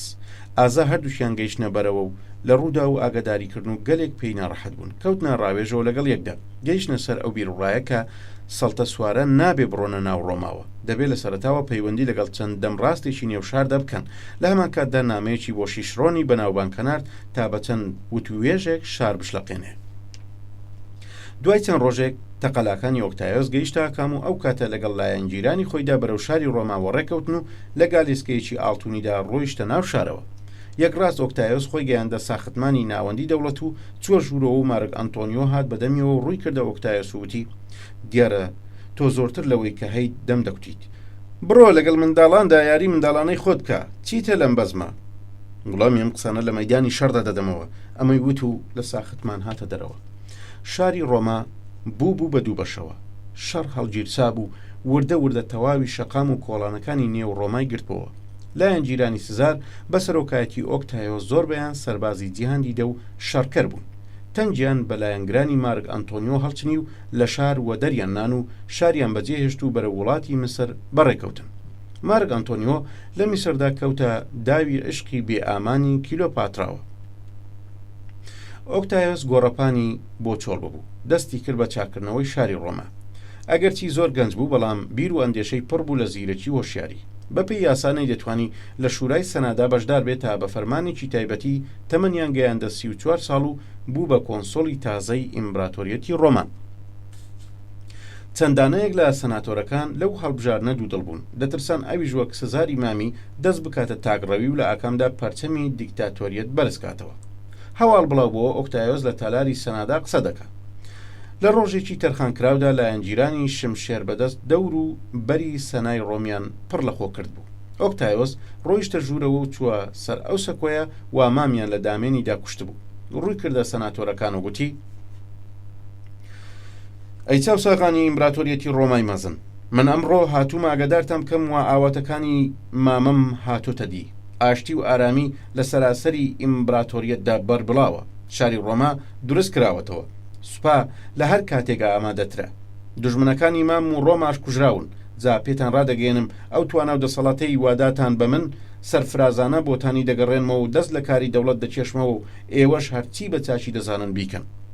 ئەمەی وت و لە سەکۆ هاتە خوارەوە تا لە تالار بڕواتە دەرەوە. سەناتۆرەکان هێرشیان بۆ هێنا و دەوریان گرت و نیان هێڵا بڕواتە دەرەوە و یەکێک لە سەناتۆرەکان قونیە سەرسەکۆ وتی: ئێمە بەم کشانەوەی ڕازی نین، هێشتا کاروبارە زۆر لە پێشە تا ئەنجامی بدەیت. وەزە یاخیەکانی سەرەوەی ئیمبراتۆریەت لە تاڵان و کوشتنی خەڵکدا هەر بەردەوامن. مارگانتۆنیۆ لە مسردا ڕۆیشتۆتە سەرتەخت و پولێکی سۆر بۆ ڕۆما نانێرێ. ئەمانە ئەرکێکە کەوتۆتە ئەستۆی تۆ دەبێ ئەنجامی بدەیت. لەسەر داوای تەواوی سەناتۆرەکان دیسان فەرمانڕەوایی گرتەوە و ئەستۆ هەر لەوێدا نامەیەکی نووسی بۆ مارگ ئەنتۆنیۆ بەم مانایە: یا دەبێ باجی وڵاتی مسر هاواڵە کات و پەیڕەوی ئیمبراتۆریەتی ڕۆما بێت یا شمشێر. لەلایەکی ترەوە سوپای دەریایی لە بەندەرەکاندا کۆ کردەوە. ئەنتۆنیۆ بە یارمەتی کلیۆپاترا سوپایەکی زۆریان ئامادەی شەڕی ئۆکتایۆس کرد و چاوەڕوانی هاتنیان دەکرد. هێندەی پێنەچوو دوو سوپای دەریایی بەرامبەر یەک ڕاوەستان، بەڵام تۆفان و باران مۆڵەتی شەڕی نەدا تا ئاسمان ئارام بووە. شەڕ هەڵگیرسا چەپ و ڕاستی سوپای ڕۆما بەدەست ئەگریپا و سیناسەوە دەچەرخە. ئۆکتایۆسیش لە ناوەڕاستەوە هەڵمەتیان کوتایە سەر هێزی مارگ ئەنتۆنیۆ و کلیۆپاترا. شەڕێکی خوێنین دەکرا تا لە ئاکامدا زۆربەی کەشتیەکانی سوپای میسر شکێنرا و بەزی. ڕۆمانەکان سەرکەوتن و مارگ ئەنتۆنیۆ نەیتوانی ئەو بەزینە بەخۆ بسەلمێنێ تا لە تاوە جەرجی خۆی هەڵدڕی و خۆی کوشت. کلیۆپاترایش لە تاوی مەرجی ئەنتۆنیۆ بەدیل گیرا و لەشی خۆی مارانگاز کرد و جیهانی پڕدەردەسەری بەجێهێڵا و بەم شێوەیە ئۆکتایۆس فەرمانی سەنای ڕۆمای بەباشی ئەنجامدا.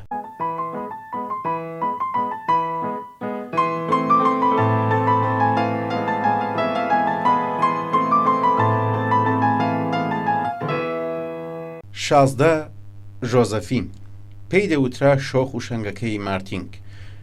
ئەشهەدوش هەرچیان پێوتایە پێی دەکەوت. ئەو جوانکیلە و نازەنین ڕوخسار بوو، خوێن گەرم و شیرین ڕەفتار بوو. لەو دوورگەدا ناوباوی جوانکیلەی گەیشتبووە گوێی هەموو کەس.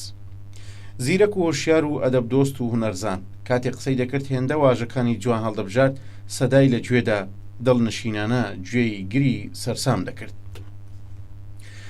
جوانی پەری ڕوخساری دوورگەی مارتینگ لە پانوپۆڕی دوورگەکانی دەریای هیندی ڕۆژاوادا دەما و دەم کەوت بوو. سەر لە بەیانیەک هەتا و هەوا ئاسمانی دوورگە ژۆزەفینی خستە کەلکەڵەی پیاسەکردن و گەردشەوە، زۆر دوور نەکەوت بۆەوە لە ژێر درەختێکی بامبۆی زەلامدا چەند کچ و کیژۆڵەیەکی لە شتەنک و خوێنگەرمی وە بەرچاو کەوت، دەستیان بەنۆرە بۆ پیرەژنێکی سەر و زوڵف ئاڵۆز درێژ دەکرد و ئەویش داهاتووی بۆیان دەخوێندەوە. ژۆزەفین وەک هەر کچێکی دەمی بەخت حەزی دەکرد بزانێ ئایندەی چی دەبێ و چی بەسەردادێت، ئەگەرچی هێندە باوەڕی بە فالگر و ئەفسون و ئەفسانە نەبوو. لە پیرەژن نزیک بۆ ئەویش وەک کچانی تر دەستی درێژ کرد و لەپی بۆ پیرەژن کردەوە. پیرەژن لەسەر خۆ دەینوارڕیە لەپی جۆزەفین و تا وردەبەوە سەرسامی زۆرتر دەیگرت و چاوی زەقتر دەبەوە و لێوە لەرەی پێدەکەوت. ژۆزەفین ئیتر خۆی نەگرت و بەپەلا بە پیرەژنی وت: ها دەبڵێ چی دەبینی؟ پیرەژن وەک لەگەڵ خۆیدا بدوێ لەسەر خۆ وەڵامی دایەوە: لە ژیانی خاوەنی ئەم دەستەدا شتی زۆر سیر دەبینم، خۆشبەختی فراوان و بەدبەختی و ناکامیەکی زۆریش. ژیانی داهاتوی تۆ پڕە لە گوڵی ڕەنگا و ڕەنجی بۆن خۆش و دەرک و داڵی نوکتیش، پڕە لە کەنین و گریان، پڕە لە قاقا و گاڵە و ناڵە. ژۆزەفین بە قسەکانی پیرەژن کەنینی داهات و دەیوت: ئێ چیتر؟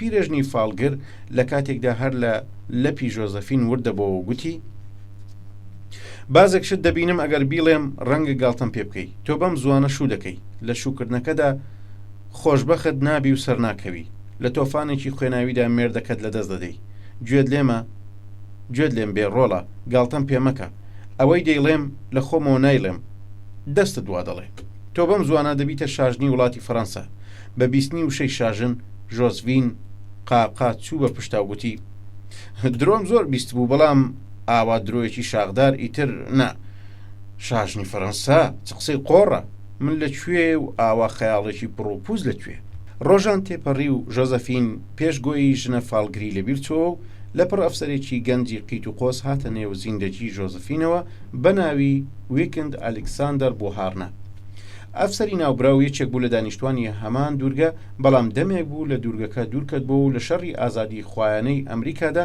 دژ بە ئینگلیزەکان دەجەنگە شەڕ بڕابۆ و ئەویش گەڕابۆ سەردارایی بە جێماوی باوکی بیر و ڕای ئازادی خوازانە و قەد و قامەتی پیاوانەی بۆهارنە ژۆزەفینی نەرم کرد بوو ڕوخساری پەری ئاسایی ژۆزەفین بۆهارنەی سەرکێش ڕام کرد بوو زۆری نەخایەن دوو دڵدار بوونە ژن و مێرد و بار و بنەیان ڕێخست و بەرەو شاری پاریس دەریایان شەق کرد لە ساڵی یەکەمی ژن و مێردیاندا بوونە خاوەن کوڕێک و لە ساڵی دووەمیش کچێکیان بوو لەو دەمەدا شاری پاریس بە جۆلانگای ڕابواردنی جیهان دەژمێردرا خەڵکی شاری پاریس تا گردنیان نیشتبوونە نێو ڕابواردنی جۆرا و جۆرەوە هەر پیاوێک ئازایی و دەمڕاستی و کەسایەتی بە زۆری دۆستەی ژنەکانیانەوە هەڵدەسەنجێنرا بۆهارنەش وەک هەر پیاوێکی ئەو دەما لە زەوار وەجێ نەما وردە عیشق و عەلاقەی لەگەڵ ژۆزەفیندا کەم بووە تاوای لێهات هەر شەوێک لە باوەشی ئافرەتێکدا دەیگوزەران شەو زندوداری و شەرا و قومار و ڕابواردن و تەمەڵی و خۆشبەختی ژۆزە و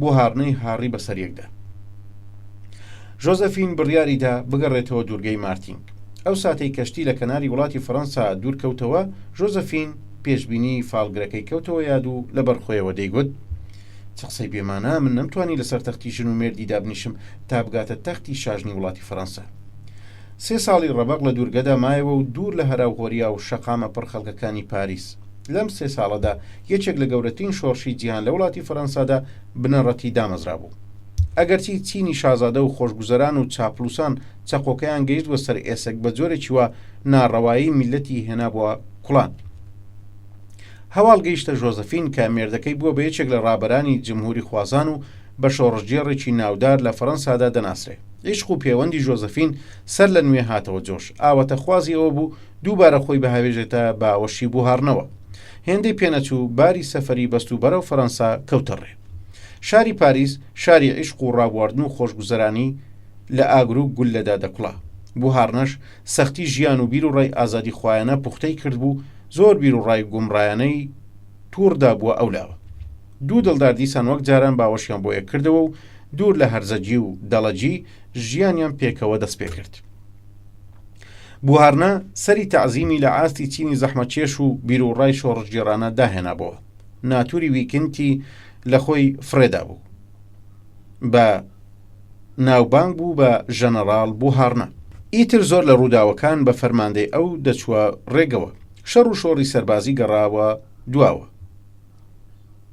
بوهارنە یەکێک بوو لە ناودارانی شۆڕش بەسەر ئەوەشدا هەستی بە ئارامیش نەدەکرد شۆڕش بێڕەحمانە خوێنی دەڕژان گیوتین مەقسەلە ڕۆژێ سەدان ناودار و بێناوی بێسەر دەکرد شاو شاژنیش دەمێک بوو سەر بڕابوون شۆڕش هەمیشەوا بووە تە ڕوشتی وەک یەک تیادا دەسووتێ میلەتێک تا دوێنێ ژێردەستە و زوڵم لێکراو داهاتە بەرچاو بۆ ئێستا چاوساغەکانی کەمێک بەزەیان بە ژێردەستەکانیاندا نایەتەوە ژنانی ناسراوی وڵاتی فەڕەنسا هەرکە لە دەرگای ماڵ دەدرا دڵ لە سینەیاندا داهاتە ترپەترب ڕۆبیسبێر فەرمانڕەوایی بە خوێن دەبرد بەڕێگەوە بەرە بەیانێک کابرایەکی کەوشدرو دای لە دەرگای ماڵی ژنەڕەڵال بوهارنە و گوتی من ناوی ژەنەڕاڵم لە لیستەی ڕەشدا چاو پێکەوتووە تکایە هەرچی زووترە ژەنەڕاڵ خۆی ڕزگار بکە بوهارنە کە بەو هەواڵە ئاگادارکرابوو بە هیچ جۆرێک نەترسا و خۆی نەشاردەوە هەرچی ژۆزەفین کۆشا و تەقاڵای کرد بێسوود بوو لە نیوەڕۆیەکدا یاساوڵەکانی ڕۆبسپێر دایان لە دەرگا و بوهارنەیان لەگەڵ خۆدا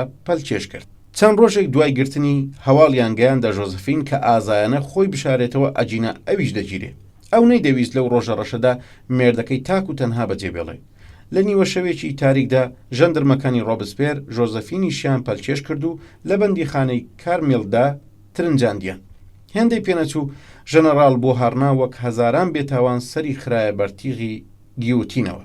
هەمان ڕۆژ کە بڕیار درابوو ژۆزەفین و چەند ئافرەتێکی ناسراوی دیکە بدەن بەدەم گیوتینەوە، ڕۆبسپێریان قۆڵبەست کرد و دایانە دەمتیغی گیوتنەوە. هەزاران بێتاوان لە مەرگێکی بێ ئامان ڕزگاریان بوو. چەند ساڵێک گوزەرا تۆفانی شۆڕش نیشتەوە. ژۆزەفین لەگەڵ ئەفسەرێکی تازە پێگەیشتوودا بوون بە دۆست و زۆری نەخایان بوونە ژن و مێرد. ئەو ئەفسەرە ناوی ناپلیۆن بۆناپارت بوو. بەم شێوەیە پیرەژنی فالگر هەرچی وت بوو هاتە دی.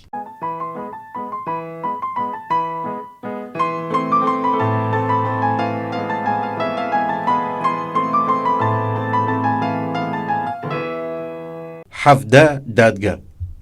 لە سەدەی پێنجەمی پێش زاین بار و دۆخ و دەسەڵاتی دەوڵەتی ڕۆمان کەوتووە هەراو کێشەیەکی زۆرەوە. پلان و دەسیسە و بربەرەکانێ و هەر کەسە بۆ خۆی لە نێو کارە بەدەستان و تێکڕای خەڵکدا بڵاو بووە. دەوڵەت مەجلیسی سەنای ئیمپراتۆریەت ئەنجومەنێکیان پێکهانی و بۆ چارەسەرکردنی ئاوا ئاشوفتە بازاڕێک و سنوورێکدانێن بۆ کەم و کورتی و دزی و نابەرابەرێ و دەغەڵی لێپرسراوانی نێو دەستگاکانی دەوڵەت و پیاوماقولانی سەنا کەوتبوونە جێژاوێکی بێ ئامانەوە. میلەت وەڕز بوو. بڕیاریاندا بێ چاوپۆشی ئەوانەی بەرژەوەندی گشتی لە پێناوی خۆدا دەشێرن بێ ڕەحم و بەزەیی دەبێ بیان هاڕن بەسەریەکدا بەپێی یاساکانی ڕۆما. یاساکانی ڕۆمایش بە جوانی ڕوون و ئاشکرا بوو ئەملاو ئەولاو پێچ و پەنای تێدا وەدی نەدەکرا. بڕێکی دیکەی سەناتۆرەکان تیشتر دەڕۆیشتن و دەیانگوت دز و دەخەڵ و پیاوی بێگانە و خۆفرۆش نابێ بیر و ئەندێشەی ئێمە ماندوو بکە و خۆمانی پێوە خەریک بکەین. چەند دانەیەک لەو نامەردانە لە گۆڕەپانەکانی نێوشاردا ئەگەر بکرێن بەداردا و با بیان شەچێنێتەوە خەڵکێکی زۆریان پێژیر دەکرێت و دەزانن لە داهاتوودا چۆن هەنگاو دەنێن. یا هەر نەبێت چەند دانەیەکیان شاربەدەری دیار و وڵات بکرێن تا بۆ هەمیشە بێوەتەن بمێننەوە. ئەم بیر و ڕایە لەگەڵ ڕەوشتی پڕ لە دیموکراسی شورای سەنای ئیمپراتۆریەتی ڕۆمادا نەدەگونجە. جا بڕیاریاندا دادگایەکی پاک و خاوێن و چالاک و نەترس لە چەند دادیارێکی بەناوبانگدا دابنێن و بۆ سەرۆکایەتی دادگاش بۆ تیۆسلۆسیۆس پرۆتۆسیان هەڵبژارد. دادگا لە گۆڕەپانی ناوشاری ڕۆمادا دامەزرا و پرۆتۆس بە سەرسەکۆیەکی بەردینەوە چوو هەڵۆیەکی پیر لی دانیشت و دەستی کرد بە ڕەوا و فەرماندانان و پاک و پیسکردنی تۆمەت پێکراواندا. وەک هەمیشە خەریکی فەرمانڕەوایی دادگا بوو بۆ 3 جار ناوی پرۆتۆس خوێزایەوە. کاتێک خەڵکەکە گوێیان لەو ناو شۆڕەتە بوو بەلایەنەوە بوو گوێیان دەزرینگێتەوە. پرۆتۆس بنەماڵی پرۆتۆس لە ڕوانگەی تەواوی چینەکانی میلەتدا جگە لە شوورەتی چاچی و خزمەتگوزاری ناتۆرێکی تریان بە شوێنەوە نەبوو. چۆن دەگونجێ 3 کوڕی پرۆتۆس ئەویش بە جارێک بە تۆمەتی بێگانە پەرستی بهێنرێنە دادگاوە.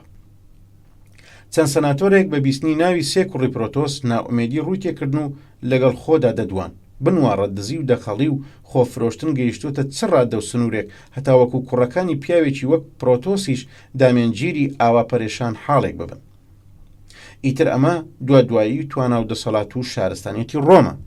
چەند کەسێک لە سەناتۆرەکانیش بە بیستنی ناوی کوڕانی پرۆتۆس کەوتنە چپە و لێکدانەوە. ئاخۆ پرۆتۆس دەبێت چی بکە و چۆن هەنگاو بنێ و چ جۆرە بڕیارێک بەسەر جگەر گۆشەکانیدا دەدات. بڕێکی دیکەوا تێدەفکرین پرۆتۆس لە سەرسەکۆی فەرمانڕەوایی دێتە خوارەوە و لە دادگا دەکشێتەوە. کۆمەڵێکی تریش دەیانوت ئەگەر هات و تۆمەتەکانیان ساف کرایەوە داوای لێ دەکەین تەنها لە وڵات دووریان بخاتەوە و لەوە قوڕستر بڕیاریان بەسەردا نەدات. ئیتر دەوترا لەپڕ نەقارە و سەرناو کەڕەنای بێدەنگ بوون بە لێدرا و خەڵکەکە بێدەنگ بوو بۆ بیستنی تۆمەتی کوڕەکانی پرۆتۆس لەسەرخۆ بە هەنگاوی ئارام و پتەوە بەسەر پلە مەرمەڕینەکاندا سەرکەوت و گەیشتە ژێر پەیکەر مەرمەڕینەکەی گورگە شیردەرەکەی ڕۆمۆلس و ڕۆمۆس. لەوێدا دانیشت و فەرمانیدا تۆمەتنامەی کوڕەکانی بۆ بخوێندنەوە. میرزا بنووسەکانی نێودادگا بەنۆرە تۆمەتەکانیان خوێندەوە.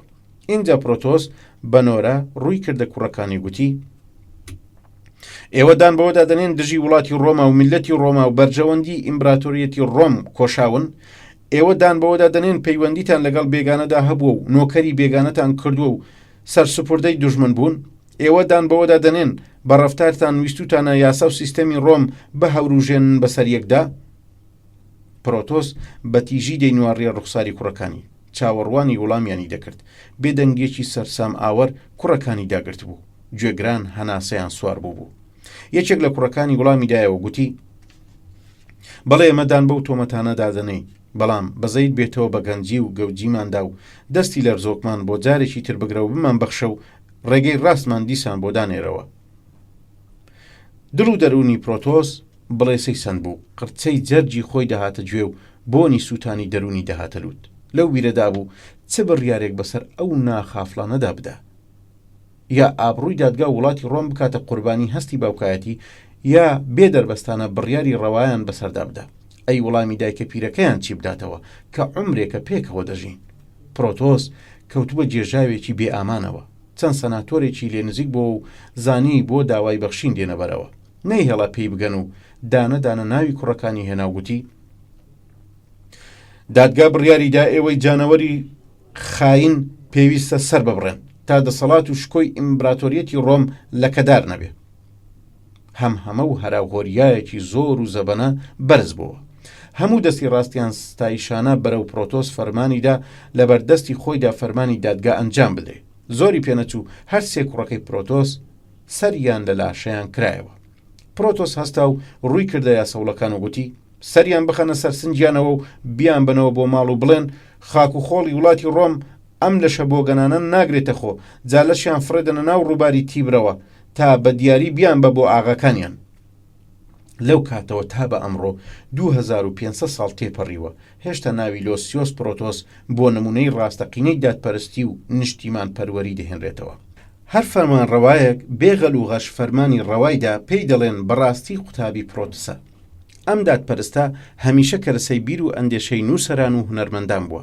تێبینی پرۆتۆس ناو لە ئیمبراتۆریەتی ڕۆمدا زۆر بواتە ئەوانەی ناویان پرۆتسە زۆرن ئەو پرۆتسەی پەروەردەی دەستی سزار قەیسەر بووە کە لە پشتەوە یەکەمین خەنجەری پیاداماڵی سزاریش لای لێکردەوە گوتی هەتاوەکو تۆش ئەی پرۆتۆس فاسیلێکی زەمانی زۆریان لەگەڵ ئەم هەڵۆ پیرەدا هەیە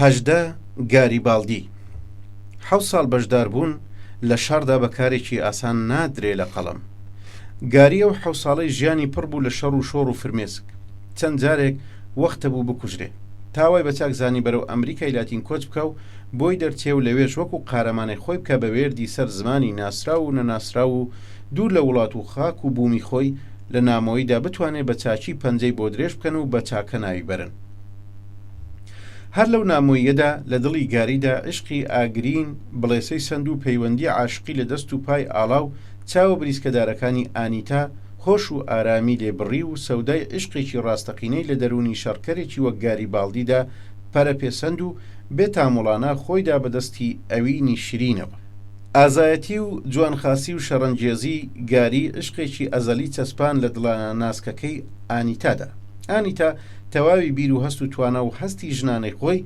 خستە ژێر فەرمانی عشقی دەرونیەوە وەک منداڵێکی ساوا دوور لە هەر لەیەکدانەوەیەک جگە لە بانگەوازی ئەوین نەبێ گوێی لە هیچ پەوتە و واتایەک نەدەگرت دوای ئارامبوونەوەی وڵاتی ئیتالیا گاری لەگەڵ ئانیتا بەرەو نیشتیمان گەڕایەوە و لە حەوش و بەرەیەکدا لەگەڵ دایکیدا ژیانیان پێکەوە دەبردەسەر گاری لەوانە نەبوو چاوی بە ناڕەوایی بکەوێ خۆی پێ کەڕ بکە دیسان لێ هەڵچۆوە و ڕۆیشتەوە ڕێزی حیزبی ئیتالیای نوێوە زۆری نەخایەند بوو بەڕابەری ئەو حیزبە و کەوتنە جموجۆڵ و جوولانەوەی تند و تیژەوە هاتنە سەر ئەو بیر و ڕایە هەڵکوتنە سەر شاری ڕۆما زۆریان لە یەک نەدایەوە و هەڵیان کوتایە سەر پایتەخت و کارێکی ئەو تۆیان پێنەکرا و لە شار وەدەرنران و بە شێوێکی بربڵاوانە کشانەوە و هەر بڕکە و کۆمەڵێکیان کەوتنە گۆشە و کەنارێکەوە هێندەی پێنەچوو دیسان گاری توانی ئەو تەفروتونایە گلیر بکاتەوە لەم هەرا و فەرتەنەیەدا ئانیتای جوانچیلە هەمیشە هاندەر و دڵ بەجێهێنەری گاری بوو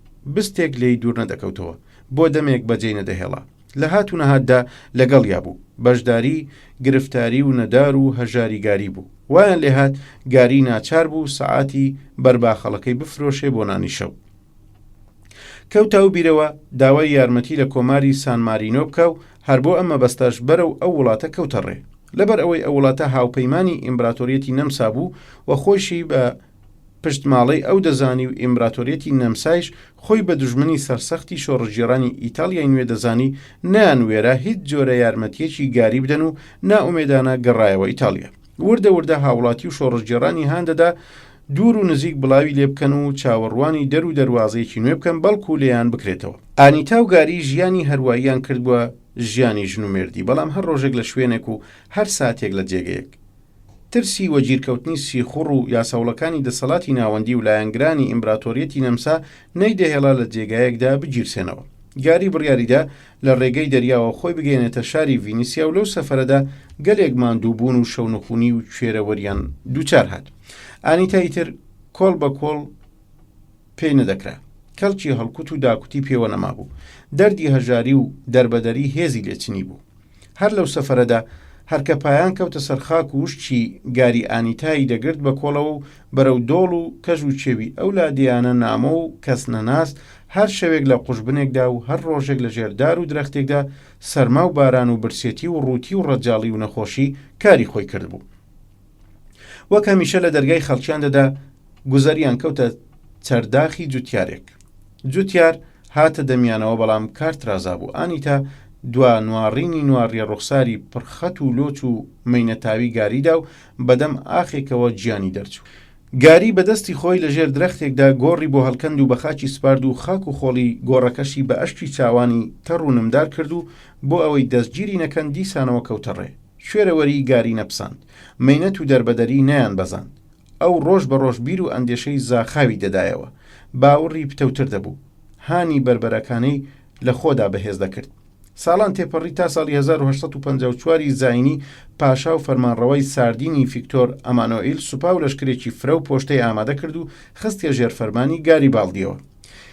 گاری بەیەک و دوو هێرشی بردە سەر سیسیل و ناپۆلی و هەردووچانی وەدەستێنا و ئازادی کردن. وردە وردە بەلایەنگیری میلەتی ئیتالیاوە بەرەو پایتەخت کەوتە ڕێ و زۆری نەخایەن شاری ڕۆماشی ئازاد کرد و لە دوژمنانی گەل و بێگانە پاچی کردەوە. لە ڕۆژی تاز لە سەرنانی ڤیکتۆر ئەمانۆئیلدا گاری چاوەڕوانی پاداشت و پلە و دەسەڵاتی نەدەکرد و بەرەو دوورگەی کابری کەوتە ڕێ. ئەو دوورگەی بۆ دوا ڕۆژی ژیانی هەڵبژارد. هێندە بیری لە ڕۆژانی خەم و خۆشی خۆی و ئانیتا کردەوە. لەو بیرانەدا تەپاوتلی کرد تا ئەویش لە ساڵی 1882 زاینی ئەم جیهانەی بەجێهێشت.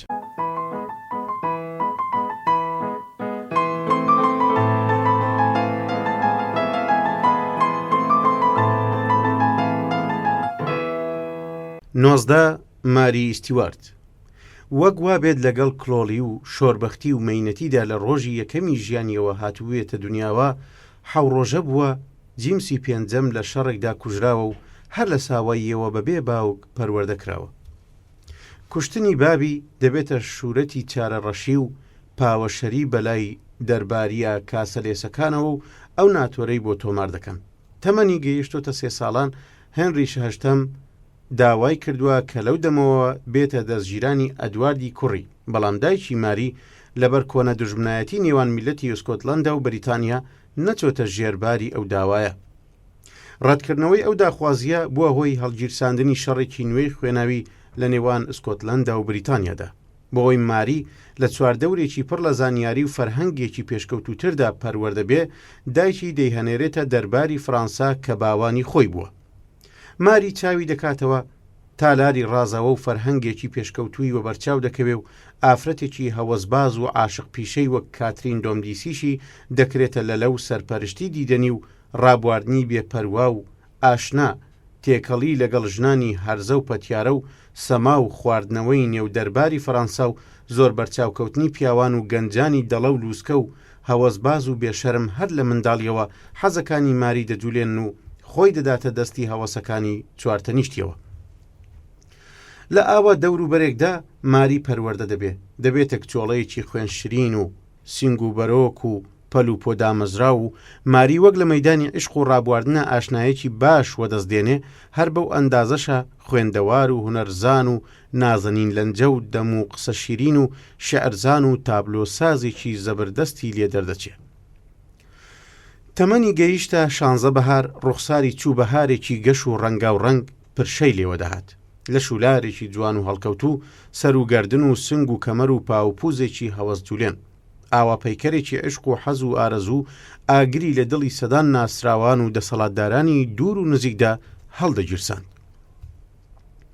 ئەگەرچی ماری قوتابی لەلەیەکی پەتیارە و هەرزە هەوەسێکی چووکاترین دۆمدیسی بووە و تەواوی ڕازەکانی عشق و حەزی ژنانەی بە چاچی زانیوە و بگرە مامۆستایانەش ئەو زانینەی بەکار بردووە، بەو ئەندازەشە لوودبەرز و دەماغ لە ڕەفتاریدا نواندووە و تا حەز و حاڵی حەزلێکەرانی بڵێسەدارتر و بێئۆقرەتر بکە. میراونووسان دەربارەی جوانی ماری زۆریان نووسیوە. ڕوونساری شاعیر لەم ڕۆوە دەڵێ ڕەنگی ڕوخسار و ڕووی ماری هێندە گەش و ساف و سۆڵ بوو کاتێک لێوەکانی شەراوی ئەرخەوانی دەخواردەوە مژەکانی شەراوی ئەرخەوانی لە گەردن و بینی مەمانیدا تارماییوە دەردەکەوت. چاوە هەوەسبازەکانی گڕ و گڵپە و حەز و مەستی خوماری دەخستە نێو ئەندێشەوە. سەرکێشانە کە زولفی چینچینی پەرێشان دەکرد بینەری دەچنی و نەیدەتوانی نەبێتە غوڵام و سەرسوپوردەی. ماری ستیوارت لە ئاوا هەڵهەلەیەکی جوانی و خانومانیدا دووچاری سەرگوزەشتەیەکی سەیر و پڕ دەردەسەر بوو. کاترین دۆمدیسی دەمڕاست و پلانجێڕی نێو دەرباری فەڕەنسا ماری هەڵبژارد تا ببێتە ژنی پاشای منداڵ و هەمیشە بیمار و بێپەلوپۆی وڵاتی فەڕەنسا. تا دوو دەربار و دوو وڵاتی فەڕەنسا و ئسکۆتلەندە لەژێر فەرمانڕەوایەکی یەکقۆڵیدا بەڕێوە بڕوە. دووتین فرانسی هەمیشە نەخۆش و تاداگرتووی بێتوانە نەیدەتوانی وەڵام دەرەوەی جۆش و خرۆش و هەرزەکاری و هەرزە هەوەسیەکانی ماری بێ. زۆری نەخایاند پاشای بیماری فەڕەنسا بەدەم تاوە بەرەو ئەو دنیا کۆچی کرد و ماری مایەوە بەبێ مێرد لەگەڵ دەسەڵاتێکی پاوان و پۆردا. شاژنی وڵاتی فەڕەنسا و ئسکۆتلەندە لە جێژاوی دوو حەزدا دەتلایەوە، حەزی دەسەڵاتداری و فەرمانڕەوایی و حەزی لەش و عیشق و ئەڤین. کاترین دۆمدیسی خۆی بە خاوەن ماف دەزانی، دەیویست سوڵتانی بڕیاری بەدەستەوە بێ و کاروباری دەربار و دەوڵەت لە ڕێگەی ئەوەوە بەڕێگەوە بڕوە. ماریش نەدەڕۆیشتە ژێربار. دڵی ماری لەو گوزەرگایانە نەبوو هەر کەسێک گوزەری پیاکە. ئەو لەو بوارە کەمێک سەخت و گیر و دژوار پەسند بوو. ڕێکەوت هەڵی خست لەگەڵ شازادەیەکی وڵاتی ئسکۆتلەندی بوونە ئاشنا و کەم خۆیدا بەدەستی عیشقی پاتۆلەوە و پاتۆلی پێدا و چەند زمانی بە چاچی دەزانی. فەڕەنسی و ئیتاڵی و لاتینی و بەڕەوانی گفتوگۆی پێدەکرد. بۆ خۆشی گەنجێکی دڵبڕ و پەسند ڕوخسار بوو. ماری یەک دڵنا 100 دڵ شیفتەی پاتۆل بوو. ساڵێک بەسەر مردنی شای فەڕەنسادا تێپەڕی بوو پیلانجێڕانی نێو دەربار هێندە پیلانیان بۆ ماری جێڕا تا تااقەتی چوو دەرباری فەڕەنسای بەجێهێشت و گەڕایەوە بەرە وڵاتی ئسکۆتلەندە. لە وڵاتی خۆشیدا لە هەمان ڕۆژانی یەکەمدا تووشی گیر و گرفت و دەردەسەریەکی فراوان هات. میلەتی ئسکۆتلەندە تێکڕا پەیڕەوی ئاینی کاسۆلیک بوون و ماریش پەیڕەوی پرۆتستانت. جگە لەمەش ئەو پەروەردەی دەرباری بێپەروا و بێبەندوباری فەڕەنسا بوو. بیر و ڕای نەدەگونجا لەگەڵ تێفکرینی چوارچێوەداری پیاوماقوڵانی دەرباری ئسکۆتلەندە. لە ڕۆژی یەکەمی هاتنیەوە دەستیان کرد بە بربەرەکانەی پەنهانی و سایکۆلۆژی بە ئاشکراو نەهێنی. لەو سەردەمەدا لە وڵاتی بریتانیادا شاژنێکی وەک ئەلیزابێس فەرمانڕەوایی دەکرد. ئەو زۆرتر لە پێویست دەمی لە پاکداوێنی و ڕەفتار ماقوڵی دەکوتا و دەم و دەستگاکانی دەوڵەتەکەشی لەم ڕۆوە پڕ و پاگەندەیەکی زۆریان بڵاو دەکردەوە. ئەم ناوباو بووە بەهۆی ئالۆزکردنی ناوداران و پیاو ماقوڵانی ئسکۆتلەندە. ماری درەختێک نەبوو بە هەر بایەک بێتە لەرزین. دڵی شەیدا و لەشپەتیارە سونعەتی ماری لە چاوی زەخی کۆنەپەرستانی دەرباری ئسکۆتلەندە نەدەترسا. دەرباری پڕ کرد لە شاعیرانی شیرینوتە و عشاقی هەرزە هەوەس و لووسکە و مۆسیقاژەنی جوانکیرە و خاوەن هونەر. بۆنی ئەگریچە و لەش و لاری ماری چەشنی وەبا دامێنگیری دوور و نزیک دەبوو. ئافەتێکی نابەوە. شازادەکانی هۆڵەندە و ئیسپانیا نۆرە بەختی خۆیان تاقی دەکردەوە و ماریش هەر یەکێک بە شێوەیەک دەستی ئەنا بەسنجیانەوە و دەیوت نە.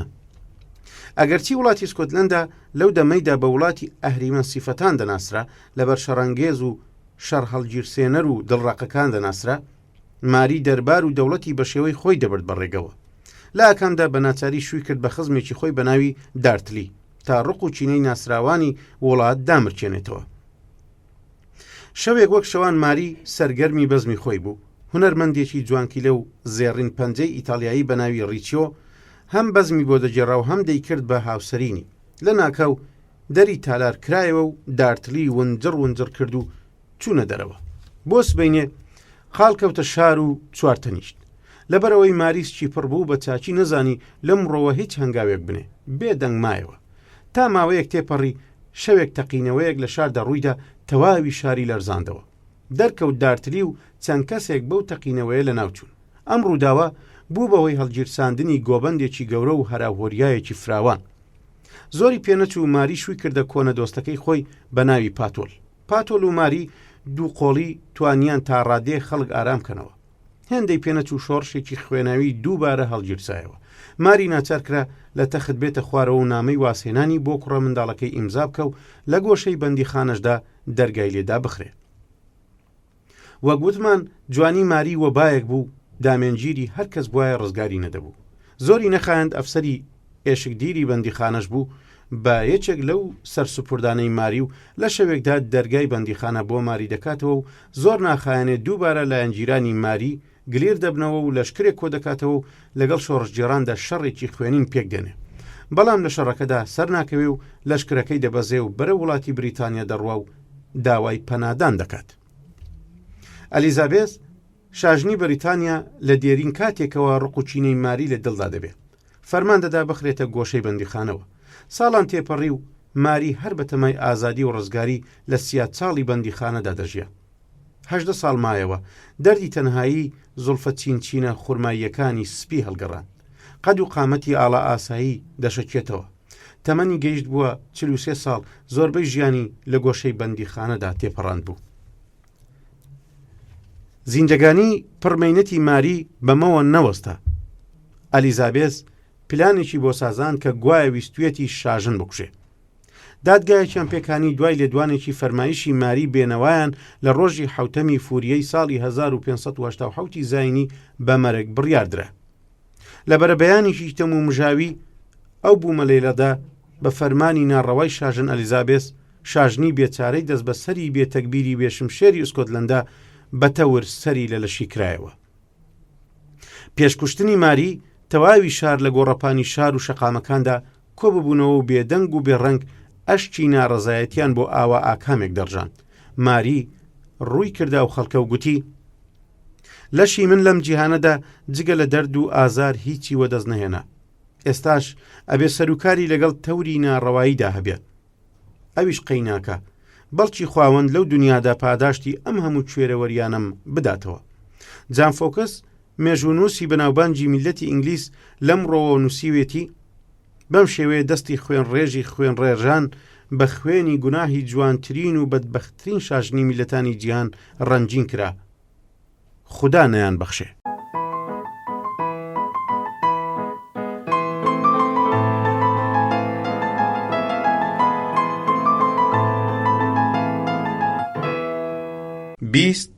مادام ڕۆلاند.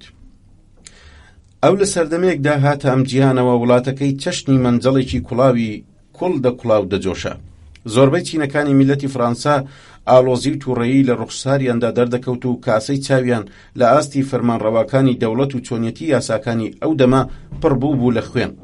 ئەو ناڕەزاییە موژدەی ڕاپەڕینێکی تێکڕایی دەدا. لە ساڵی 1754دا لە ئاوا ڕۆژگارێکدا ساوایەکی جوانکیلە لە بنەماڵەی فیلپۆن هاتە دنیاوە و لە دواییدا ناوباوی بە مادام ڕۆلاند دەرچوو. بابی ئەم کچۆڵە ناوی میسۆڕۆلان بوو لە بنەماڵەیەکی زۆر ناسرا و دەژمێردرا. دەستیشی باش نەدەڕۆیشت. ئەو لە کارخانەیەکی ئاوێنەسازیدا کاری دەکرد و شەوانیش سەخت خەریکی کۆبوونەوەی شۆڕژێرانە و لە تەقەڵای تێکڕاییدا بوو بۆ بە هاوڕێیارانی تێکۆشەری دژ بە ڕژێمی پاشایەتی بۆ یەک دەم نەدەوەستا.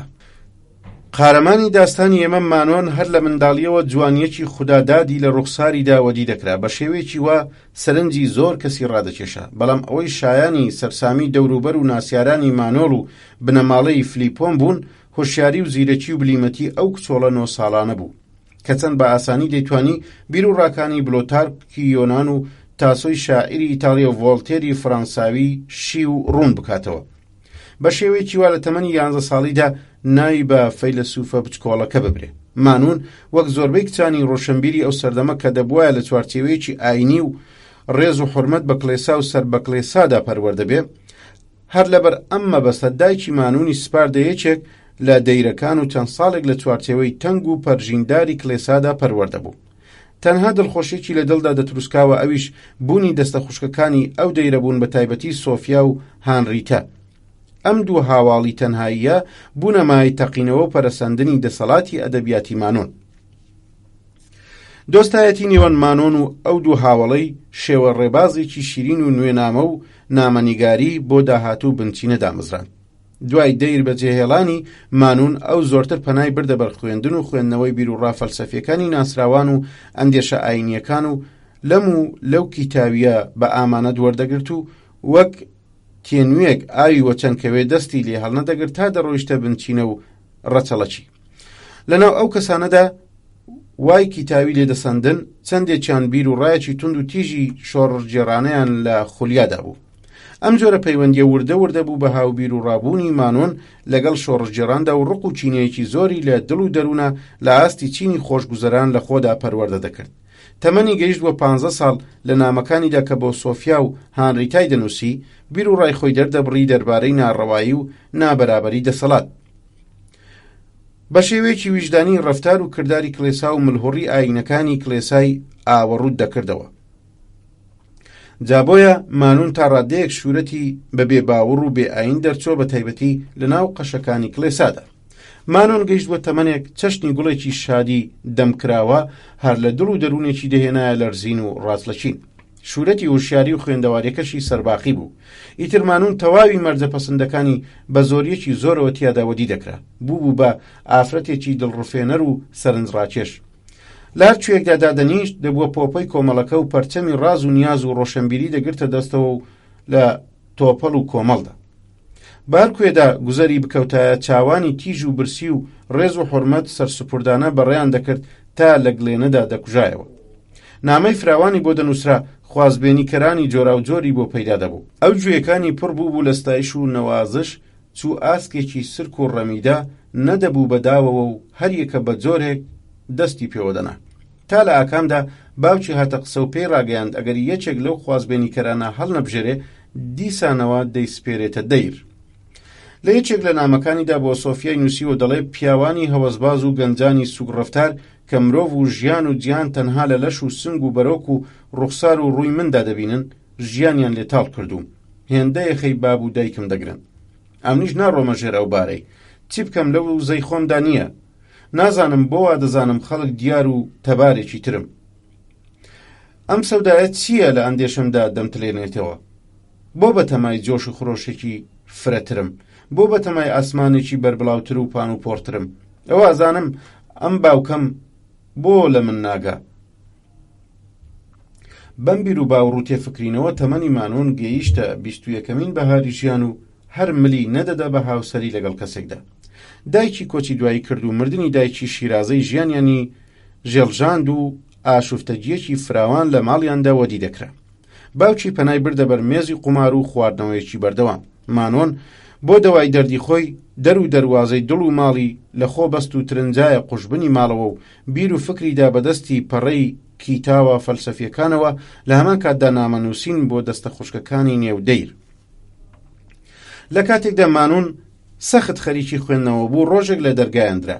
کاتێ مانون دەری کردەوە بینی کابرایەکی ڕەنگ زەردی بۆڵند باڵای ڕەقەڵ تەمەن 30 ساڵان هاتە ژوورەوە نامەیەکی لەلایەن هێنریتاوە هێنابوو.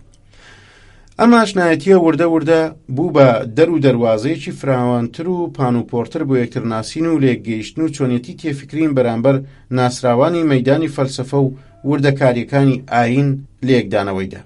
میسۆ ڕۆلاند زۆر بە ئاسانی توانی جێپای خۆی لە تۆنێکی تەنگ و تاریکی دڵ و دەرونی مانۆندا بدۆزێتەوە. هێمن و ژیرانە و سەر حەساوانە هەنگاونان سەنگەرەکانی بربەرەکانەی مانۆنی هەروژان بەسەر یەکدا. وتەی جوان و لە یەکدانەوەی ژیرانە و بیر و ڕای پەسند و هەڵسەنگاندنی پڕ لە وردەکاری میسۆ ڕۆلاند لە دڵی مانۆندا کاری خۆی کرد. ئەگەرچی بنەماڵەی ڕۆڵاند بە یەکێک لە بنەماڵە ناسراوەکان دەناسران، باوکی مانون نەڕۆیشتە ژێرباری نیازی ئەو دوو دڵدارە لەبەر ڕەزاتاڵی و ناشرینی میسۆڕۆلاند. ئەم ڕەزانەبوونەی بوو بە ئازوردەجیەکی گەلێک زۆری بیر و دەرونی مانون بە شێوەیەکی وا نەیتوانی لە ماڵی باوکیدا ژیان باتە سەر و خۆی گلێر کردەوە و دووبارە پەنای بردەوە دەیر. ڕۆڵاند بە هەر بایەک نەدەچەمایەوە. ئەو لەوانە نەبوو بە ئاسانی کڕنۆش بە بۆ ناهەمواری و دژواریەکانی ژیان. هەموو ڕۆژێک نامەیەکی بۆ مانون دەنووسی، هێندەی نووسی و هێندەی نووسی و شی کردەوە هۆندیەوە دەربارەی بیر و ئەندێشە و خاک و خۆڵ و هەوا و هەناسە و سروشت و دەریا و گۆم و زۆم و کەژ و چێ و مەرگ و ژیان و عشق و گیان و دڵ و گوڵ و دار و درەخت، هەر هەموو شت تاوەکو دڵی ڕقی پڕ لە ئازاری گۆشەکەوتویی قوشبنی دەیری غەمباری مانۆنی دووبارە گەشاندەوە و پاچکەی ئومێدی لە تێفکریندا دیسانەوە خستەوە گەڕ و بەڵێنی لە دەیر هاتنە دەری لێوەرگرێ و ببێتە هاوسەری. لە تەمەنی 24 ساڵیدا مانۆن شوورەتی بە مادام ڕۆڵاند دەرچوو کەوتە سەرزاران. بەسەرهاتی ژیانی ئەم ئافرەتە لە نامەکانیدا ڕوون کراوەتەوە. دەردەکەوێت پەیوەندی ژن و مێردی لەگەڵ مێردەکەیدا پوتی بە عیشقی عاشقیەوە نەبووە، بەڵکو زۆرتر هەر لە بەرخوێندەواری و ڕۆشنبیری و ئاگاداری ڕۆڵاند بووە کە لە زۆر بواردە توانیویە ئەسپی خۆی لێتاو بدە. مانۆن ماوەی 12 ساڵ لە ناوچەیەکی دوورکەوتووی پەرد بوو بە ناوی بولۆتیز کە بەیەکێک لە دیەکانی بنەماڵەی ڕۆڵاند دەشمێردرا، لەگەڵ ڕەوشتی پڕ لە گومانی مێردەکەیدا و ڕەفتاری قورس و سنجینی دایکی مێردەکەیدا بەسەر کرد و لەگەڵ تەنهایی و پەروەردەکردنی ئۆدواردی کچی و پەرستاری بیمارانی ناوچەکە و کیتا و خوێندنەوەدا خەریک دەکرد. لە دوور و نزیکەوە ڕوودا و لە خۆڵقاندا بوو، ملیۆنەها قورگ و زمان و دەم و کەفی دەچڕان، ملیۆنەها هاواری ناڕەزایەتی بەرامبەر یاسا و نەجیبزادەکان لە ئاسمانی وڵاتدا دەنجی ئەدایەوە و دەیناڵان، تا لە ئاکامدا بوو بە دەریایەکی خڕۆشاوی بێلێوار و کۆشتی توانا و دەسەڵاتی دەستڕۆیشتەکانی هەروژان. کاتێک میسۆڕۆلاند لە ساڵی 1791 زاینیدا بە یەکێک لە ئەندامانی ئەنجومەنی دامەزرێنەر هەڵبژێردرا، مانۆن تەمەنی گەیشت بۆوە 37 ساڵ و بەرەو شاری پاریس وەڕێکەوتن. زۆری نەخایەند ماڵی میسۆڕۆلاند بوو بە خانەقای شۆڕجێڕە ناسراوەکان وەک دانتۆن و ڕۆبسپێر و زۆری تریان. هێندەی نەخایەند ڕۆڵاند کرا بە وەزیر لە دام و دەستگای شۆڕجێڕاندا. ئەم وەزارەتە بوو بەکردنەوەی دەواازەی شوورەتێکی پایتەختگیر بۆ مادام ڕۆڵاند.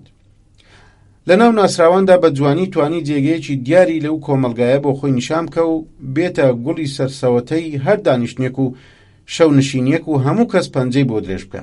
هەر دانیشتنێک سەدای گەرم وتەی گیرای مادام ڕۆڵاندی تیادا نەبیسترایە بە پەژموردە لە قەڵەم دەدرا. مێژونووسان دەڵێن مادام ڕۆڵاند تەنها یەک جار و بۆ یەک گلە دڵی هاتۆتە سەمای حەز و لەرزینی عشق و ئەڤین. ئەویش تەنها پوز و ناوێک بووە لە کۆڕی شۆڕژێراندا بەشداری دەکرد و پەپولەوار بە دەوری گڕی مۆمی مادامدا باڵی دەسووتا و دەچەرخە بێ ئەوەی هەستی ئاگرینی خۆی بۆ ئەو عاشقا سەر سپوردەیەش وەدەرخە. جگە لەو عشقە کەمان کێشە وا لە دڵیدا هەڵدەقوڵا، کەسێک نەیتوانی دەرگای پۆڵاینی دڵی ئەو ئافرەتە بکاتەوە و یا هەر نەبێ بیهێنێتە لێدان. ئەم ڕاستەقینەیە 50 ساڵی خایند تاوە دەرکەوت، ئەویش بەهۆی نامەکانیەوە بوو کە لە گۆشەی بەندیخانەوە بۆ پوزۆی دەنووسی و عشقی ئەزەلی خۆی بۆ ئاشکرا دەکرد.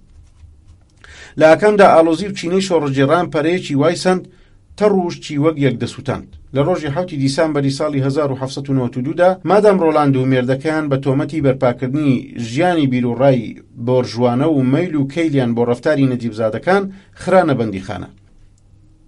دوای چەندێک درانە دادگا و لە بەرقسە زانی و توێژی مادام ڕۆڵاند دادگا بەڕەڵای کردن. هێندەی پێنەچوو لە شێوێکی تەنگ و تاریکدا چەند ژاندارمێک هێرشیان بردە سەرماڵیان و مادام ڕۆڵاندیان پەرچێش کرد و لە بەندیخانەی سامپلاژیان ترنجاند و کردیانە هاوژوور و تالاری ژنە هەرزە و پەتیارەکانی شاری پاریس.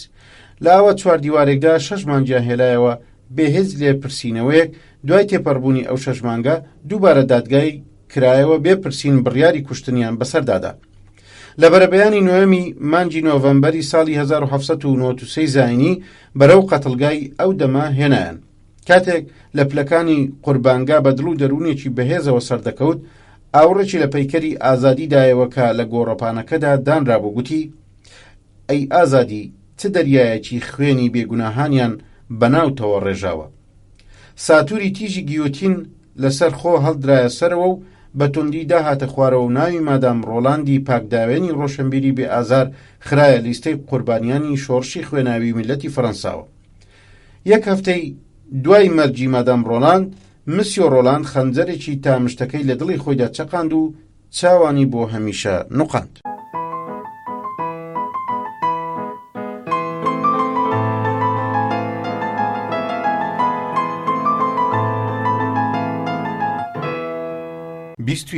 ئەوینی پۆشکین.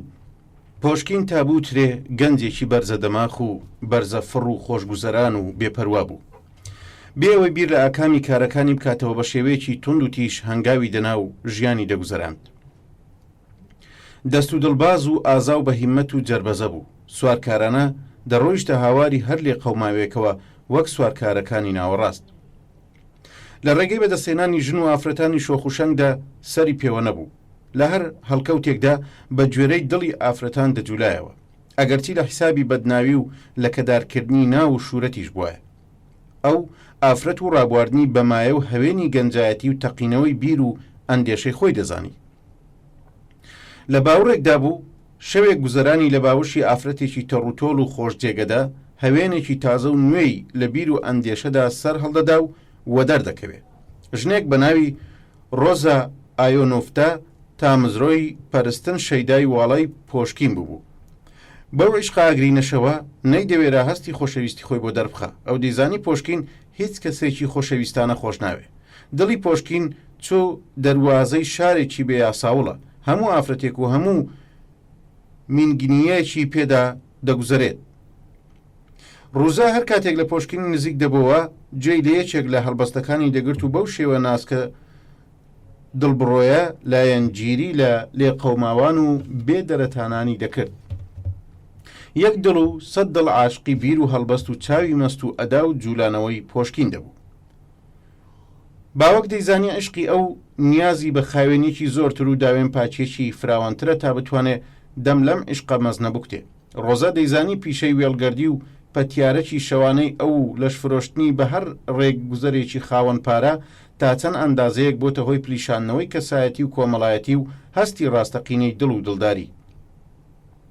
ڕۆزا لە ناخەوە بە دوای کەلەمێردێکدا دەگەڕات تا ڕێزی تۆبەکردنی لێ بگرێ و ڕابردووی لەبیر بکاتەوە.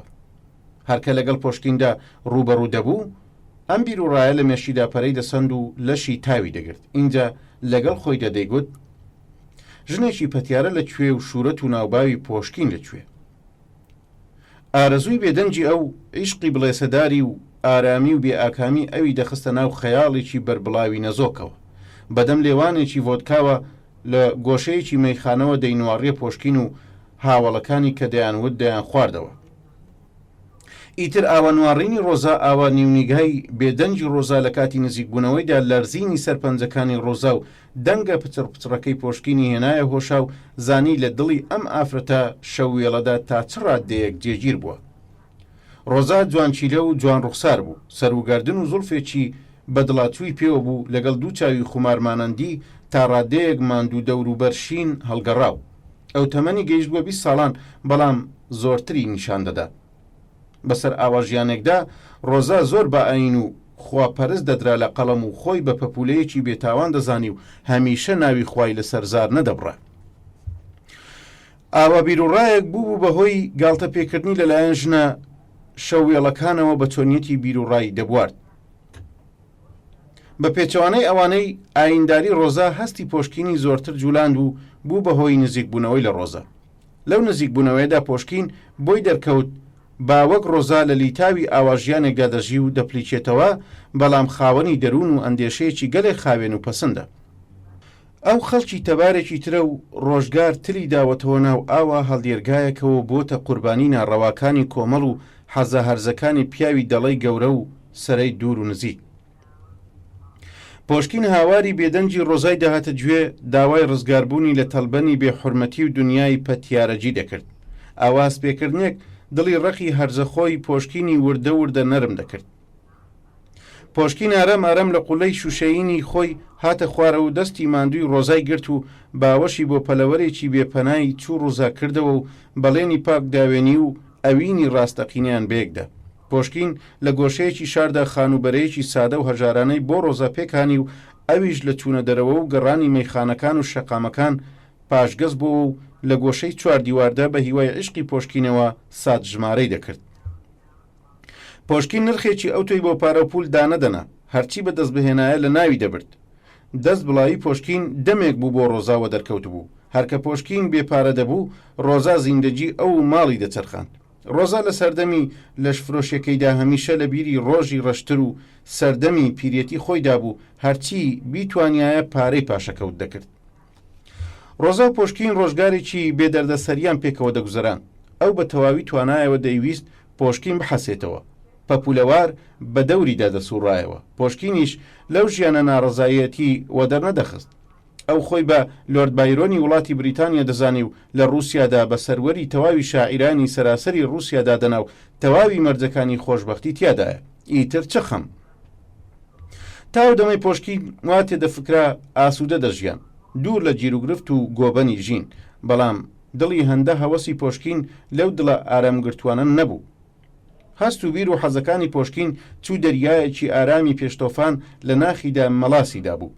کەمکەم دیسان بەرەو کۆبوونەوەی شەوانەی کۆمەلگای ئەرستۆکراتیەکان کەوتەوە ڕێو، دیسان بوو بە چرای شەودانیشتن و خاڵی ڕوانگەی ئافرەتە هەرزە سەرناسراوەکانی چینی خۆشگوزەران. ئەم دووبارە هۆکردنەوەی پۆشکینە بۆ ئەو دانیشتانە بوو بەهۆی دڵساردی و کەمتەرخەمی پۆشکین دەرحەق بە ڕۆزا و لە هەمان کاتدا تێکەڵ بوون و تێهەڵچوونی لەگەڵ ئافرەتێکی ناسراوی خاوەن کەشوفشی نێوشار بە ناوی کۆنتیس کرۆشات. بۆی بە یەکجاری دڵ و دەروونی کۆنتیس بەدەست بێنێ، تەواوی کات و ساتی خۆی بۆ تەرخان کرد بوو. هاتوچۆ لەگەڵ ئافرەتێکی هەوەسبازی قومارکەری چاولەدەری چوو کۆنتیسدا هەروە بێگرفتاری و مەڵامەت نەدەکرا. پول و پارەیەکی زۆری دەویست. پۆشکین کاتێک بە خۆدا ڕاگەیشت، ڕوانی تا کەمەری نیشتۆتە قەرز و قوڵەیەکی فراوانە. اینجا کەوتە بیری پاشەکەوتەکەی ڕۆزاوە کە بە چ جۆرە ئارەغڕێژان و ئاوروتکانێک بەدەستی هێنا بوو. بەو بەڵگەیە کە پارەیەکی زۆری لە قوماردا دۆڕاندووە و پێویستی بە پارە و پول پەیدا کردووە، نیوەی ڕاستی پارەکەی لە چنجی ڕۆزای کلۆل و دەرهانی و لەگەڵ کۆنتیسدا بەرەو گۆڕەپانی ئەسب تاودان چوون. زۆری نەخایاند بەدەست بە تاڵی گەڕانەوە. دیسان پۆشکین چاوی بڕیەوە دوات چنۆکی پارەکەی ڕۆزا و بە هەر درۆ و تەڵەکەیەک بوو پاشماوەکەشی لێسان. دەبێ ئەوە لەبیر نەکەین لە یاداشتەکانی پۆشکیندا ئەو دەمەیوا پارەکانی لە ڕۆزە سندووە بە تاریکترین ماوەی ژیانی خۆی داینەوە. پۆشکین سوێندێکی زۆری خوارد کە ئیتر توخنی مێزی قومار نەکەوێ و نەڕواتە دەوری قومارکەراندا. بەهۆی نامەیە کە بە ڕێکەوت وە چەنجی ڕۆزەکەوت پەی بە ڕازی کەممەیلی پۆشکین برد. دەرحەق بەخۆی زانی ئەو پارانەی وا دەڵێ لە قوماردا دۆڕاندوێتی سەرفی ژێردامێنی چی کردووە. باسپایی کەوتە چاودێری هاتوچۆی پۆشکین تا ڕێچکەی هەڵگرت و لە یەکێک لەو شوێن پا هەڵگرتنانەدا ڕوانی پۆشکین خۆی کرد بە کۆشک و تالارێکی زل و زەلامدا. بە دوای ڕۆیش تا بڕواتە ژوورەوە، بەڵام دەرگابانەکە نەیهێڵا بڕواتە ژوورەوە. لەو ساتەدا دیسان ڕابردووی خۆی هاتەوە بیر و زانی ئەو خەڵکی تەبارێکی ترە و عشق ناتوانێت بە تەواوی ئاوی دەریاکان ڕابردوو گوزەشتەی بشۆرێتەوە. دوای دوو ڕۆژ پۆشکین گەڕایەوە چواردیوارەکەی ڕۆزا و ئارام ڕۆزا سەرزەنشتی خۆی دەست پێ کرد لەگەڵ نەرمەگریانێکی ئارامدا بێگاڵە و گۆبان کە چ ناڕەوایەکی لەگەڵدا کردووە. دڵ و دەرونی پۆشکین لە ڕۆزا بڵێسەدارتر بوو، بگرە لەویش داماوتر. بەهێمنی گوێی لەو سەرزەنشتانە دەگرت. اینجا ئەوەی ڕوویدا بوو ڕازگۆیانە بۆ ڕۆزای جێڕایەوە کە چۆن کۆنتیس کڵاوێکی گوشاد و پانوپۆڕی لەسەر ناوە و بێپەروانە باوەشی بۆ تازە دڵدارێکی پول و پارەدارتری کردوتەوە و دوێنش بەرەو شاری بێترسبۆرگ وەڕێکەوتن. پۆشکین هەستا و خۆی هاوێشتە باوەشی ڕۆزاوە و لە ناخی دڵیەوە بەڵێنی وەفاداری بۆ تازە کردەوە کە ئیتر هەرگیز چاوی لە هیچ ئافرەتێک نەکاتەوە. ڕۆزا ئارام ئارام پۆشکینی لە خۆی دوور خستەوە و گوتی: ئەلێکساندەری ئازیزم، پێم وایە تازە درەنگە. تۆ بۆ من نیت و بۆ منیش نابی. من کارێکی ئابڕوومەندانەم لە دیەکەی خۆماندا نون کردووە و دەگەڕێمەوە زادگاکەم. دەبێ وە بسەلمێنی هەرگیز دامێنگیرت نابم و تۆ پابەندی خۆم ناکەمەوە و لە دەست و پاد ناڵێمەوە. من تۆم خۆش دەوێت و نامەوێ ئەو خۆشەویستیەش لە دەست بدەم وەک ژین و ژیانم لە دەستدا. هەردووکیان بێدەنجی گرتیە خۆی و بۆ تاوێک گورتیان لە دەم نەهاتە دەر. ئێوارە دەم بوو خڕی هەتاو یەک پارچە بوو بە خوێن. ڕۆزا باری کۆچی هەمیشەی بەست و بەرە و سەرنویشت کەوتە ڕێ. وەک پۆشکین دەڵێ ئەو ئێوارە خوێنینەی بە یەکەمین تراژیدیای عشقی خۆی داناوە.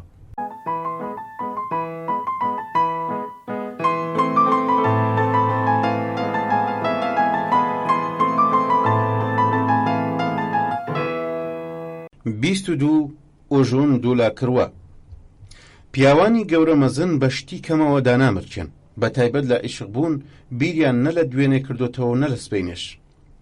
ڕەفتارێکی هێندە ناپەسند و گەوجانەیان لێوەشاوەتەوە بە ناماقوڵیەکی لەبیر نەچوو ژمێراوە و شاعیری بەناوبانگی سەدەی 16ی وڵاتی فەڕەنسا سیرنادۆ برژراک کاتێک بوو بە داوی عشقی ئافرەتێکەوە هێندە لەو عیشقەدا توابەوە ژنەش حەزی لە یەکێکی دیکە بوو. بە هەموو توانایەکەوە ژوانی بۆژنە و دڵدارەکەی پێک دەهانی تا بەڵکو و تیلە چاوێکی تێبڕێ. قارەمانی ئەم داستانەمان نیگارکێشی هەرە بەناوبانگی وڵاتی فەڕەنسایە ئۆژۆن دوولا کڕوە. ئەم نیگارکێشە پەنجە زێڕینە بە ئەندازەیەک ئازار و زەجری دەبردە دڵی دڵدارەکەیەوە پەیوەندیەکانی تاڵ و ژەهراوی دەکرد. هێندە بە گومانەوە دەینوارڕێ خۆشەویستەکەیدا پاچی و خاوێنی و ناسچی دڵداری ژەهر چێش دەکرد و بە گڕ و گڵپەی گومان هەموو شتی دەکردە خۆڵەمێش. ئۆژۆن تا بڵێت پیاوێکی هەزناسک و تووڕە و ئالۆز و ئاگرین ڕەفتار بوو، لە هەمان کاتدا باوەڕ بەخۆ و بەرزە دەماخ و لوتبەرز. ئەو دەردێک لە قورگ و سینەیدا هێلانەی کرد بوو زۆرتر بووە هۆی ڕەفتاری ئالۆزانەی، بەتایبەت ئەگەر لە کۆمەڵێکدا دەنجی ناسک و نەرمی ئافرەت و لەنجە و نازی ژنانەی گەرمی ئافرەتی بدیایە ئالۆزیەکەی چەندین بەرامبەر دەبوو. ئۆژۆن لە ناخەوە شەیدا و شیفتەی ژۆزەفین دولافاڵ بوو. باوەک دەیزانی لە ڕێگای حەزەکەیدا هەڵدێرگایەکی هەزار بە هەزار هەیە و دژوارە پەڕینەوە و ئاسوودە بێگەیشتن و لێک تێگەیشتن. لەلایەکەوە دەردی بیماری خۆ بە زل و بلیمەتزانین زەردی و لاوازی و ئالۆزی لەلایەکی ترەوە ئەو بریسکەی بلیمەتی لە تابلۆکانیدا پرشنجی ئەدایەوە و ئەو پرشنگە هێندەی تر دەبووە هۆی خۆ بەزلزانینێکی زۆرتر. سەرڕای ئەم ئەتوارانەش ئۆژۆن تامزرۆی دێوانەجی ژۆزەفینی خۆش دەویست. ژۆزەفینیش شایستەی ئەوە بوو ئاوە بلیمەتێک بەو شێوەیە شیفتەی بێ. ژوزە ئافرەتێکی سادەپۆش و ڕووک و ڕاست و خاوەنخوو ڕەوشتێکی نەرم و نیان و سەربەخۆ بوو. یەکەمین چاوپێکەوتنی ئۆژۆندا بڕیاریدا تا مەرزی پەرستن بۆ خۆشبەختکردنی ئۆژۆن بکۆشێ و درێغی نەکە لە هیچ کاروبار و ڕەفتارێک کە دەبێتە مای خۆشبەختی ئەو کەمێک دەوای دەردی دەرونی ئۆژۆن. ژۆزە هونەری چاک دەناسی، چاوەتری فەدارەکانی بەنێو نیگایەک ڕەنگ و فۆرم و فۆن و جوولانەوەی تابلۆی وەدی دەکرد و شی دەکردەوە. وەک لێکۆڵینەرەیەکی هونەری تابلۆکانی ئۆژۆنی هەڵدەسەنگان. هێندە بیر و ڕای خۆی بە شێوەیەکی ژنانە و هەست جوولێنەرەوە دەردەخست ئۆژۆنی سەرسامتر دەکرد. ژۆزەفین نەرمونیان و خانومان بوو، ژمێرا و ناسک دەدووە. کاتێک قسەی دەکرد بزەکەنینێکی شاراوە لە چاوەکانیدا دەم و دەردەکەوت. ئەو دەیزانی لەکوێدا بڵێنە خێر و دەیزانی بە چ ناسچێک ڕەفتاری ناڕەوا و ناپەسەندی ئۆژۆن جارەوبار پێی ڕابگەێنێ. چوودایکێکی میهرەبان منداڵێکی چەموش و سەهەنە و چەتون و لاسار و گرینۆک ژیر کاتەوە ئاوا ڕەفتارەکانی لە دەربای دڵ و دەرونیدا نوخمی دەکرد و باوەشی بۆ دەکردەوە. دەستی میر و خۆشەویستی بەسەر ئۆژۆندا دەکشاند و بەڵێنی قەیناسبەی بەخۆی دەدا و تاو تامڵی نوێ دەکردەوە. دلاکڕوە لە یەکێک لە نامەکانیدا بۆی دەنووسێت و دەڵێ: تۆ وەک تیشکێکی توی هەور ئەگەر ڕۆژێک لێم نەخشەیت ئۆقرە ناگرم. کام بەهار دەتوانێت شان لە بەهارستانی ناخ و دەرونی بدا و خۆی بە هاوشانت بزانێ. تۆ پردی سەرڕۆخانەی بلیمەتی، هەر تۆ دەتوانی بمگەێنیتە لێواری هونەری مەزن و جیهانگیر. دڵفراوانی تۆیە هاندەری پەنجەکانمە، مایە و هەوێنی تێفکرینی لەش و گیانمە. من لە تۆدا ڕەفتار و ڕەوشتێکی پایە بەرزتر لە ڕەگەزی مرۆڤ دەبینم. من شایەنی ئەوینی بێگەردی تۆ نیم. بۆ من وەک یەک وایە مەرگ و ژیان. من بە تۆ چاوانم سەرتروپی ڕاستەقینە و ویژدان لە تۆدا دەبینم. تۆ بە سەرچاوەی زیندەگانی دەزانم. سالێم گەڕێ بە ئاوی حەیات بخۆمەوە. چاوەکەم چی بکەم بەدەست بیرە شەیداکەمەوە، ڕەفتارە ناڕەواکەمەوە. من هونەرمەندم، هەرچی ئاو لەو کانیاوە دەخۆمەوە تێنوێتیم ناشکێ و لە خۆم بێزارم، وشک بۆتەوە و دڵ و دەروونزارم. من هەر لەبەرەوە چەندکێنانی نوێتردا دەژیمە جینان مەرگم لەلا لەزەت بەخشە. من پەنام هێناوەتە سایە و سێوەری تۆ، من هانام بردۆتە چاوانی چوو ئەختەری تۆ. جا دڵدارە مەزنەکەم، بڕوا بکە غوڵامی هەڵقە لە گوێتم، خاک و خۆڵی ژێر پێڵا و ڕێتم، کۆی لە ئاسا لە ئەستانەی عشقی تۆدا سەری تەعزیم دادەنوێنمەوە. و ژۆندولا کردوە لە مەیدانی ئالۆزی گومان و عشق و ئەڤیندا ئاوا دەڕوە. ئەو سەرمەستانە خۆی دەداتە دەم با و شنەی شەماڵی خۆشەویستیەوە، چووپەلەوەرێکی بێپەنا هانا دەباتە باوەشی ژۆزەفینەوە. وردە وردە دیسان سەر لە نوێ دەرونی گردەگرێ و بیری بەدگومانی دێتەوە جۆش و خرۆش، دەکۆشێ تەنگ لە دڵدارەکەی هەڵچنێ و چواردەوری بسنێتەوە و کەسایەتی ژۆزفین لە خۆدا بتاوێنێتەوە. ئەو حەزەکانی ئاوێتەی ئازاردان و ئازارگەیاندن بوو. هەستی بە هەوەس و حەز نەدەکرد ئەگەر تێکەڵ بە ئێش و ژان و وتەی ناشرین نەبووایە کە دەبوو بە شەڕیان و هەرا و گۆبان بەرز دەبەوە. ئەو دەمە منداڵانە خۆی داهاوێشتەوە باوەشی ژۆزەفینەوە و سەرتاپای ماز دەکرد و بەڵێنی تازە دەکردەوە. لەم ڕۆوە ڕەخنەگری هونەری بەناوبانگی وڵاتی فەڕەنسا ئندرە شاسترۆ دەربارەی دۆڵاکروا دەڵێ ئۆژۆن هەر کاتێک زۆرتر ئازاری بە ژۆزەفین بگەیاندایە، ئەو دەمە زۆرتر لەگەڵیدا تێکەڵ دەبوو لە دەور و بەری خۆی دەپچڕاند. سیر لەوەدایە ئازا پەشیمان دەبەوە و نامەیەکی جەرگ سوتاوانەی بۆ ژۆزەفین دەنووسی و داوای لێبوردنی لێ دەکرد. وەک لەم نامەیەدا دەڵێ: ئازیزەکەم، هەرچی دەکۆشم لە پێست و کەوڵی درڕندانە ڕەفتارم بێمە دەرەوە و عاشقانە لێت نزیک بمەوە ناتوانم. من گەیشتومەتە باوەڕێک هەر بە شێوە و شەمایل ئینسانم.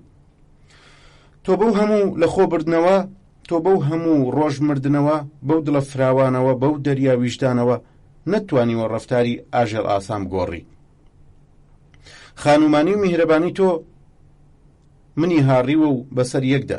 من هەز دەکەم پارچەیەکم لە هیچ فریام کەوە، دەردەکەم بەبێتەوە بێدەرمانە.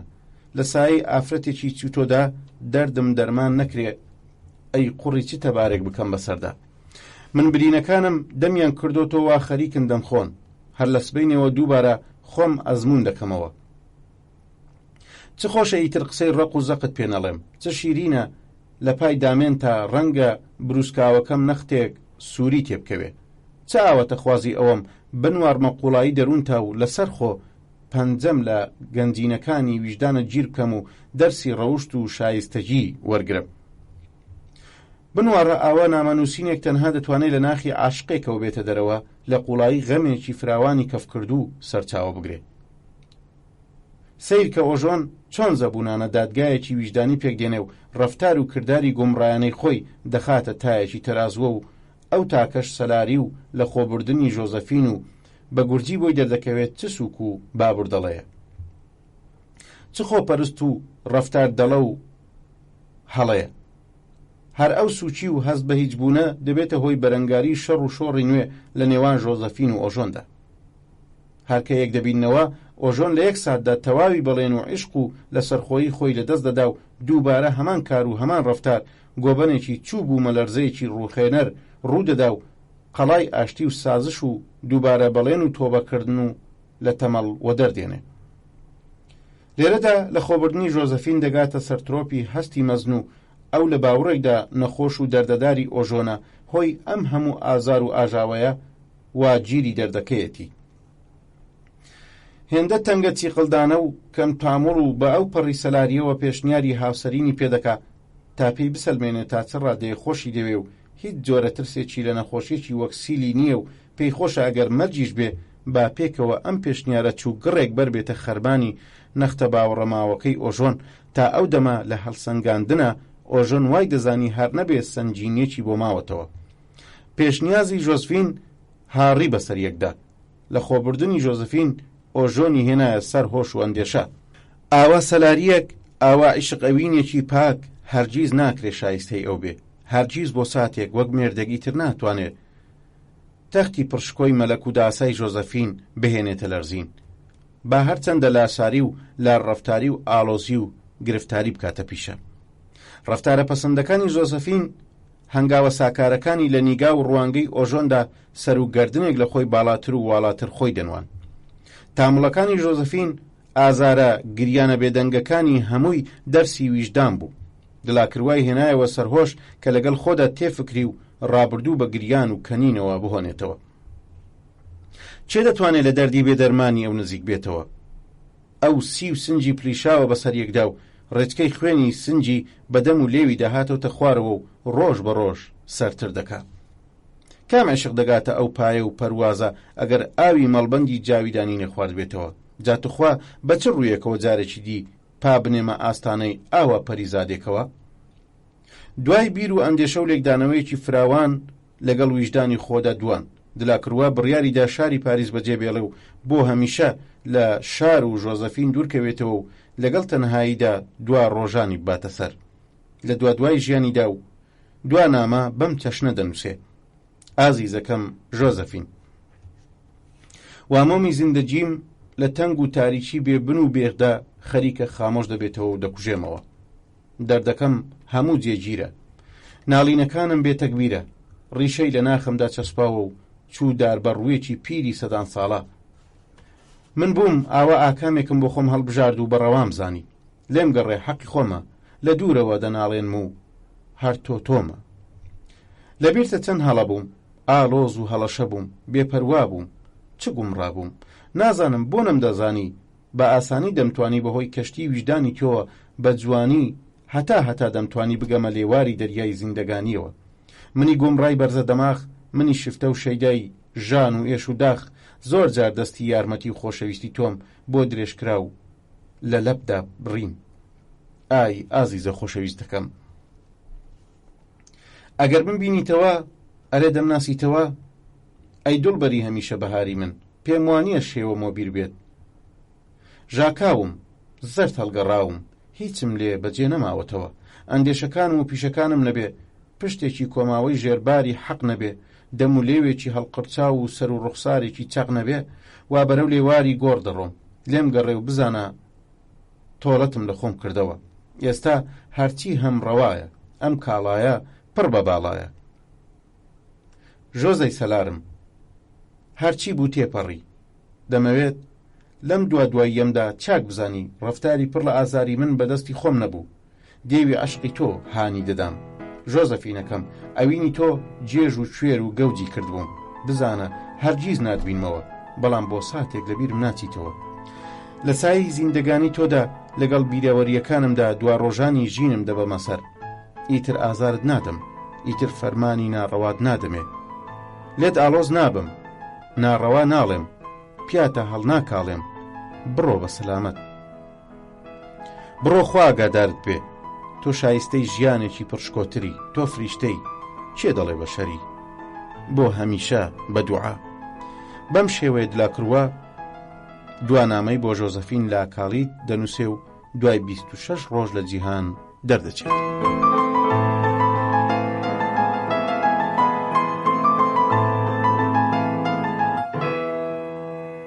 خۆشەویستان، لێرەدا هاتینە کۆتایی کتێبی دەڵە دێوەکەی سوڵتان، هیوادارین سوودی لێوەرگرن.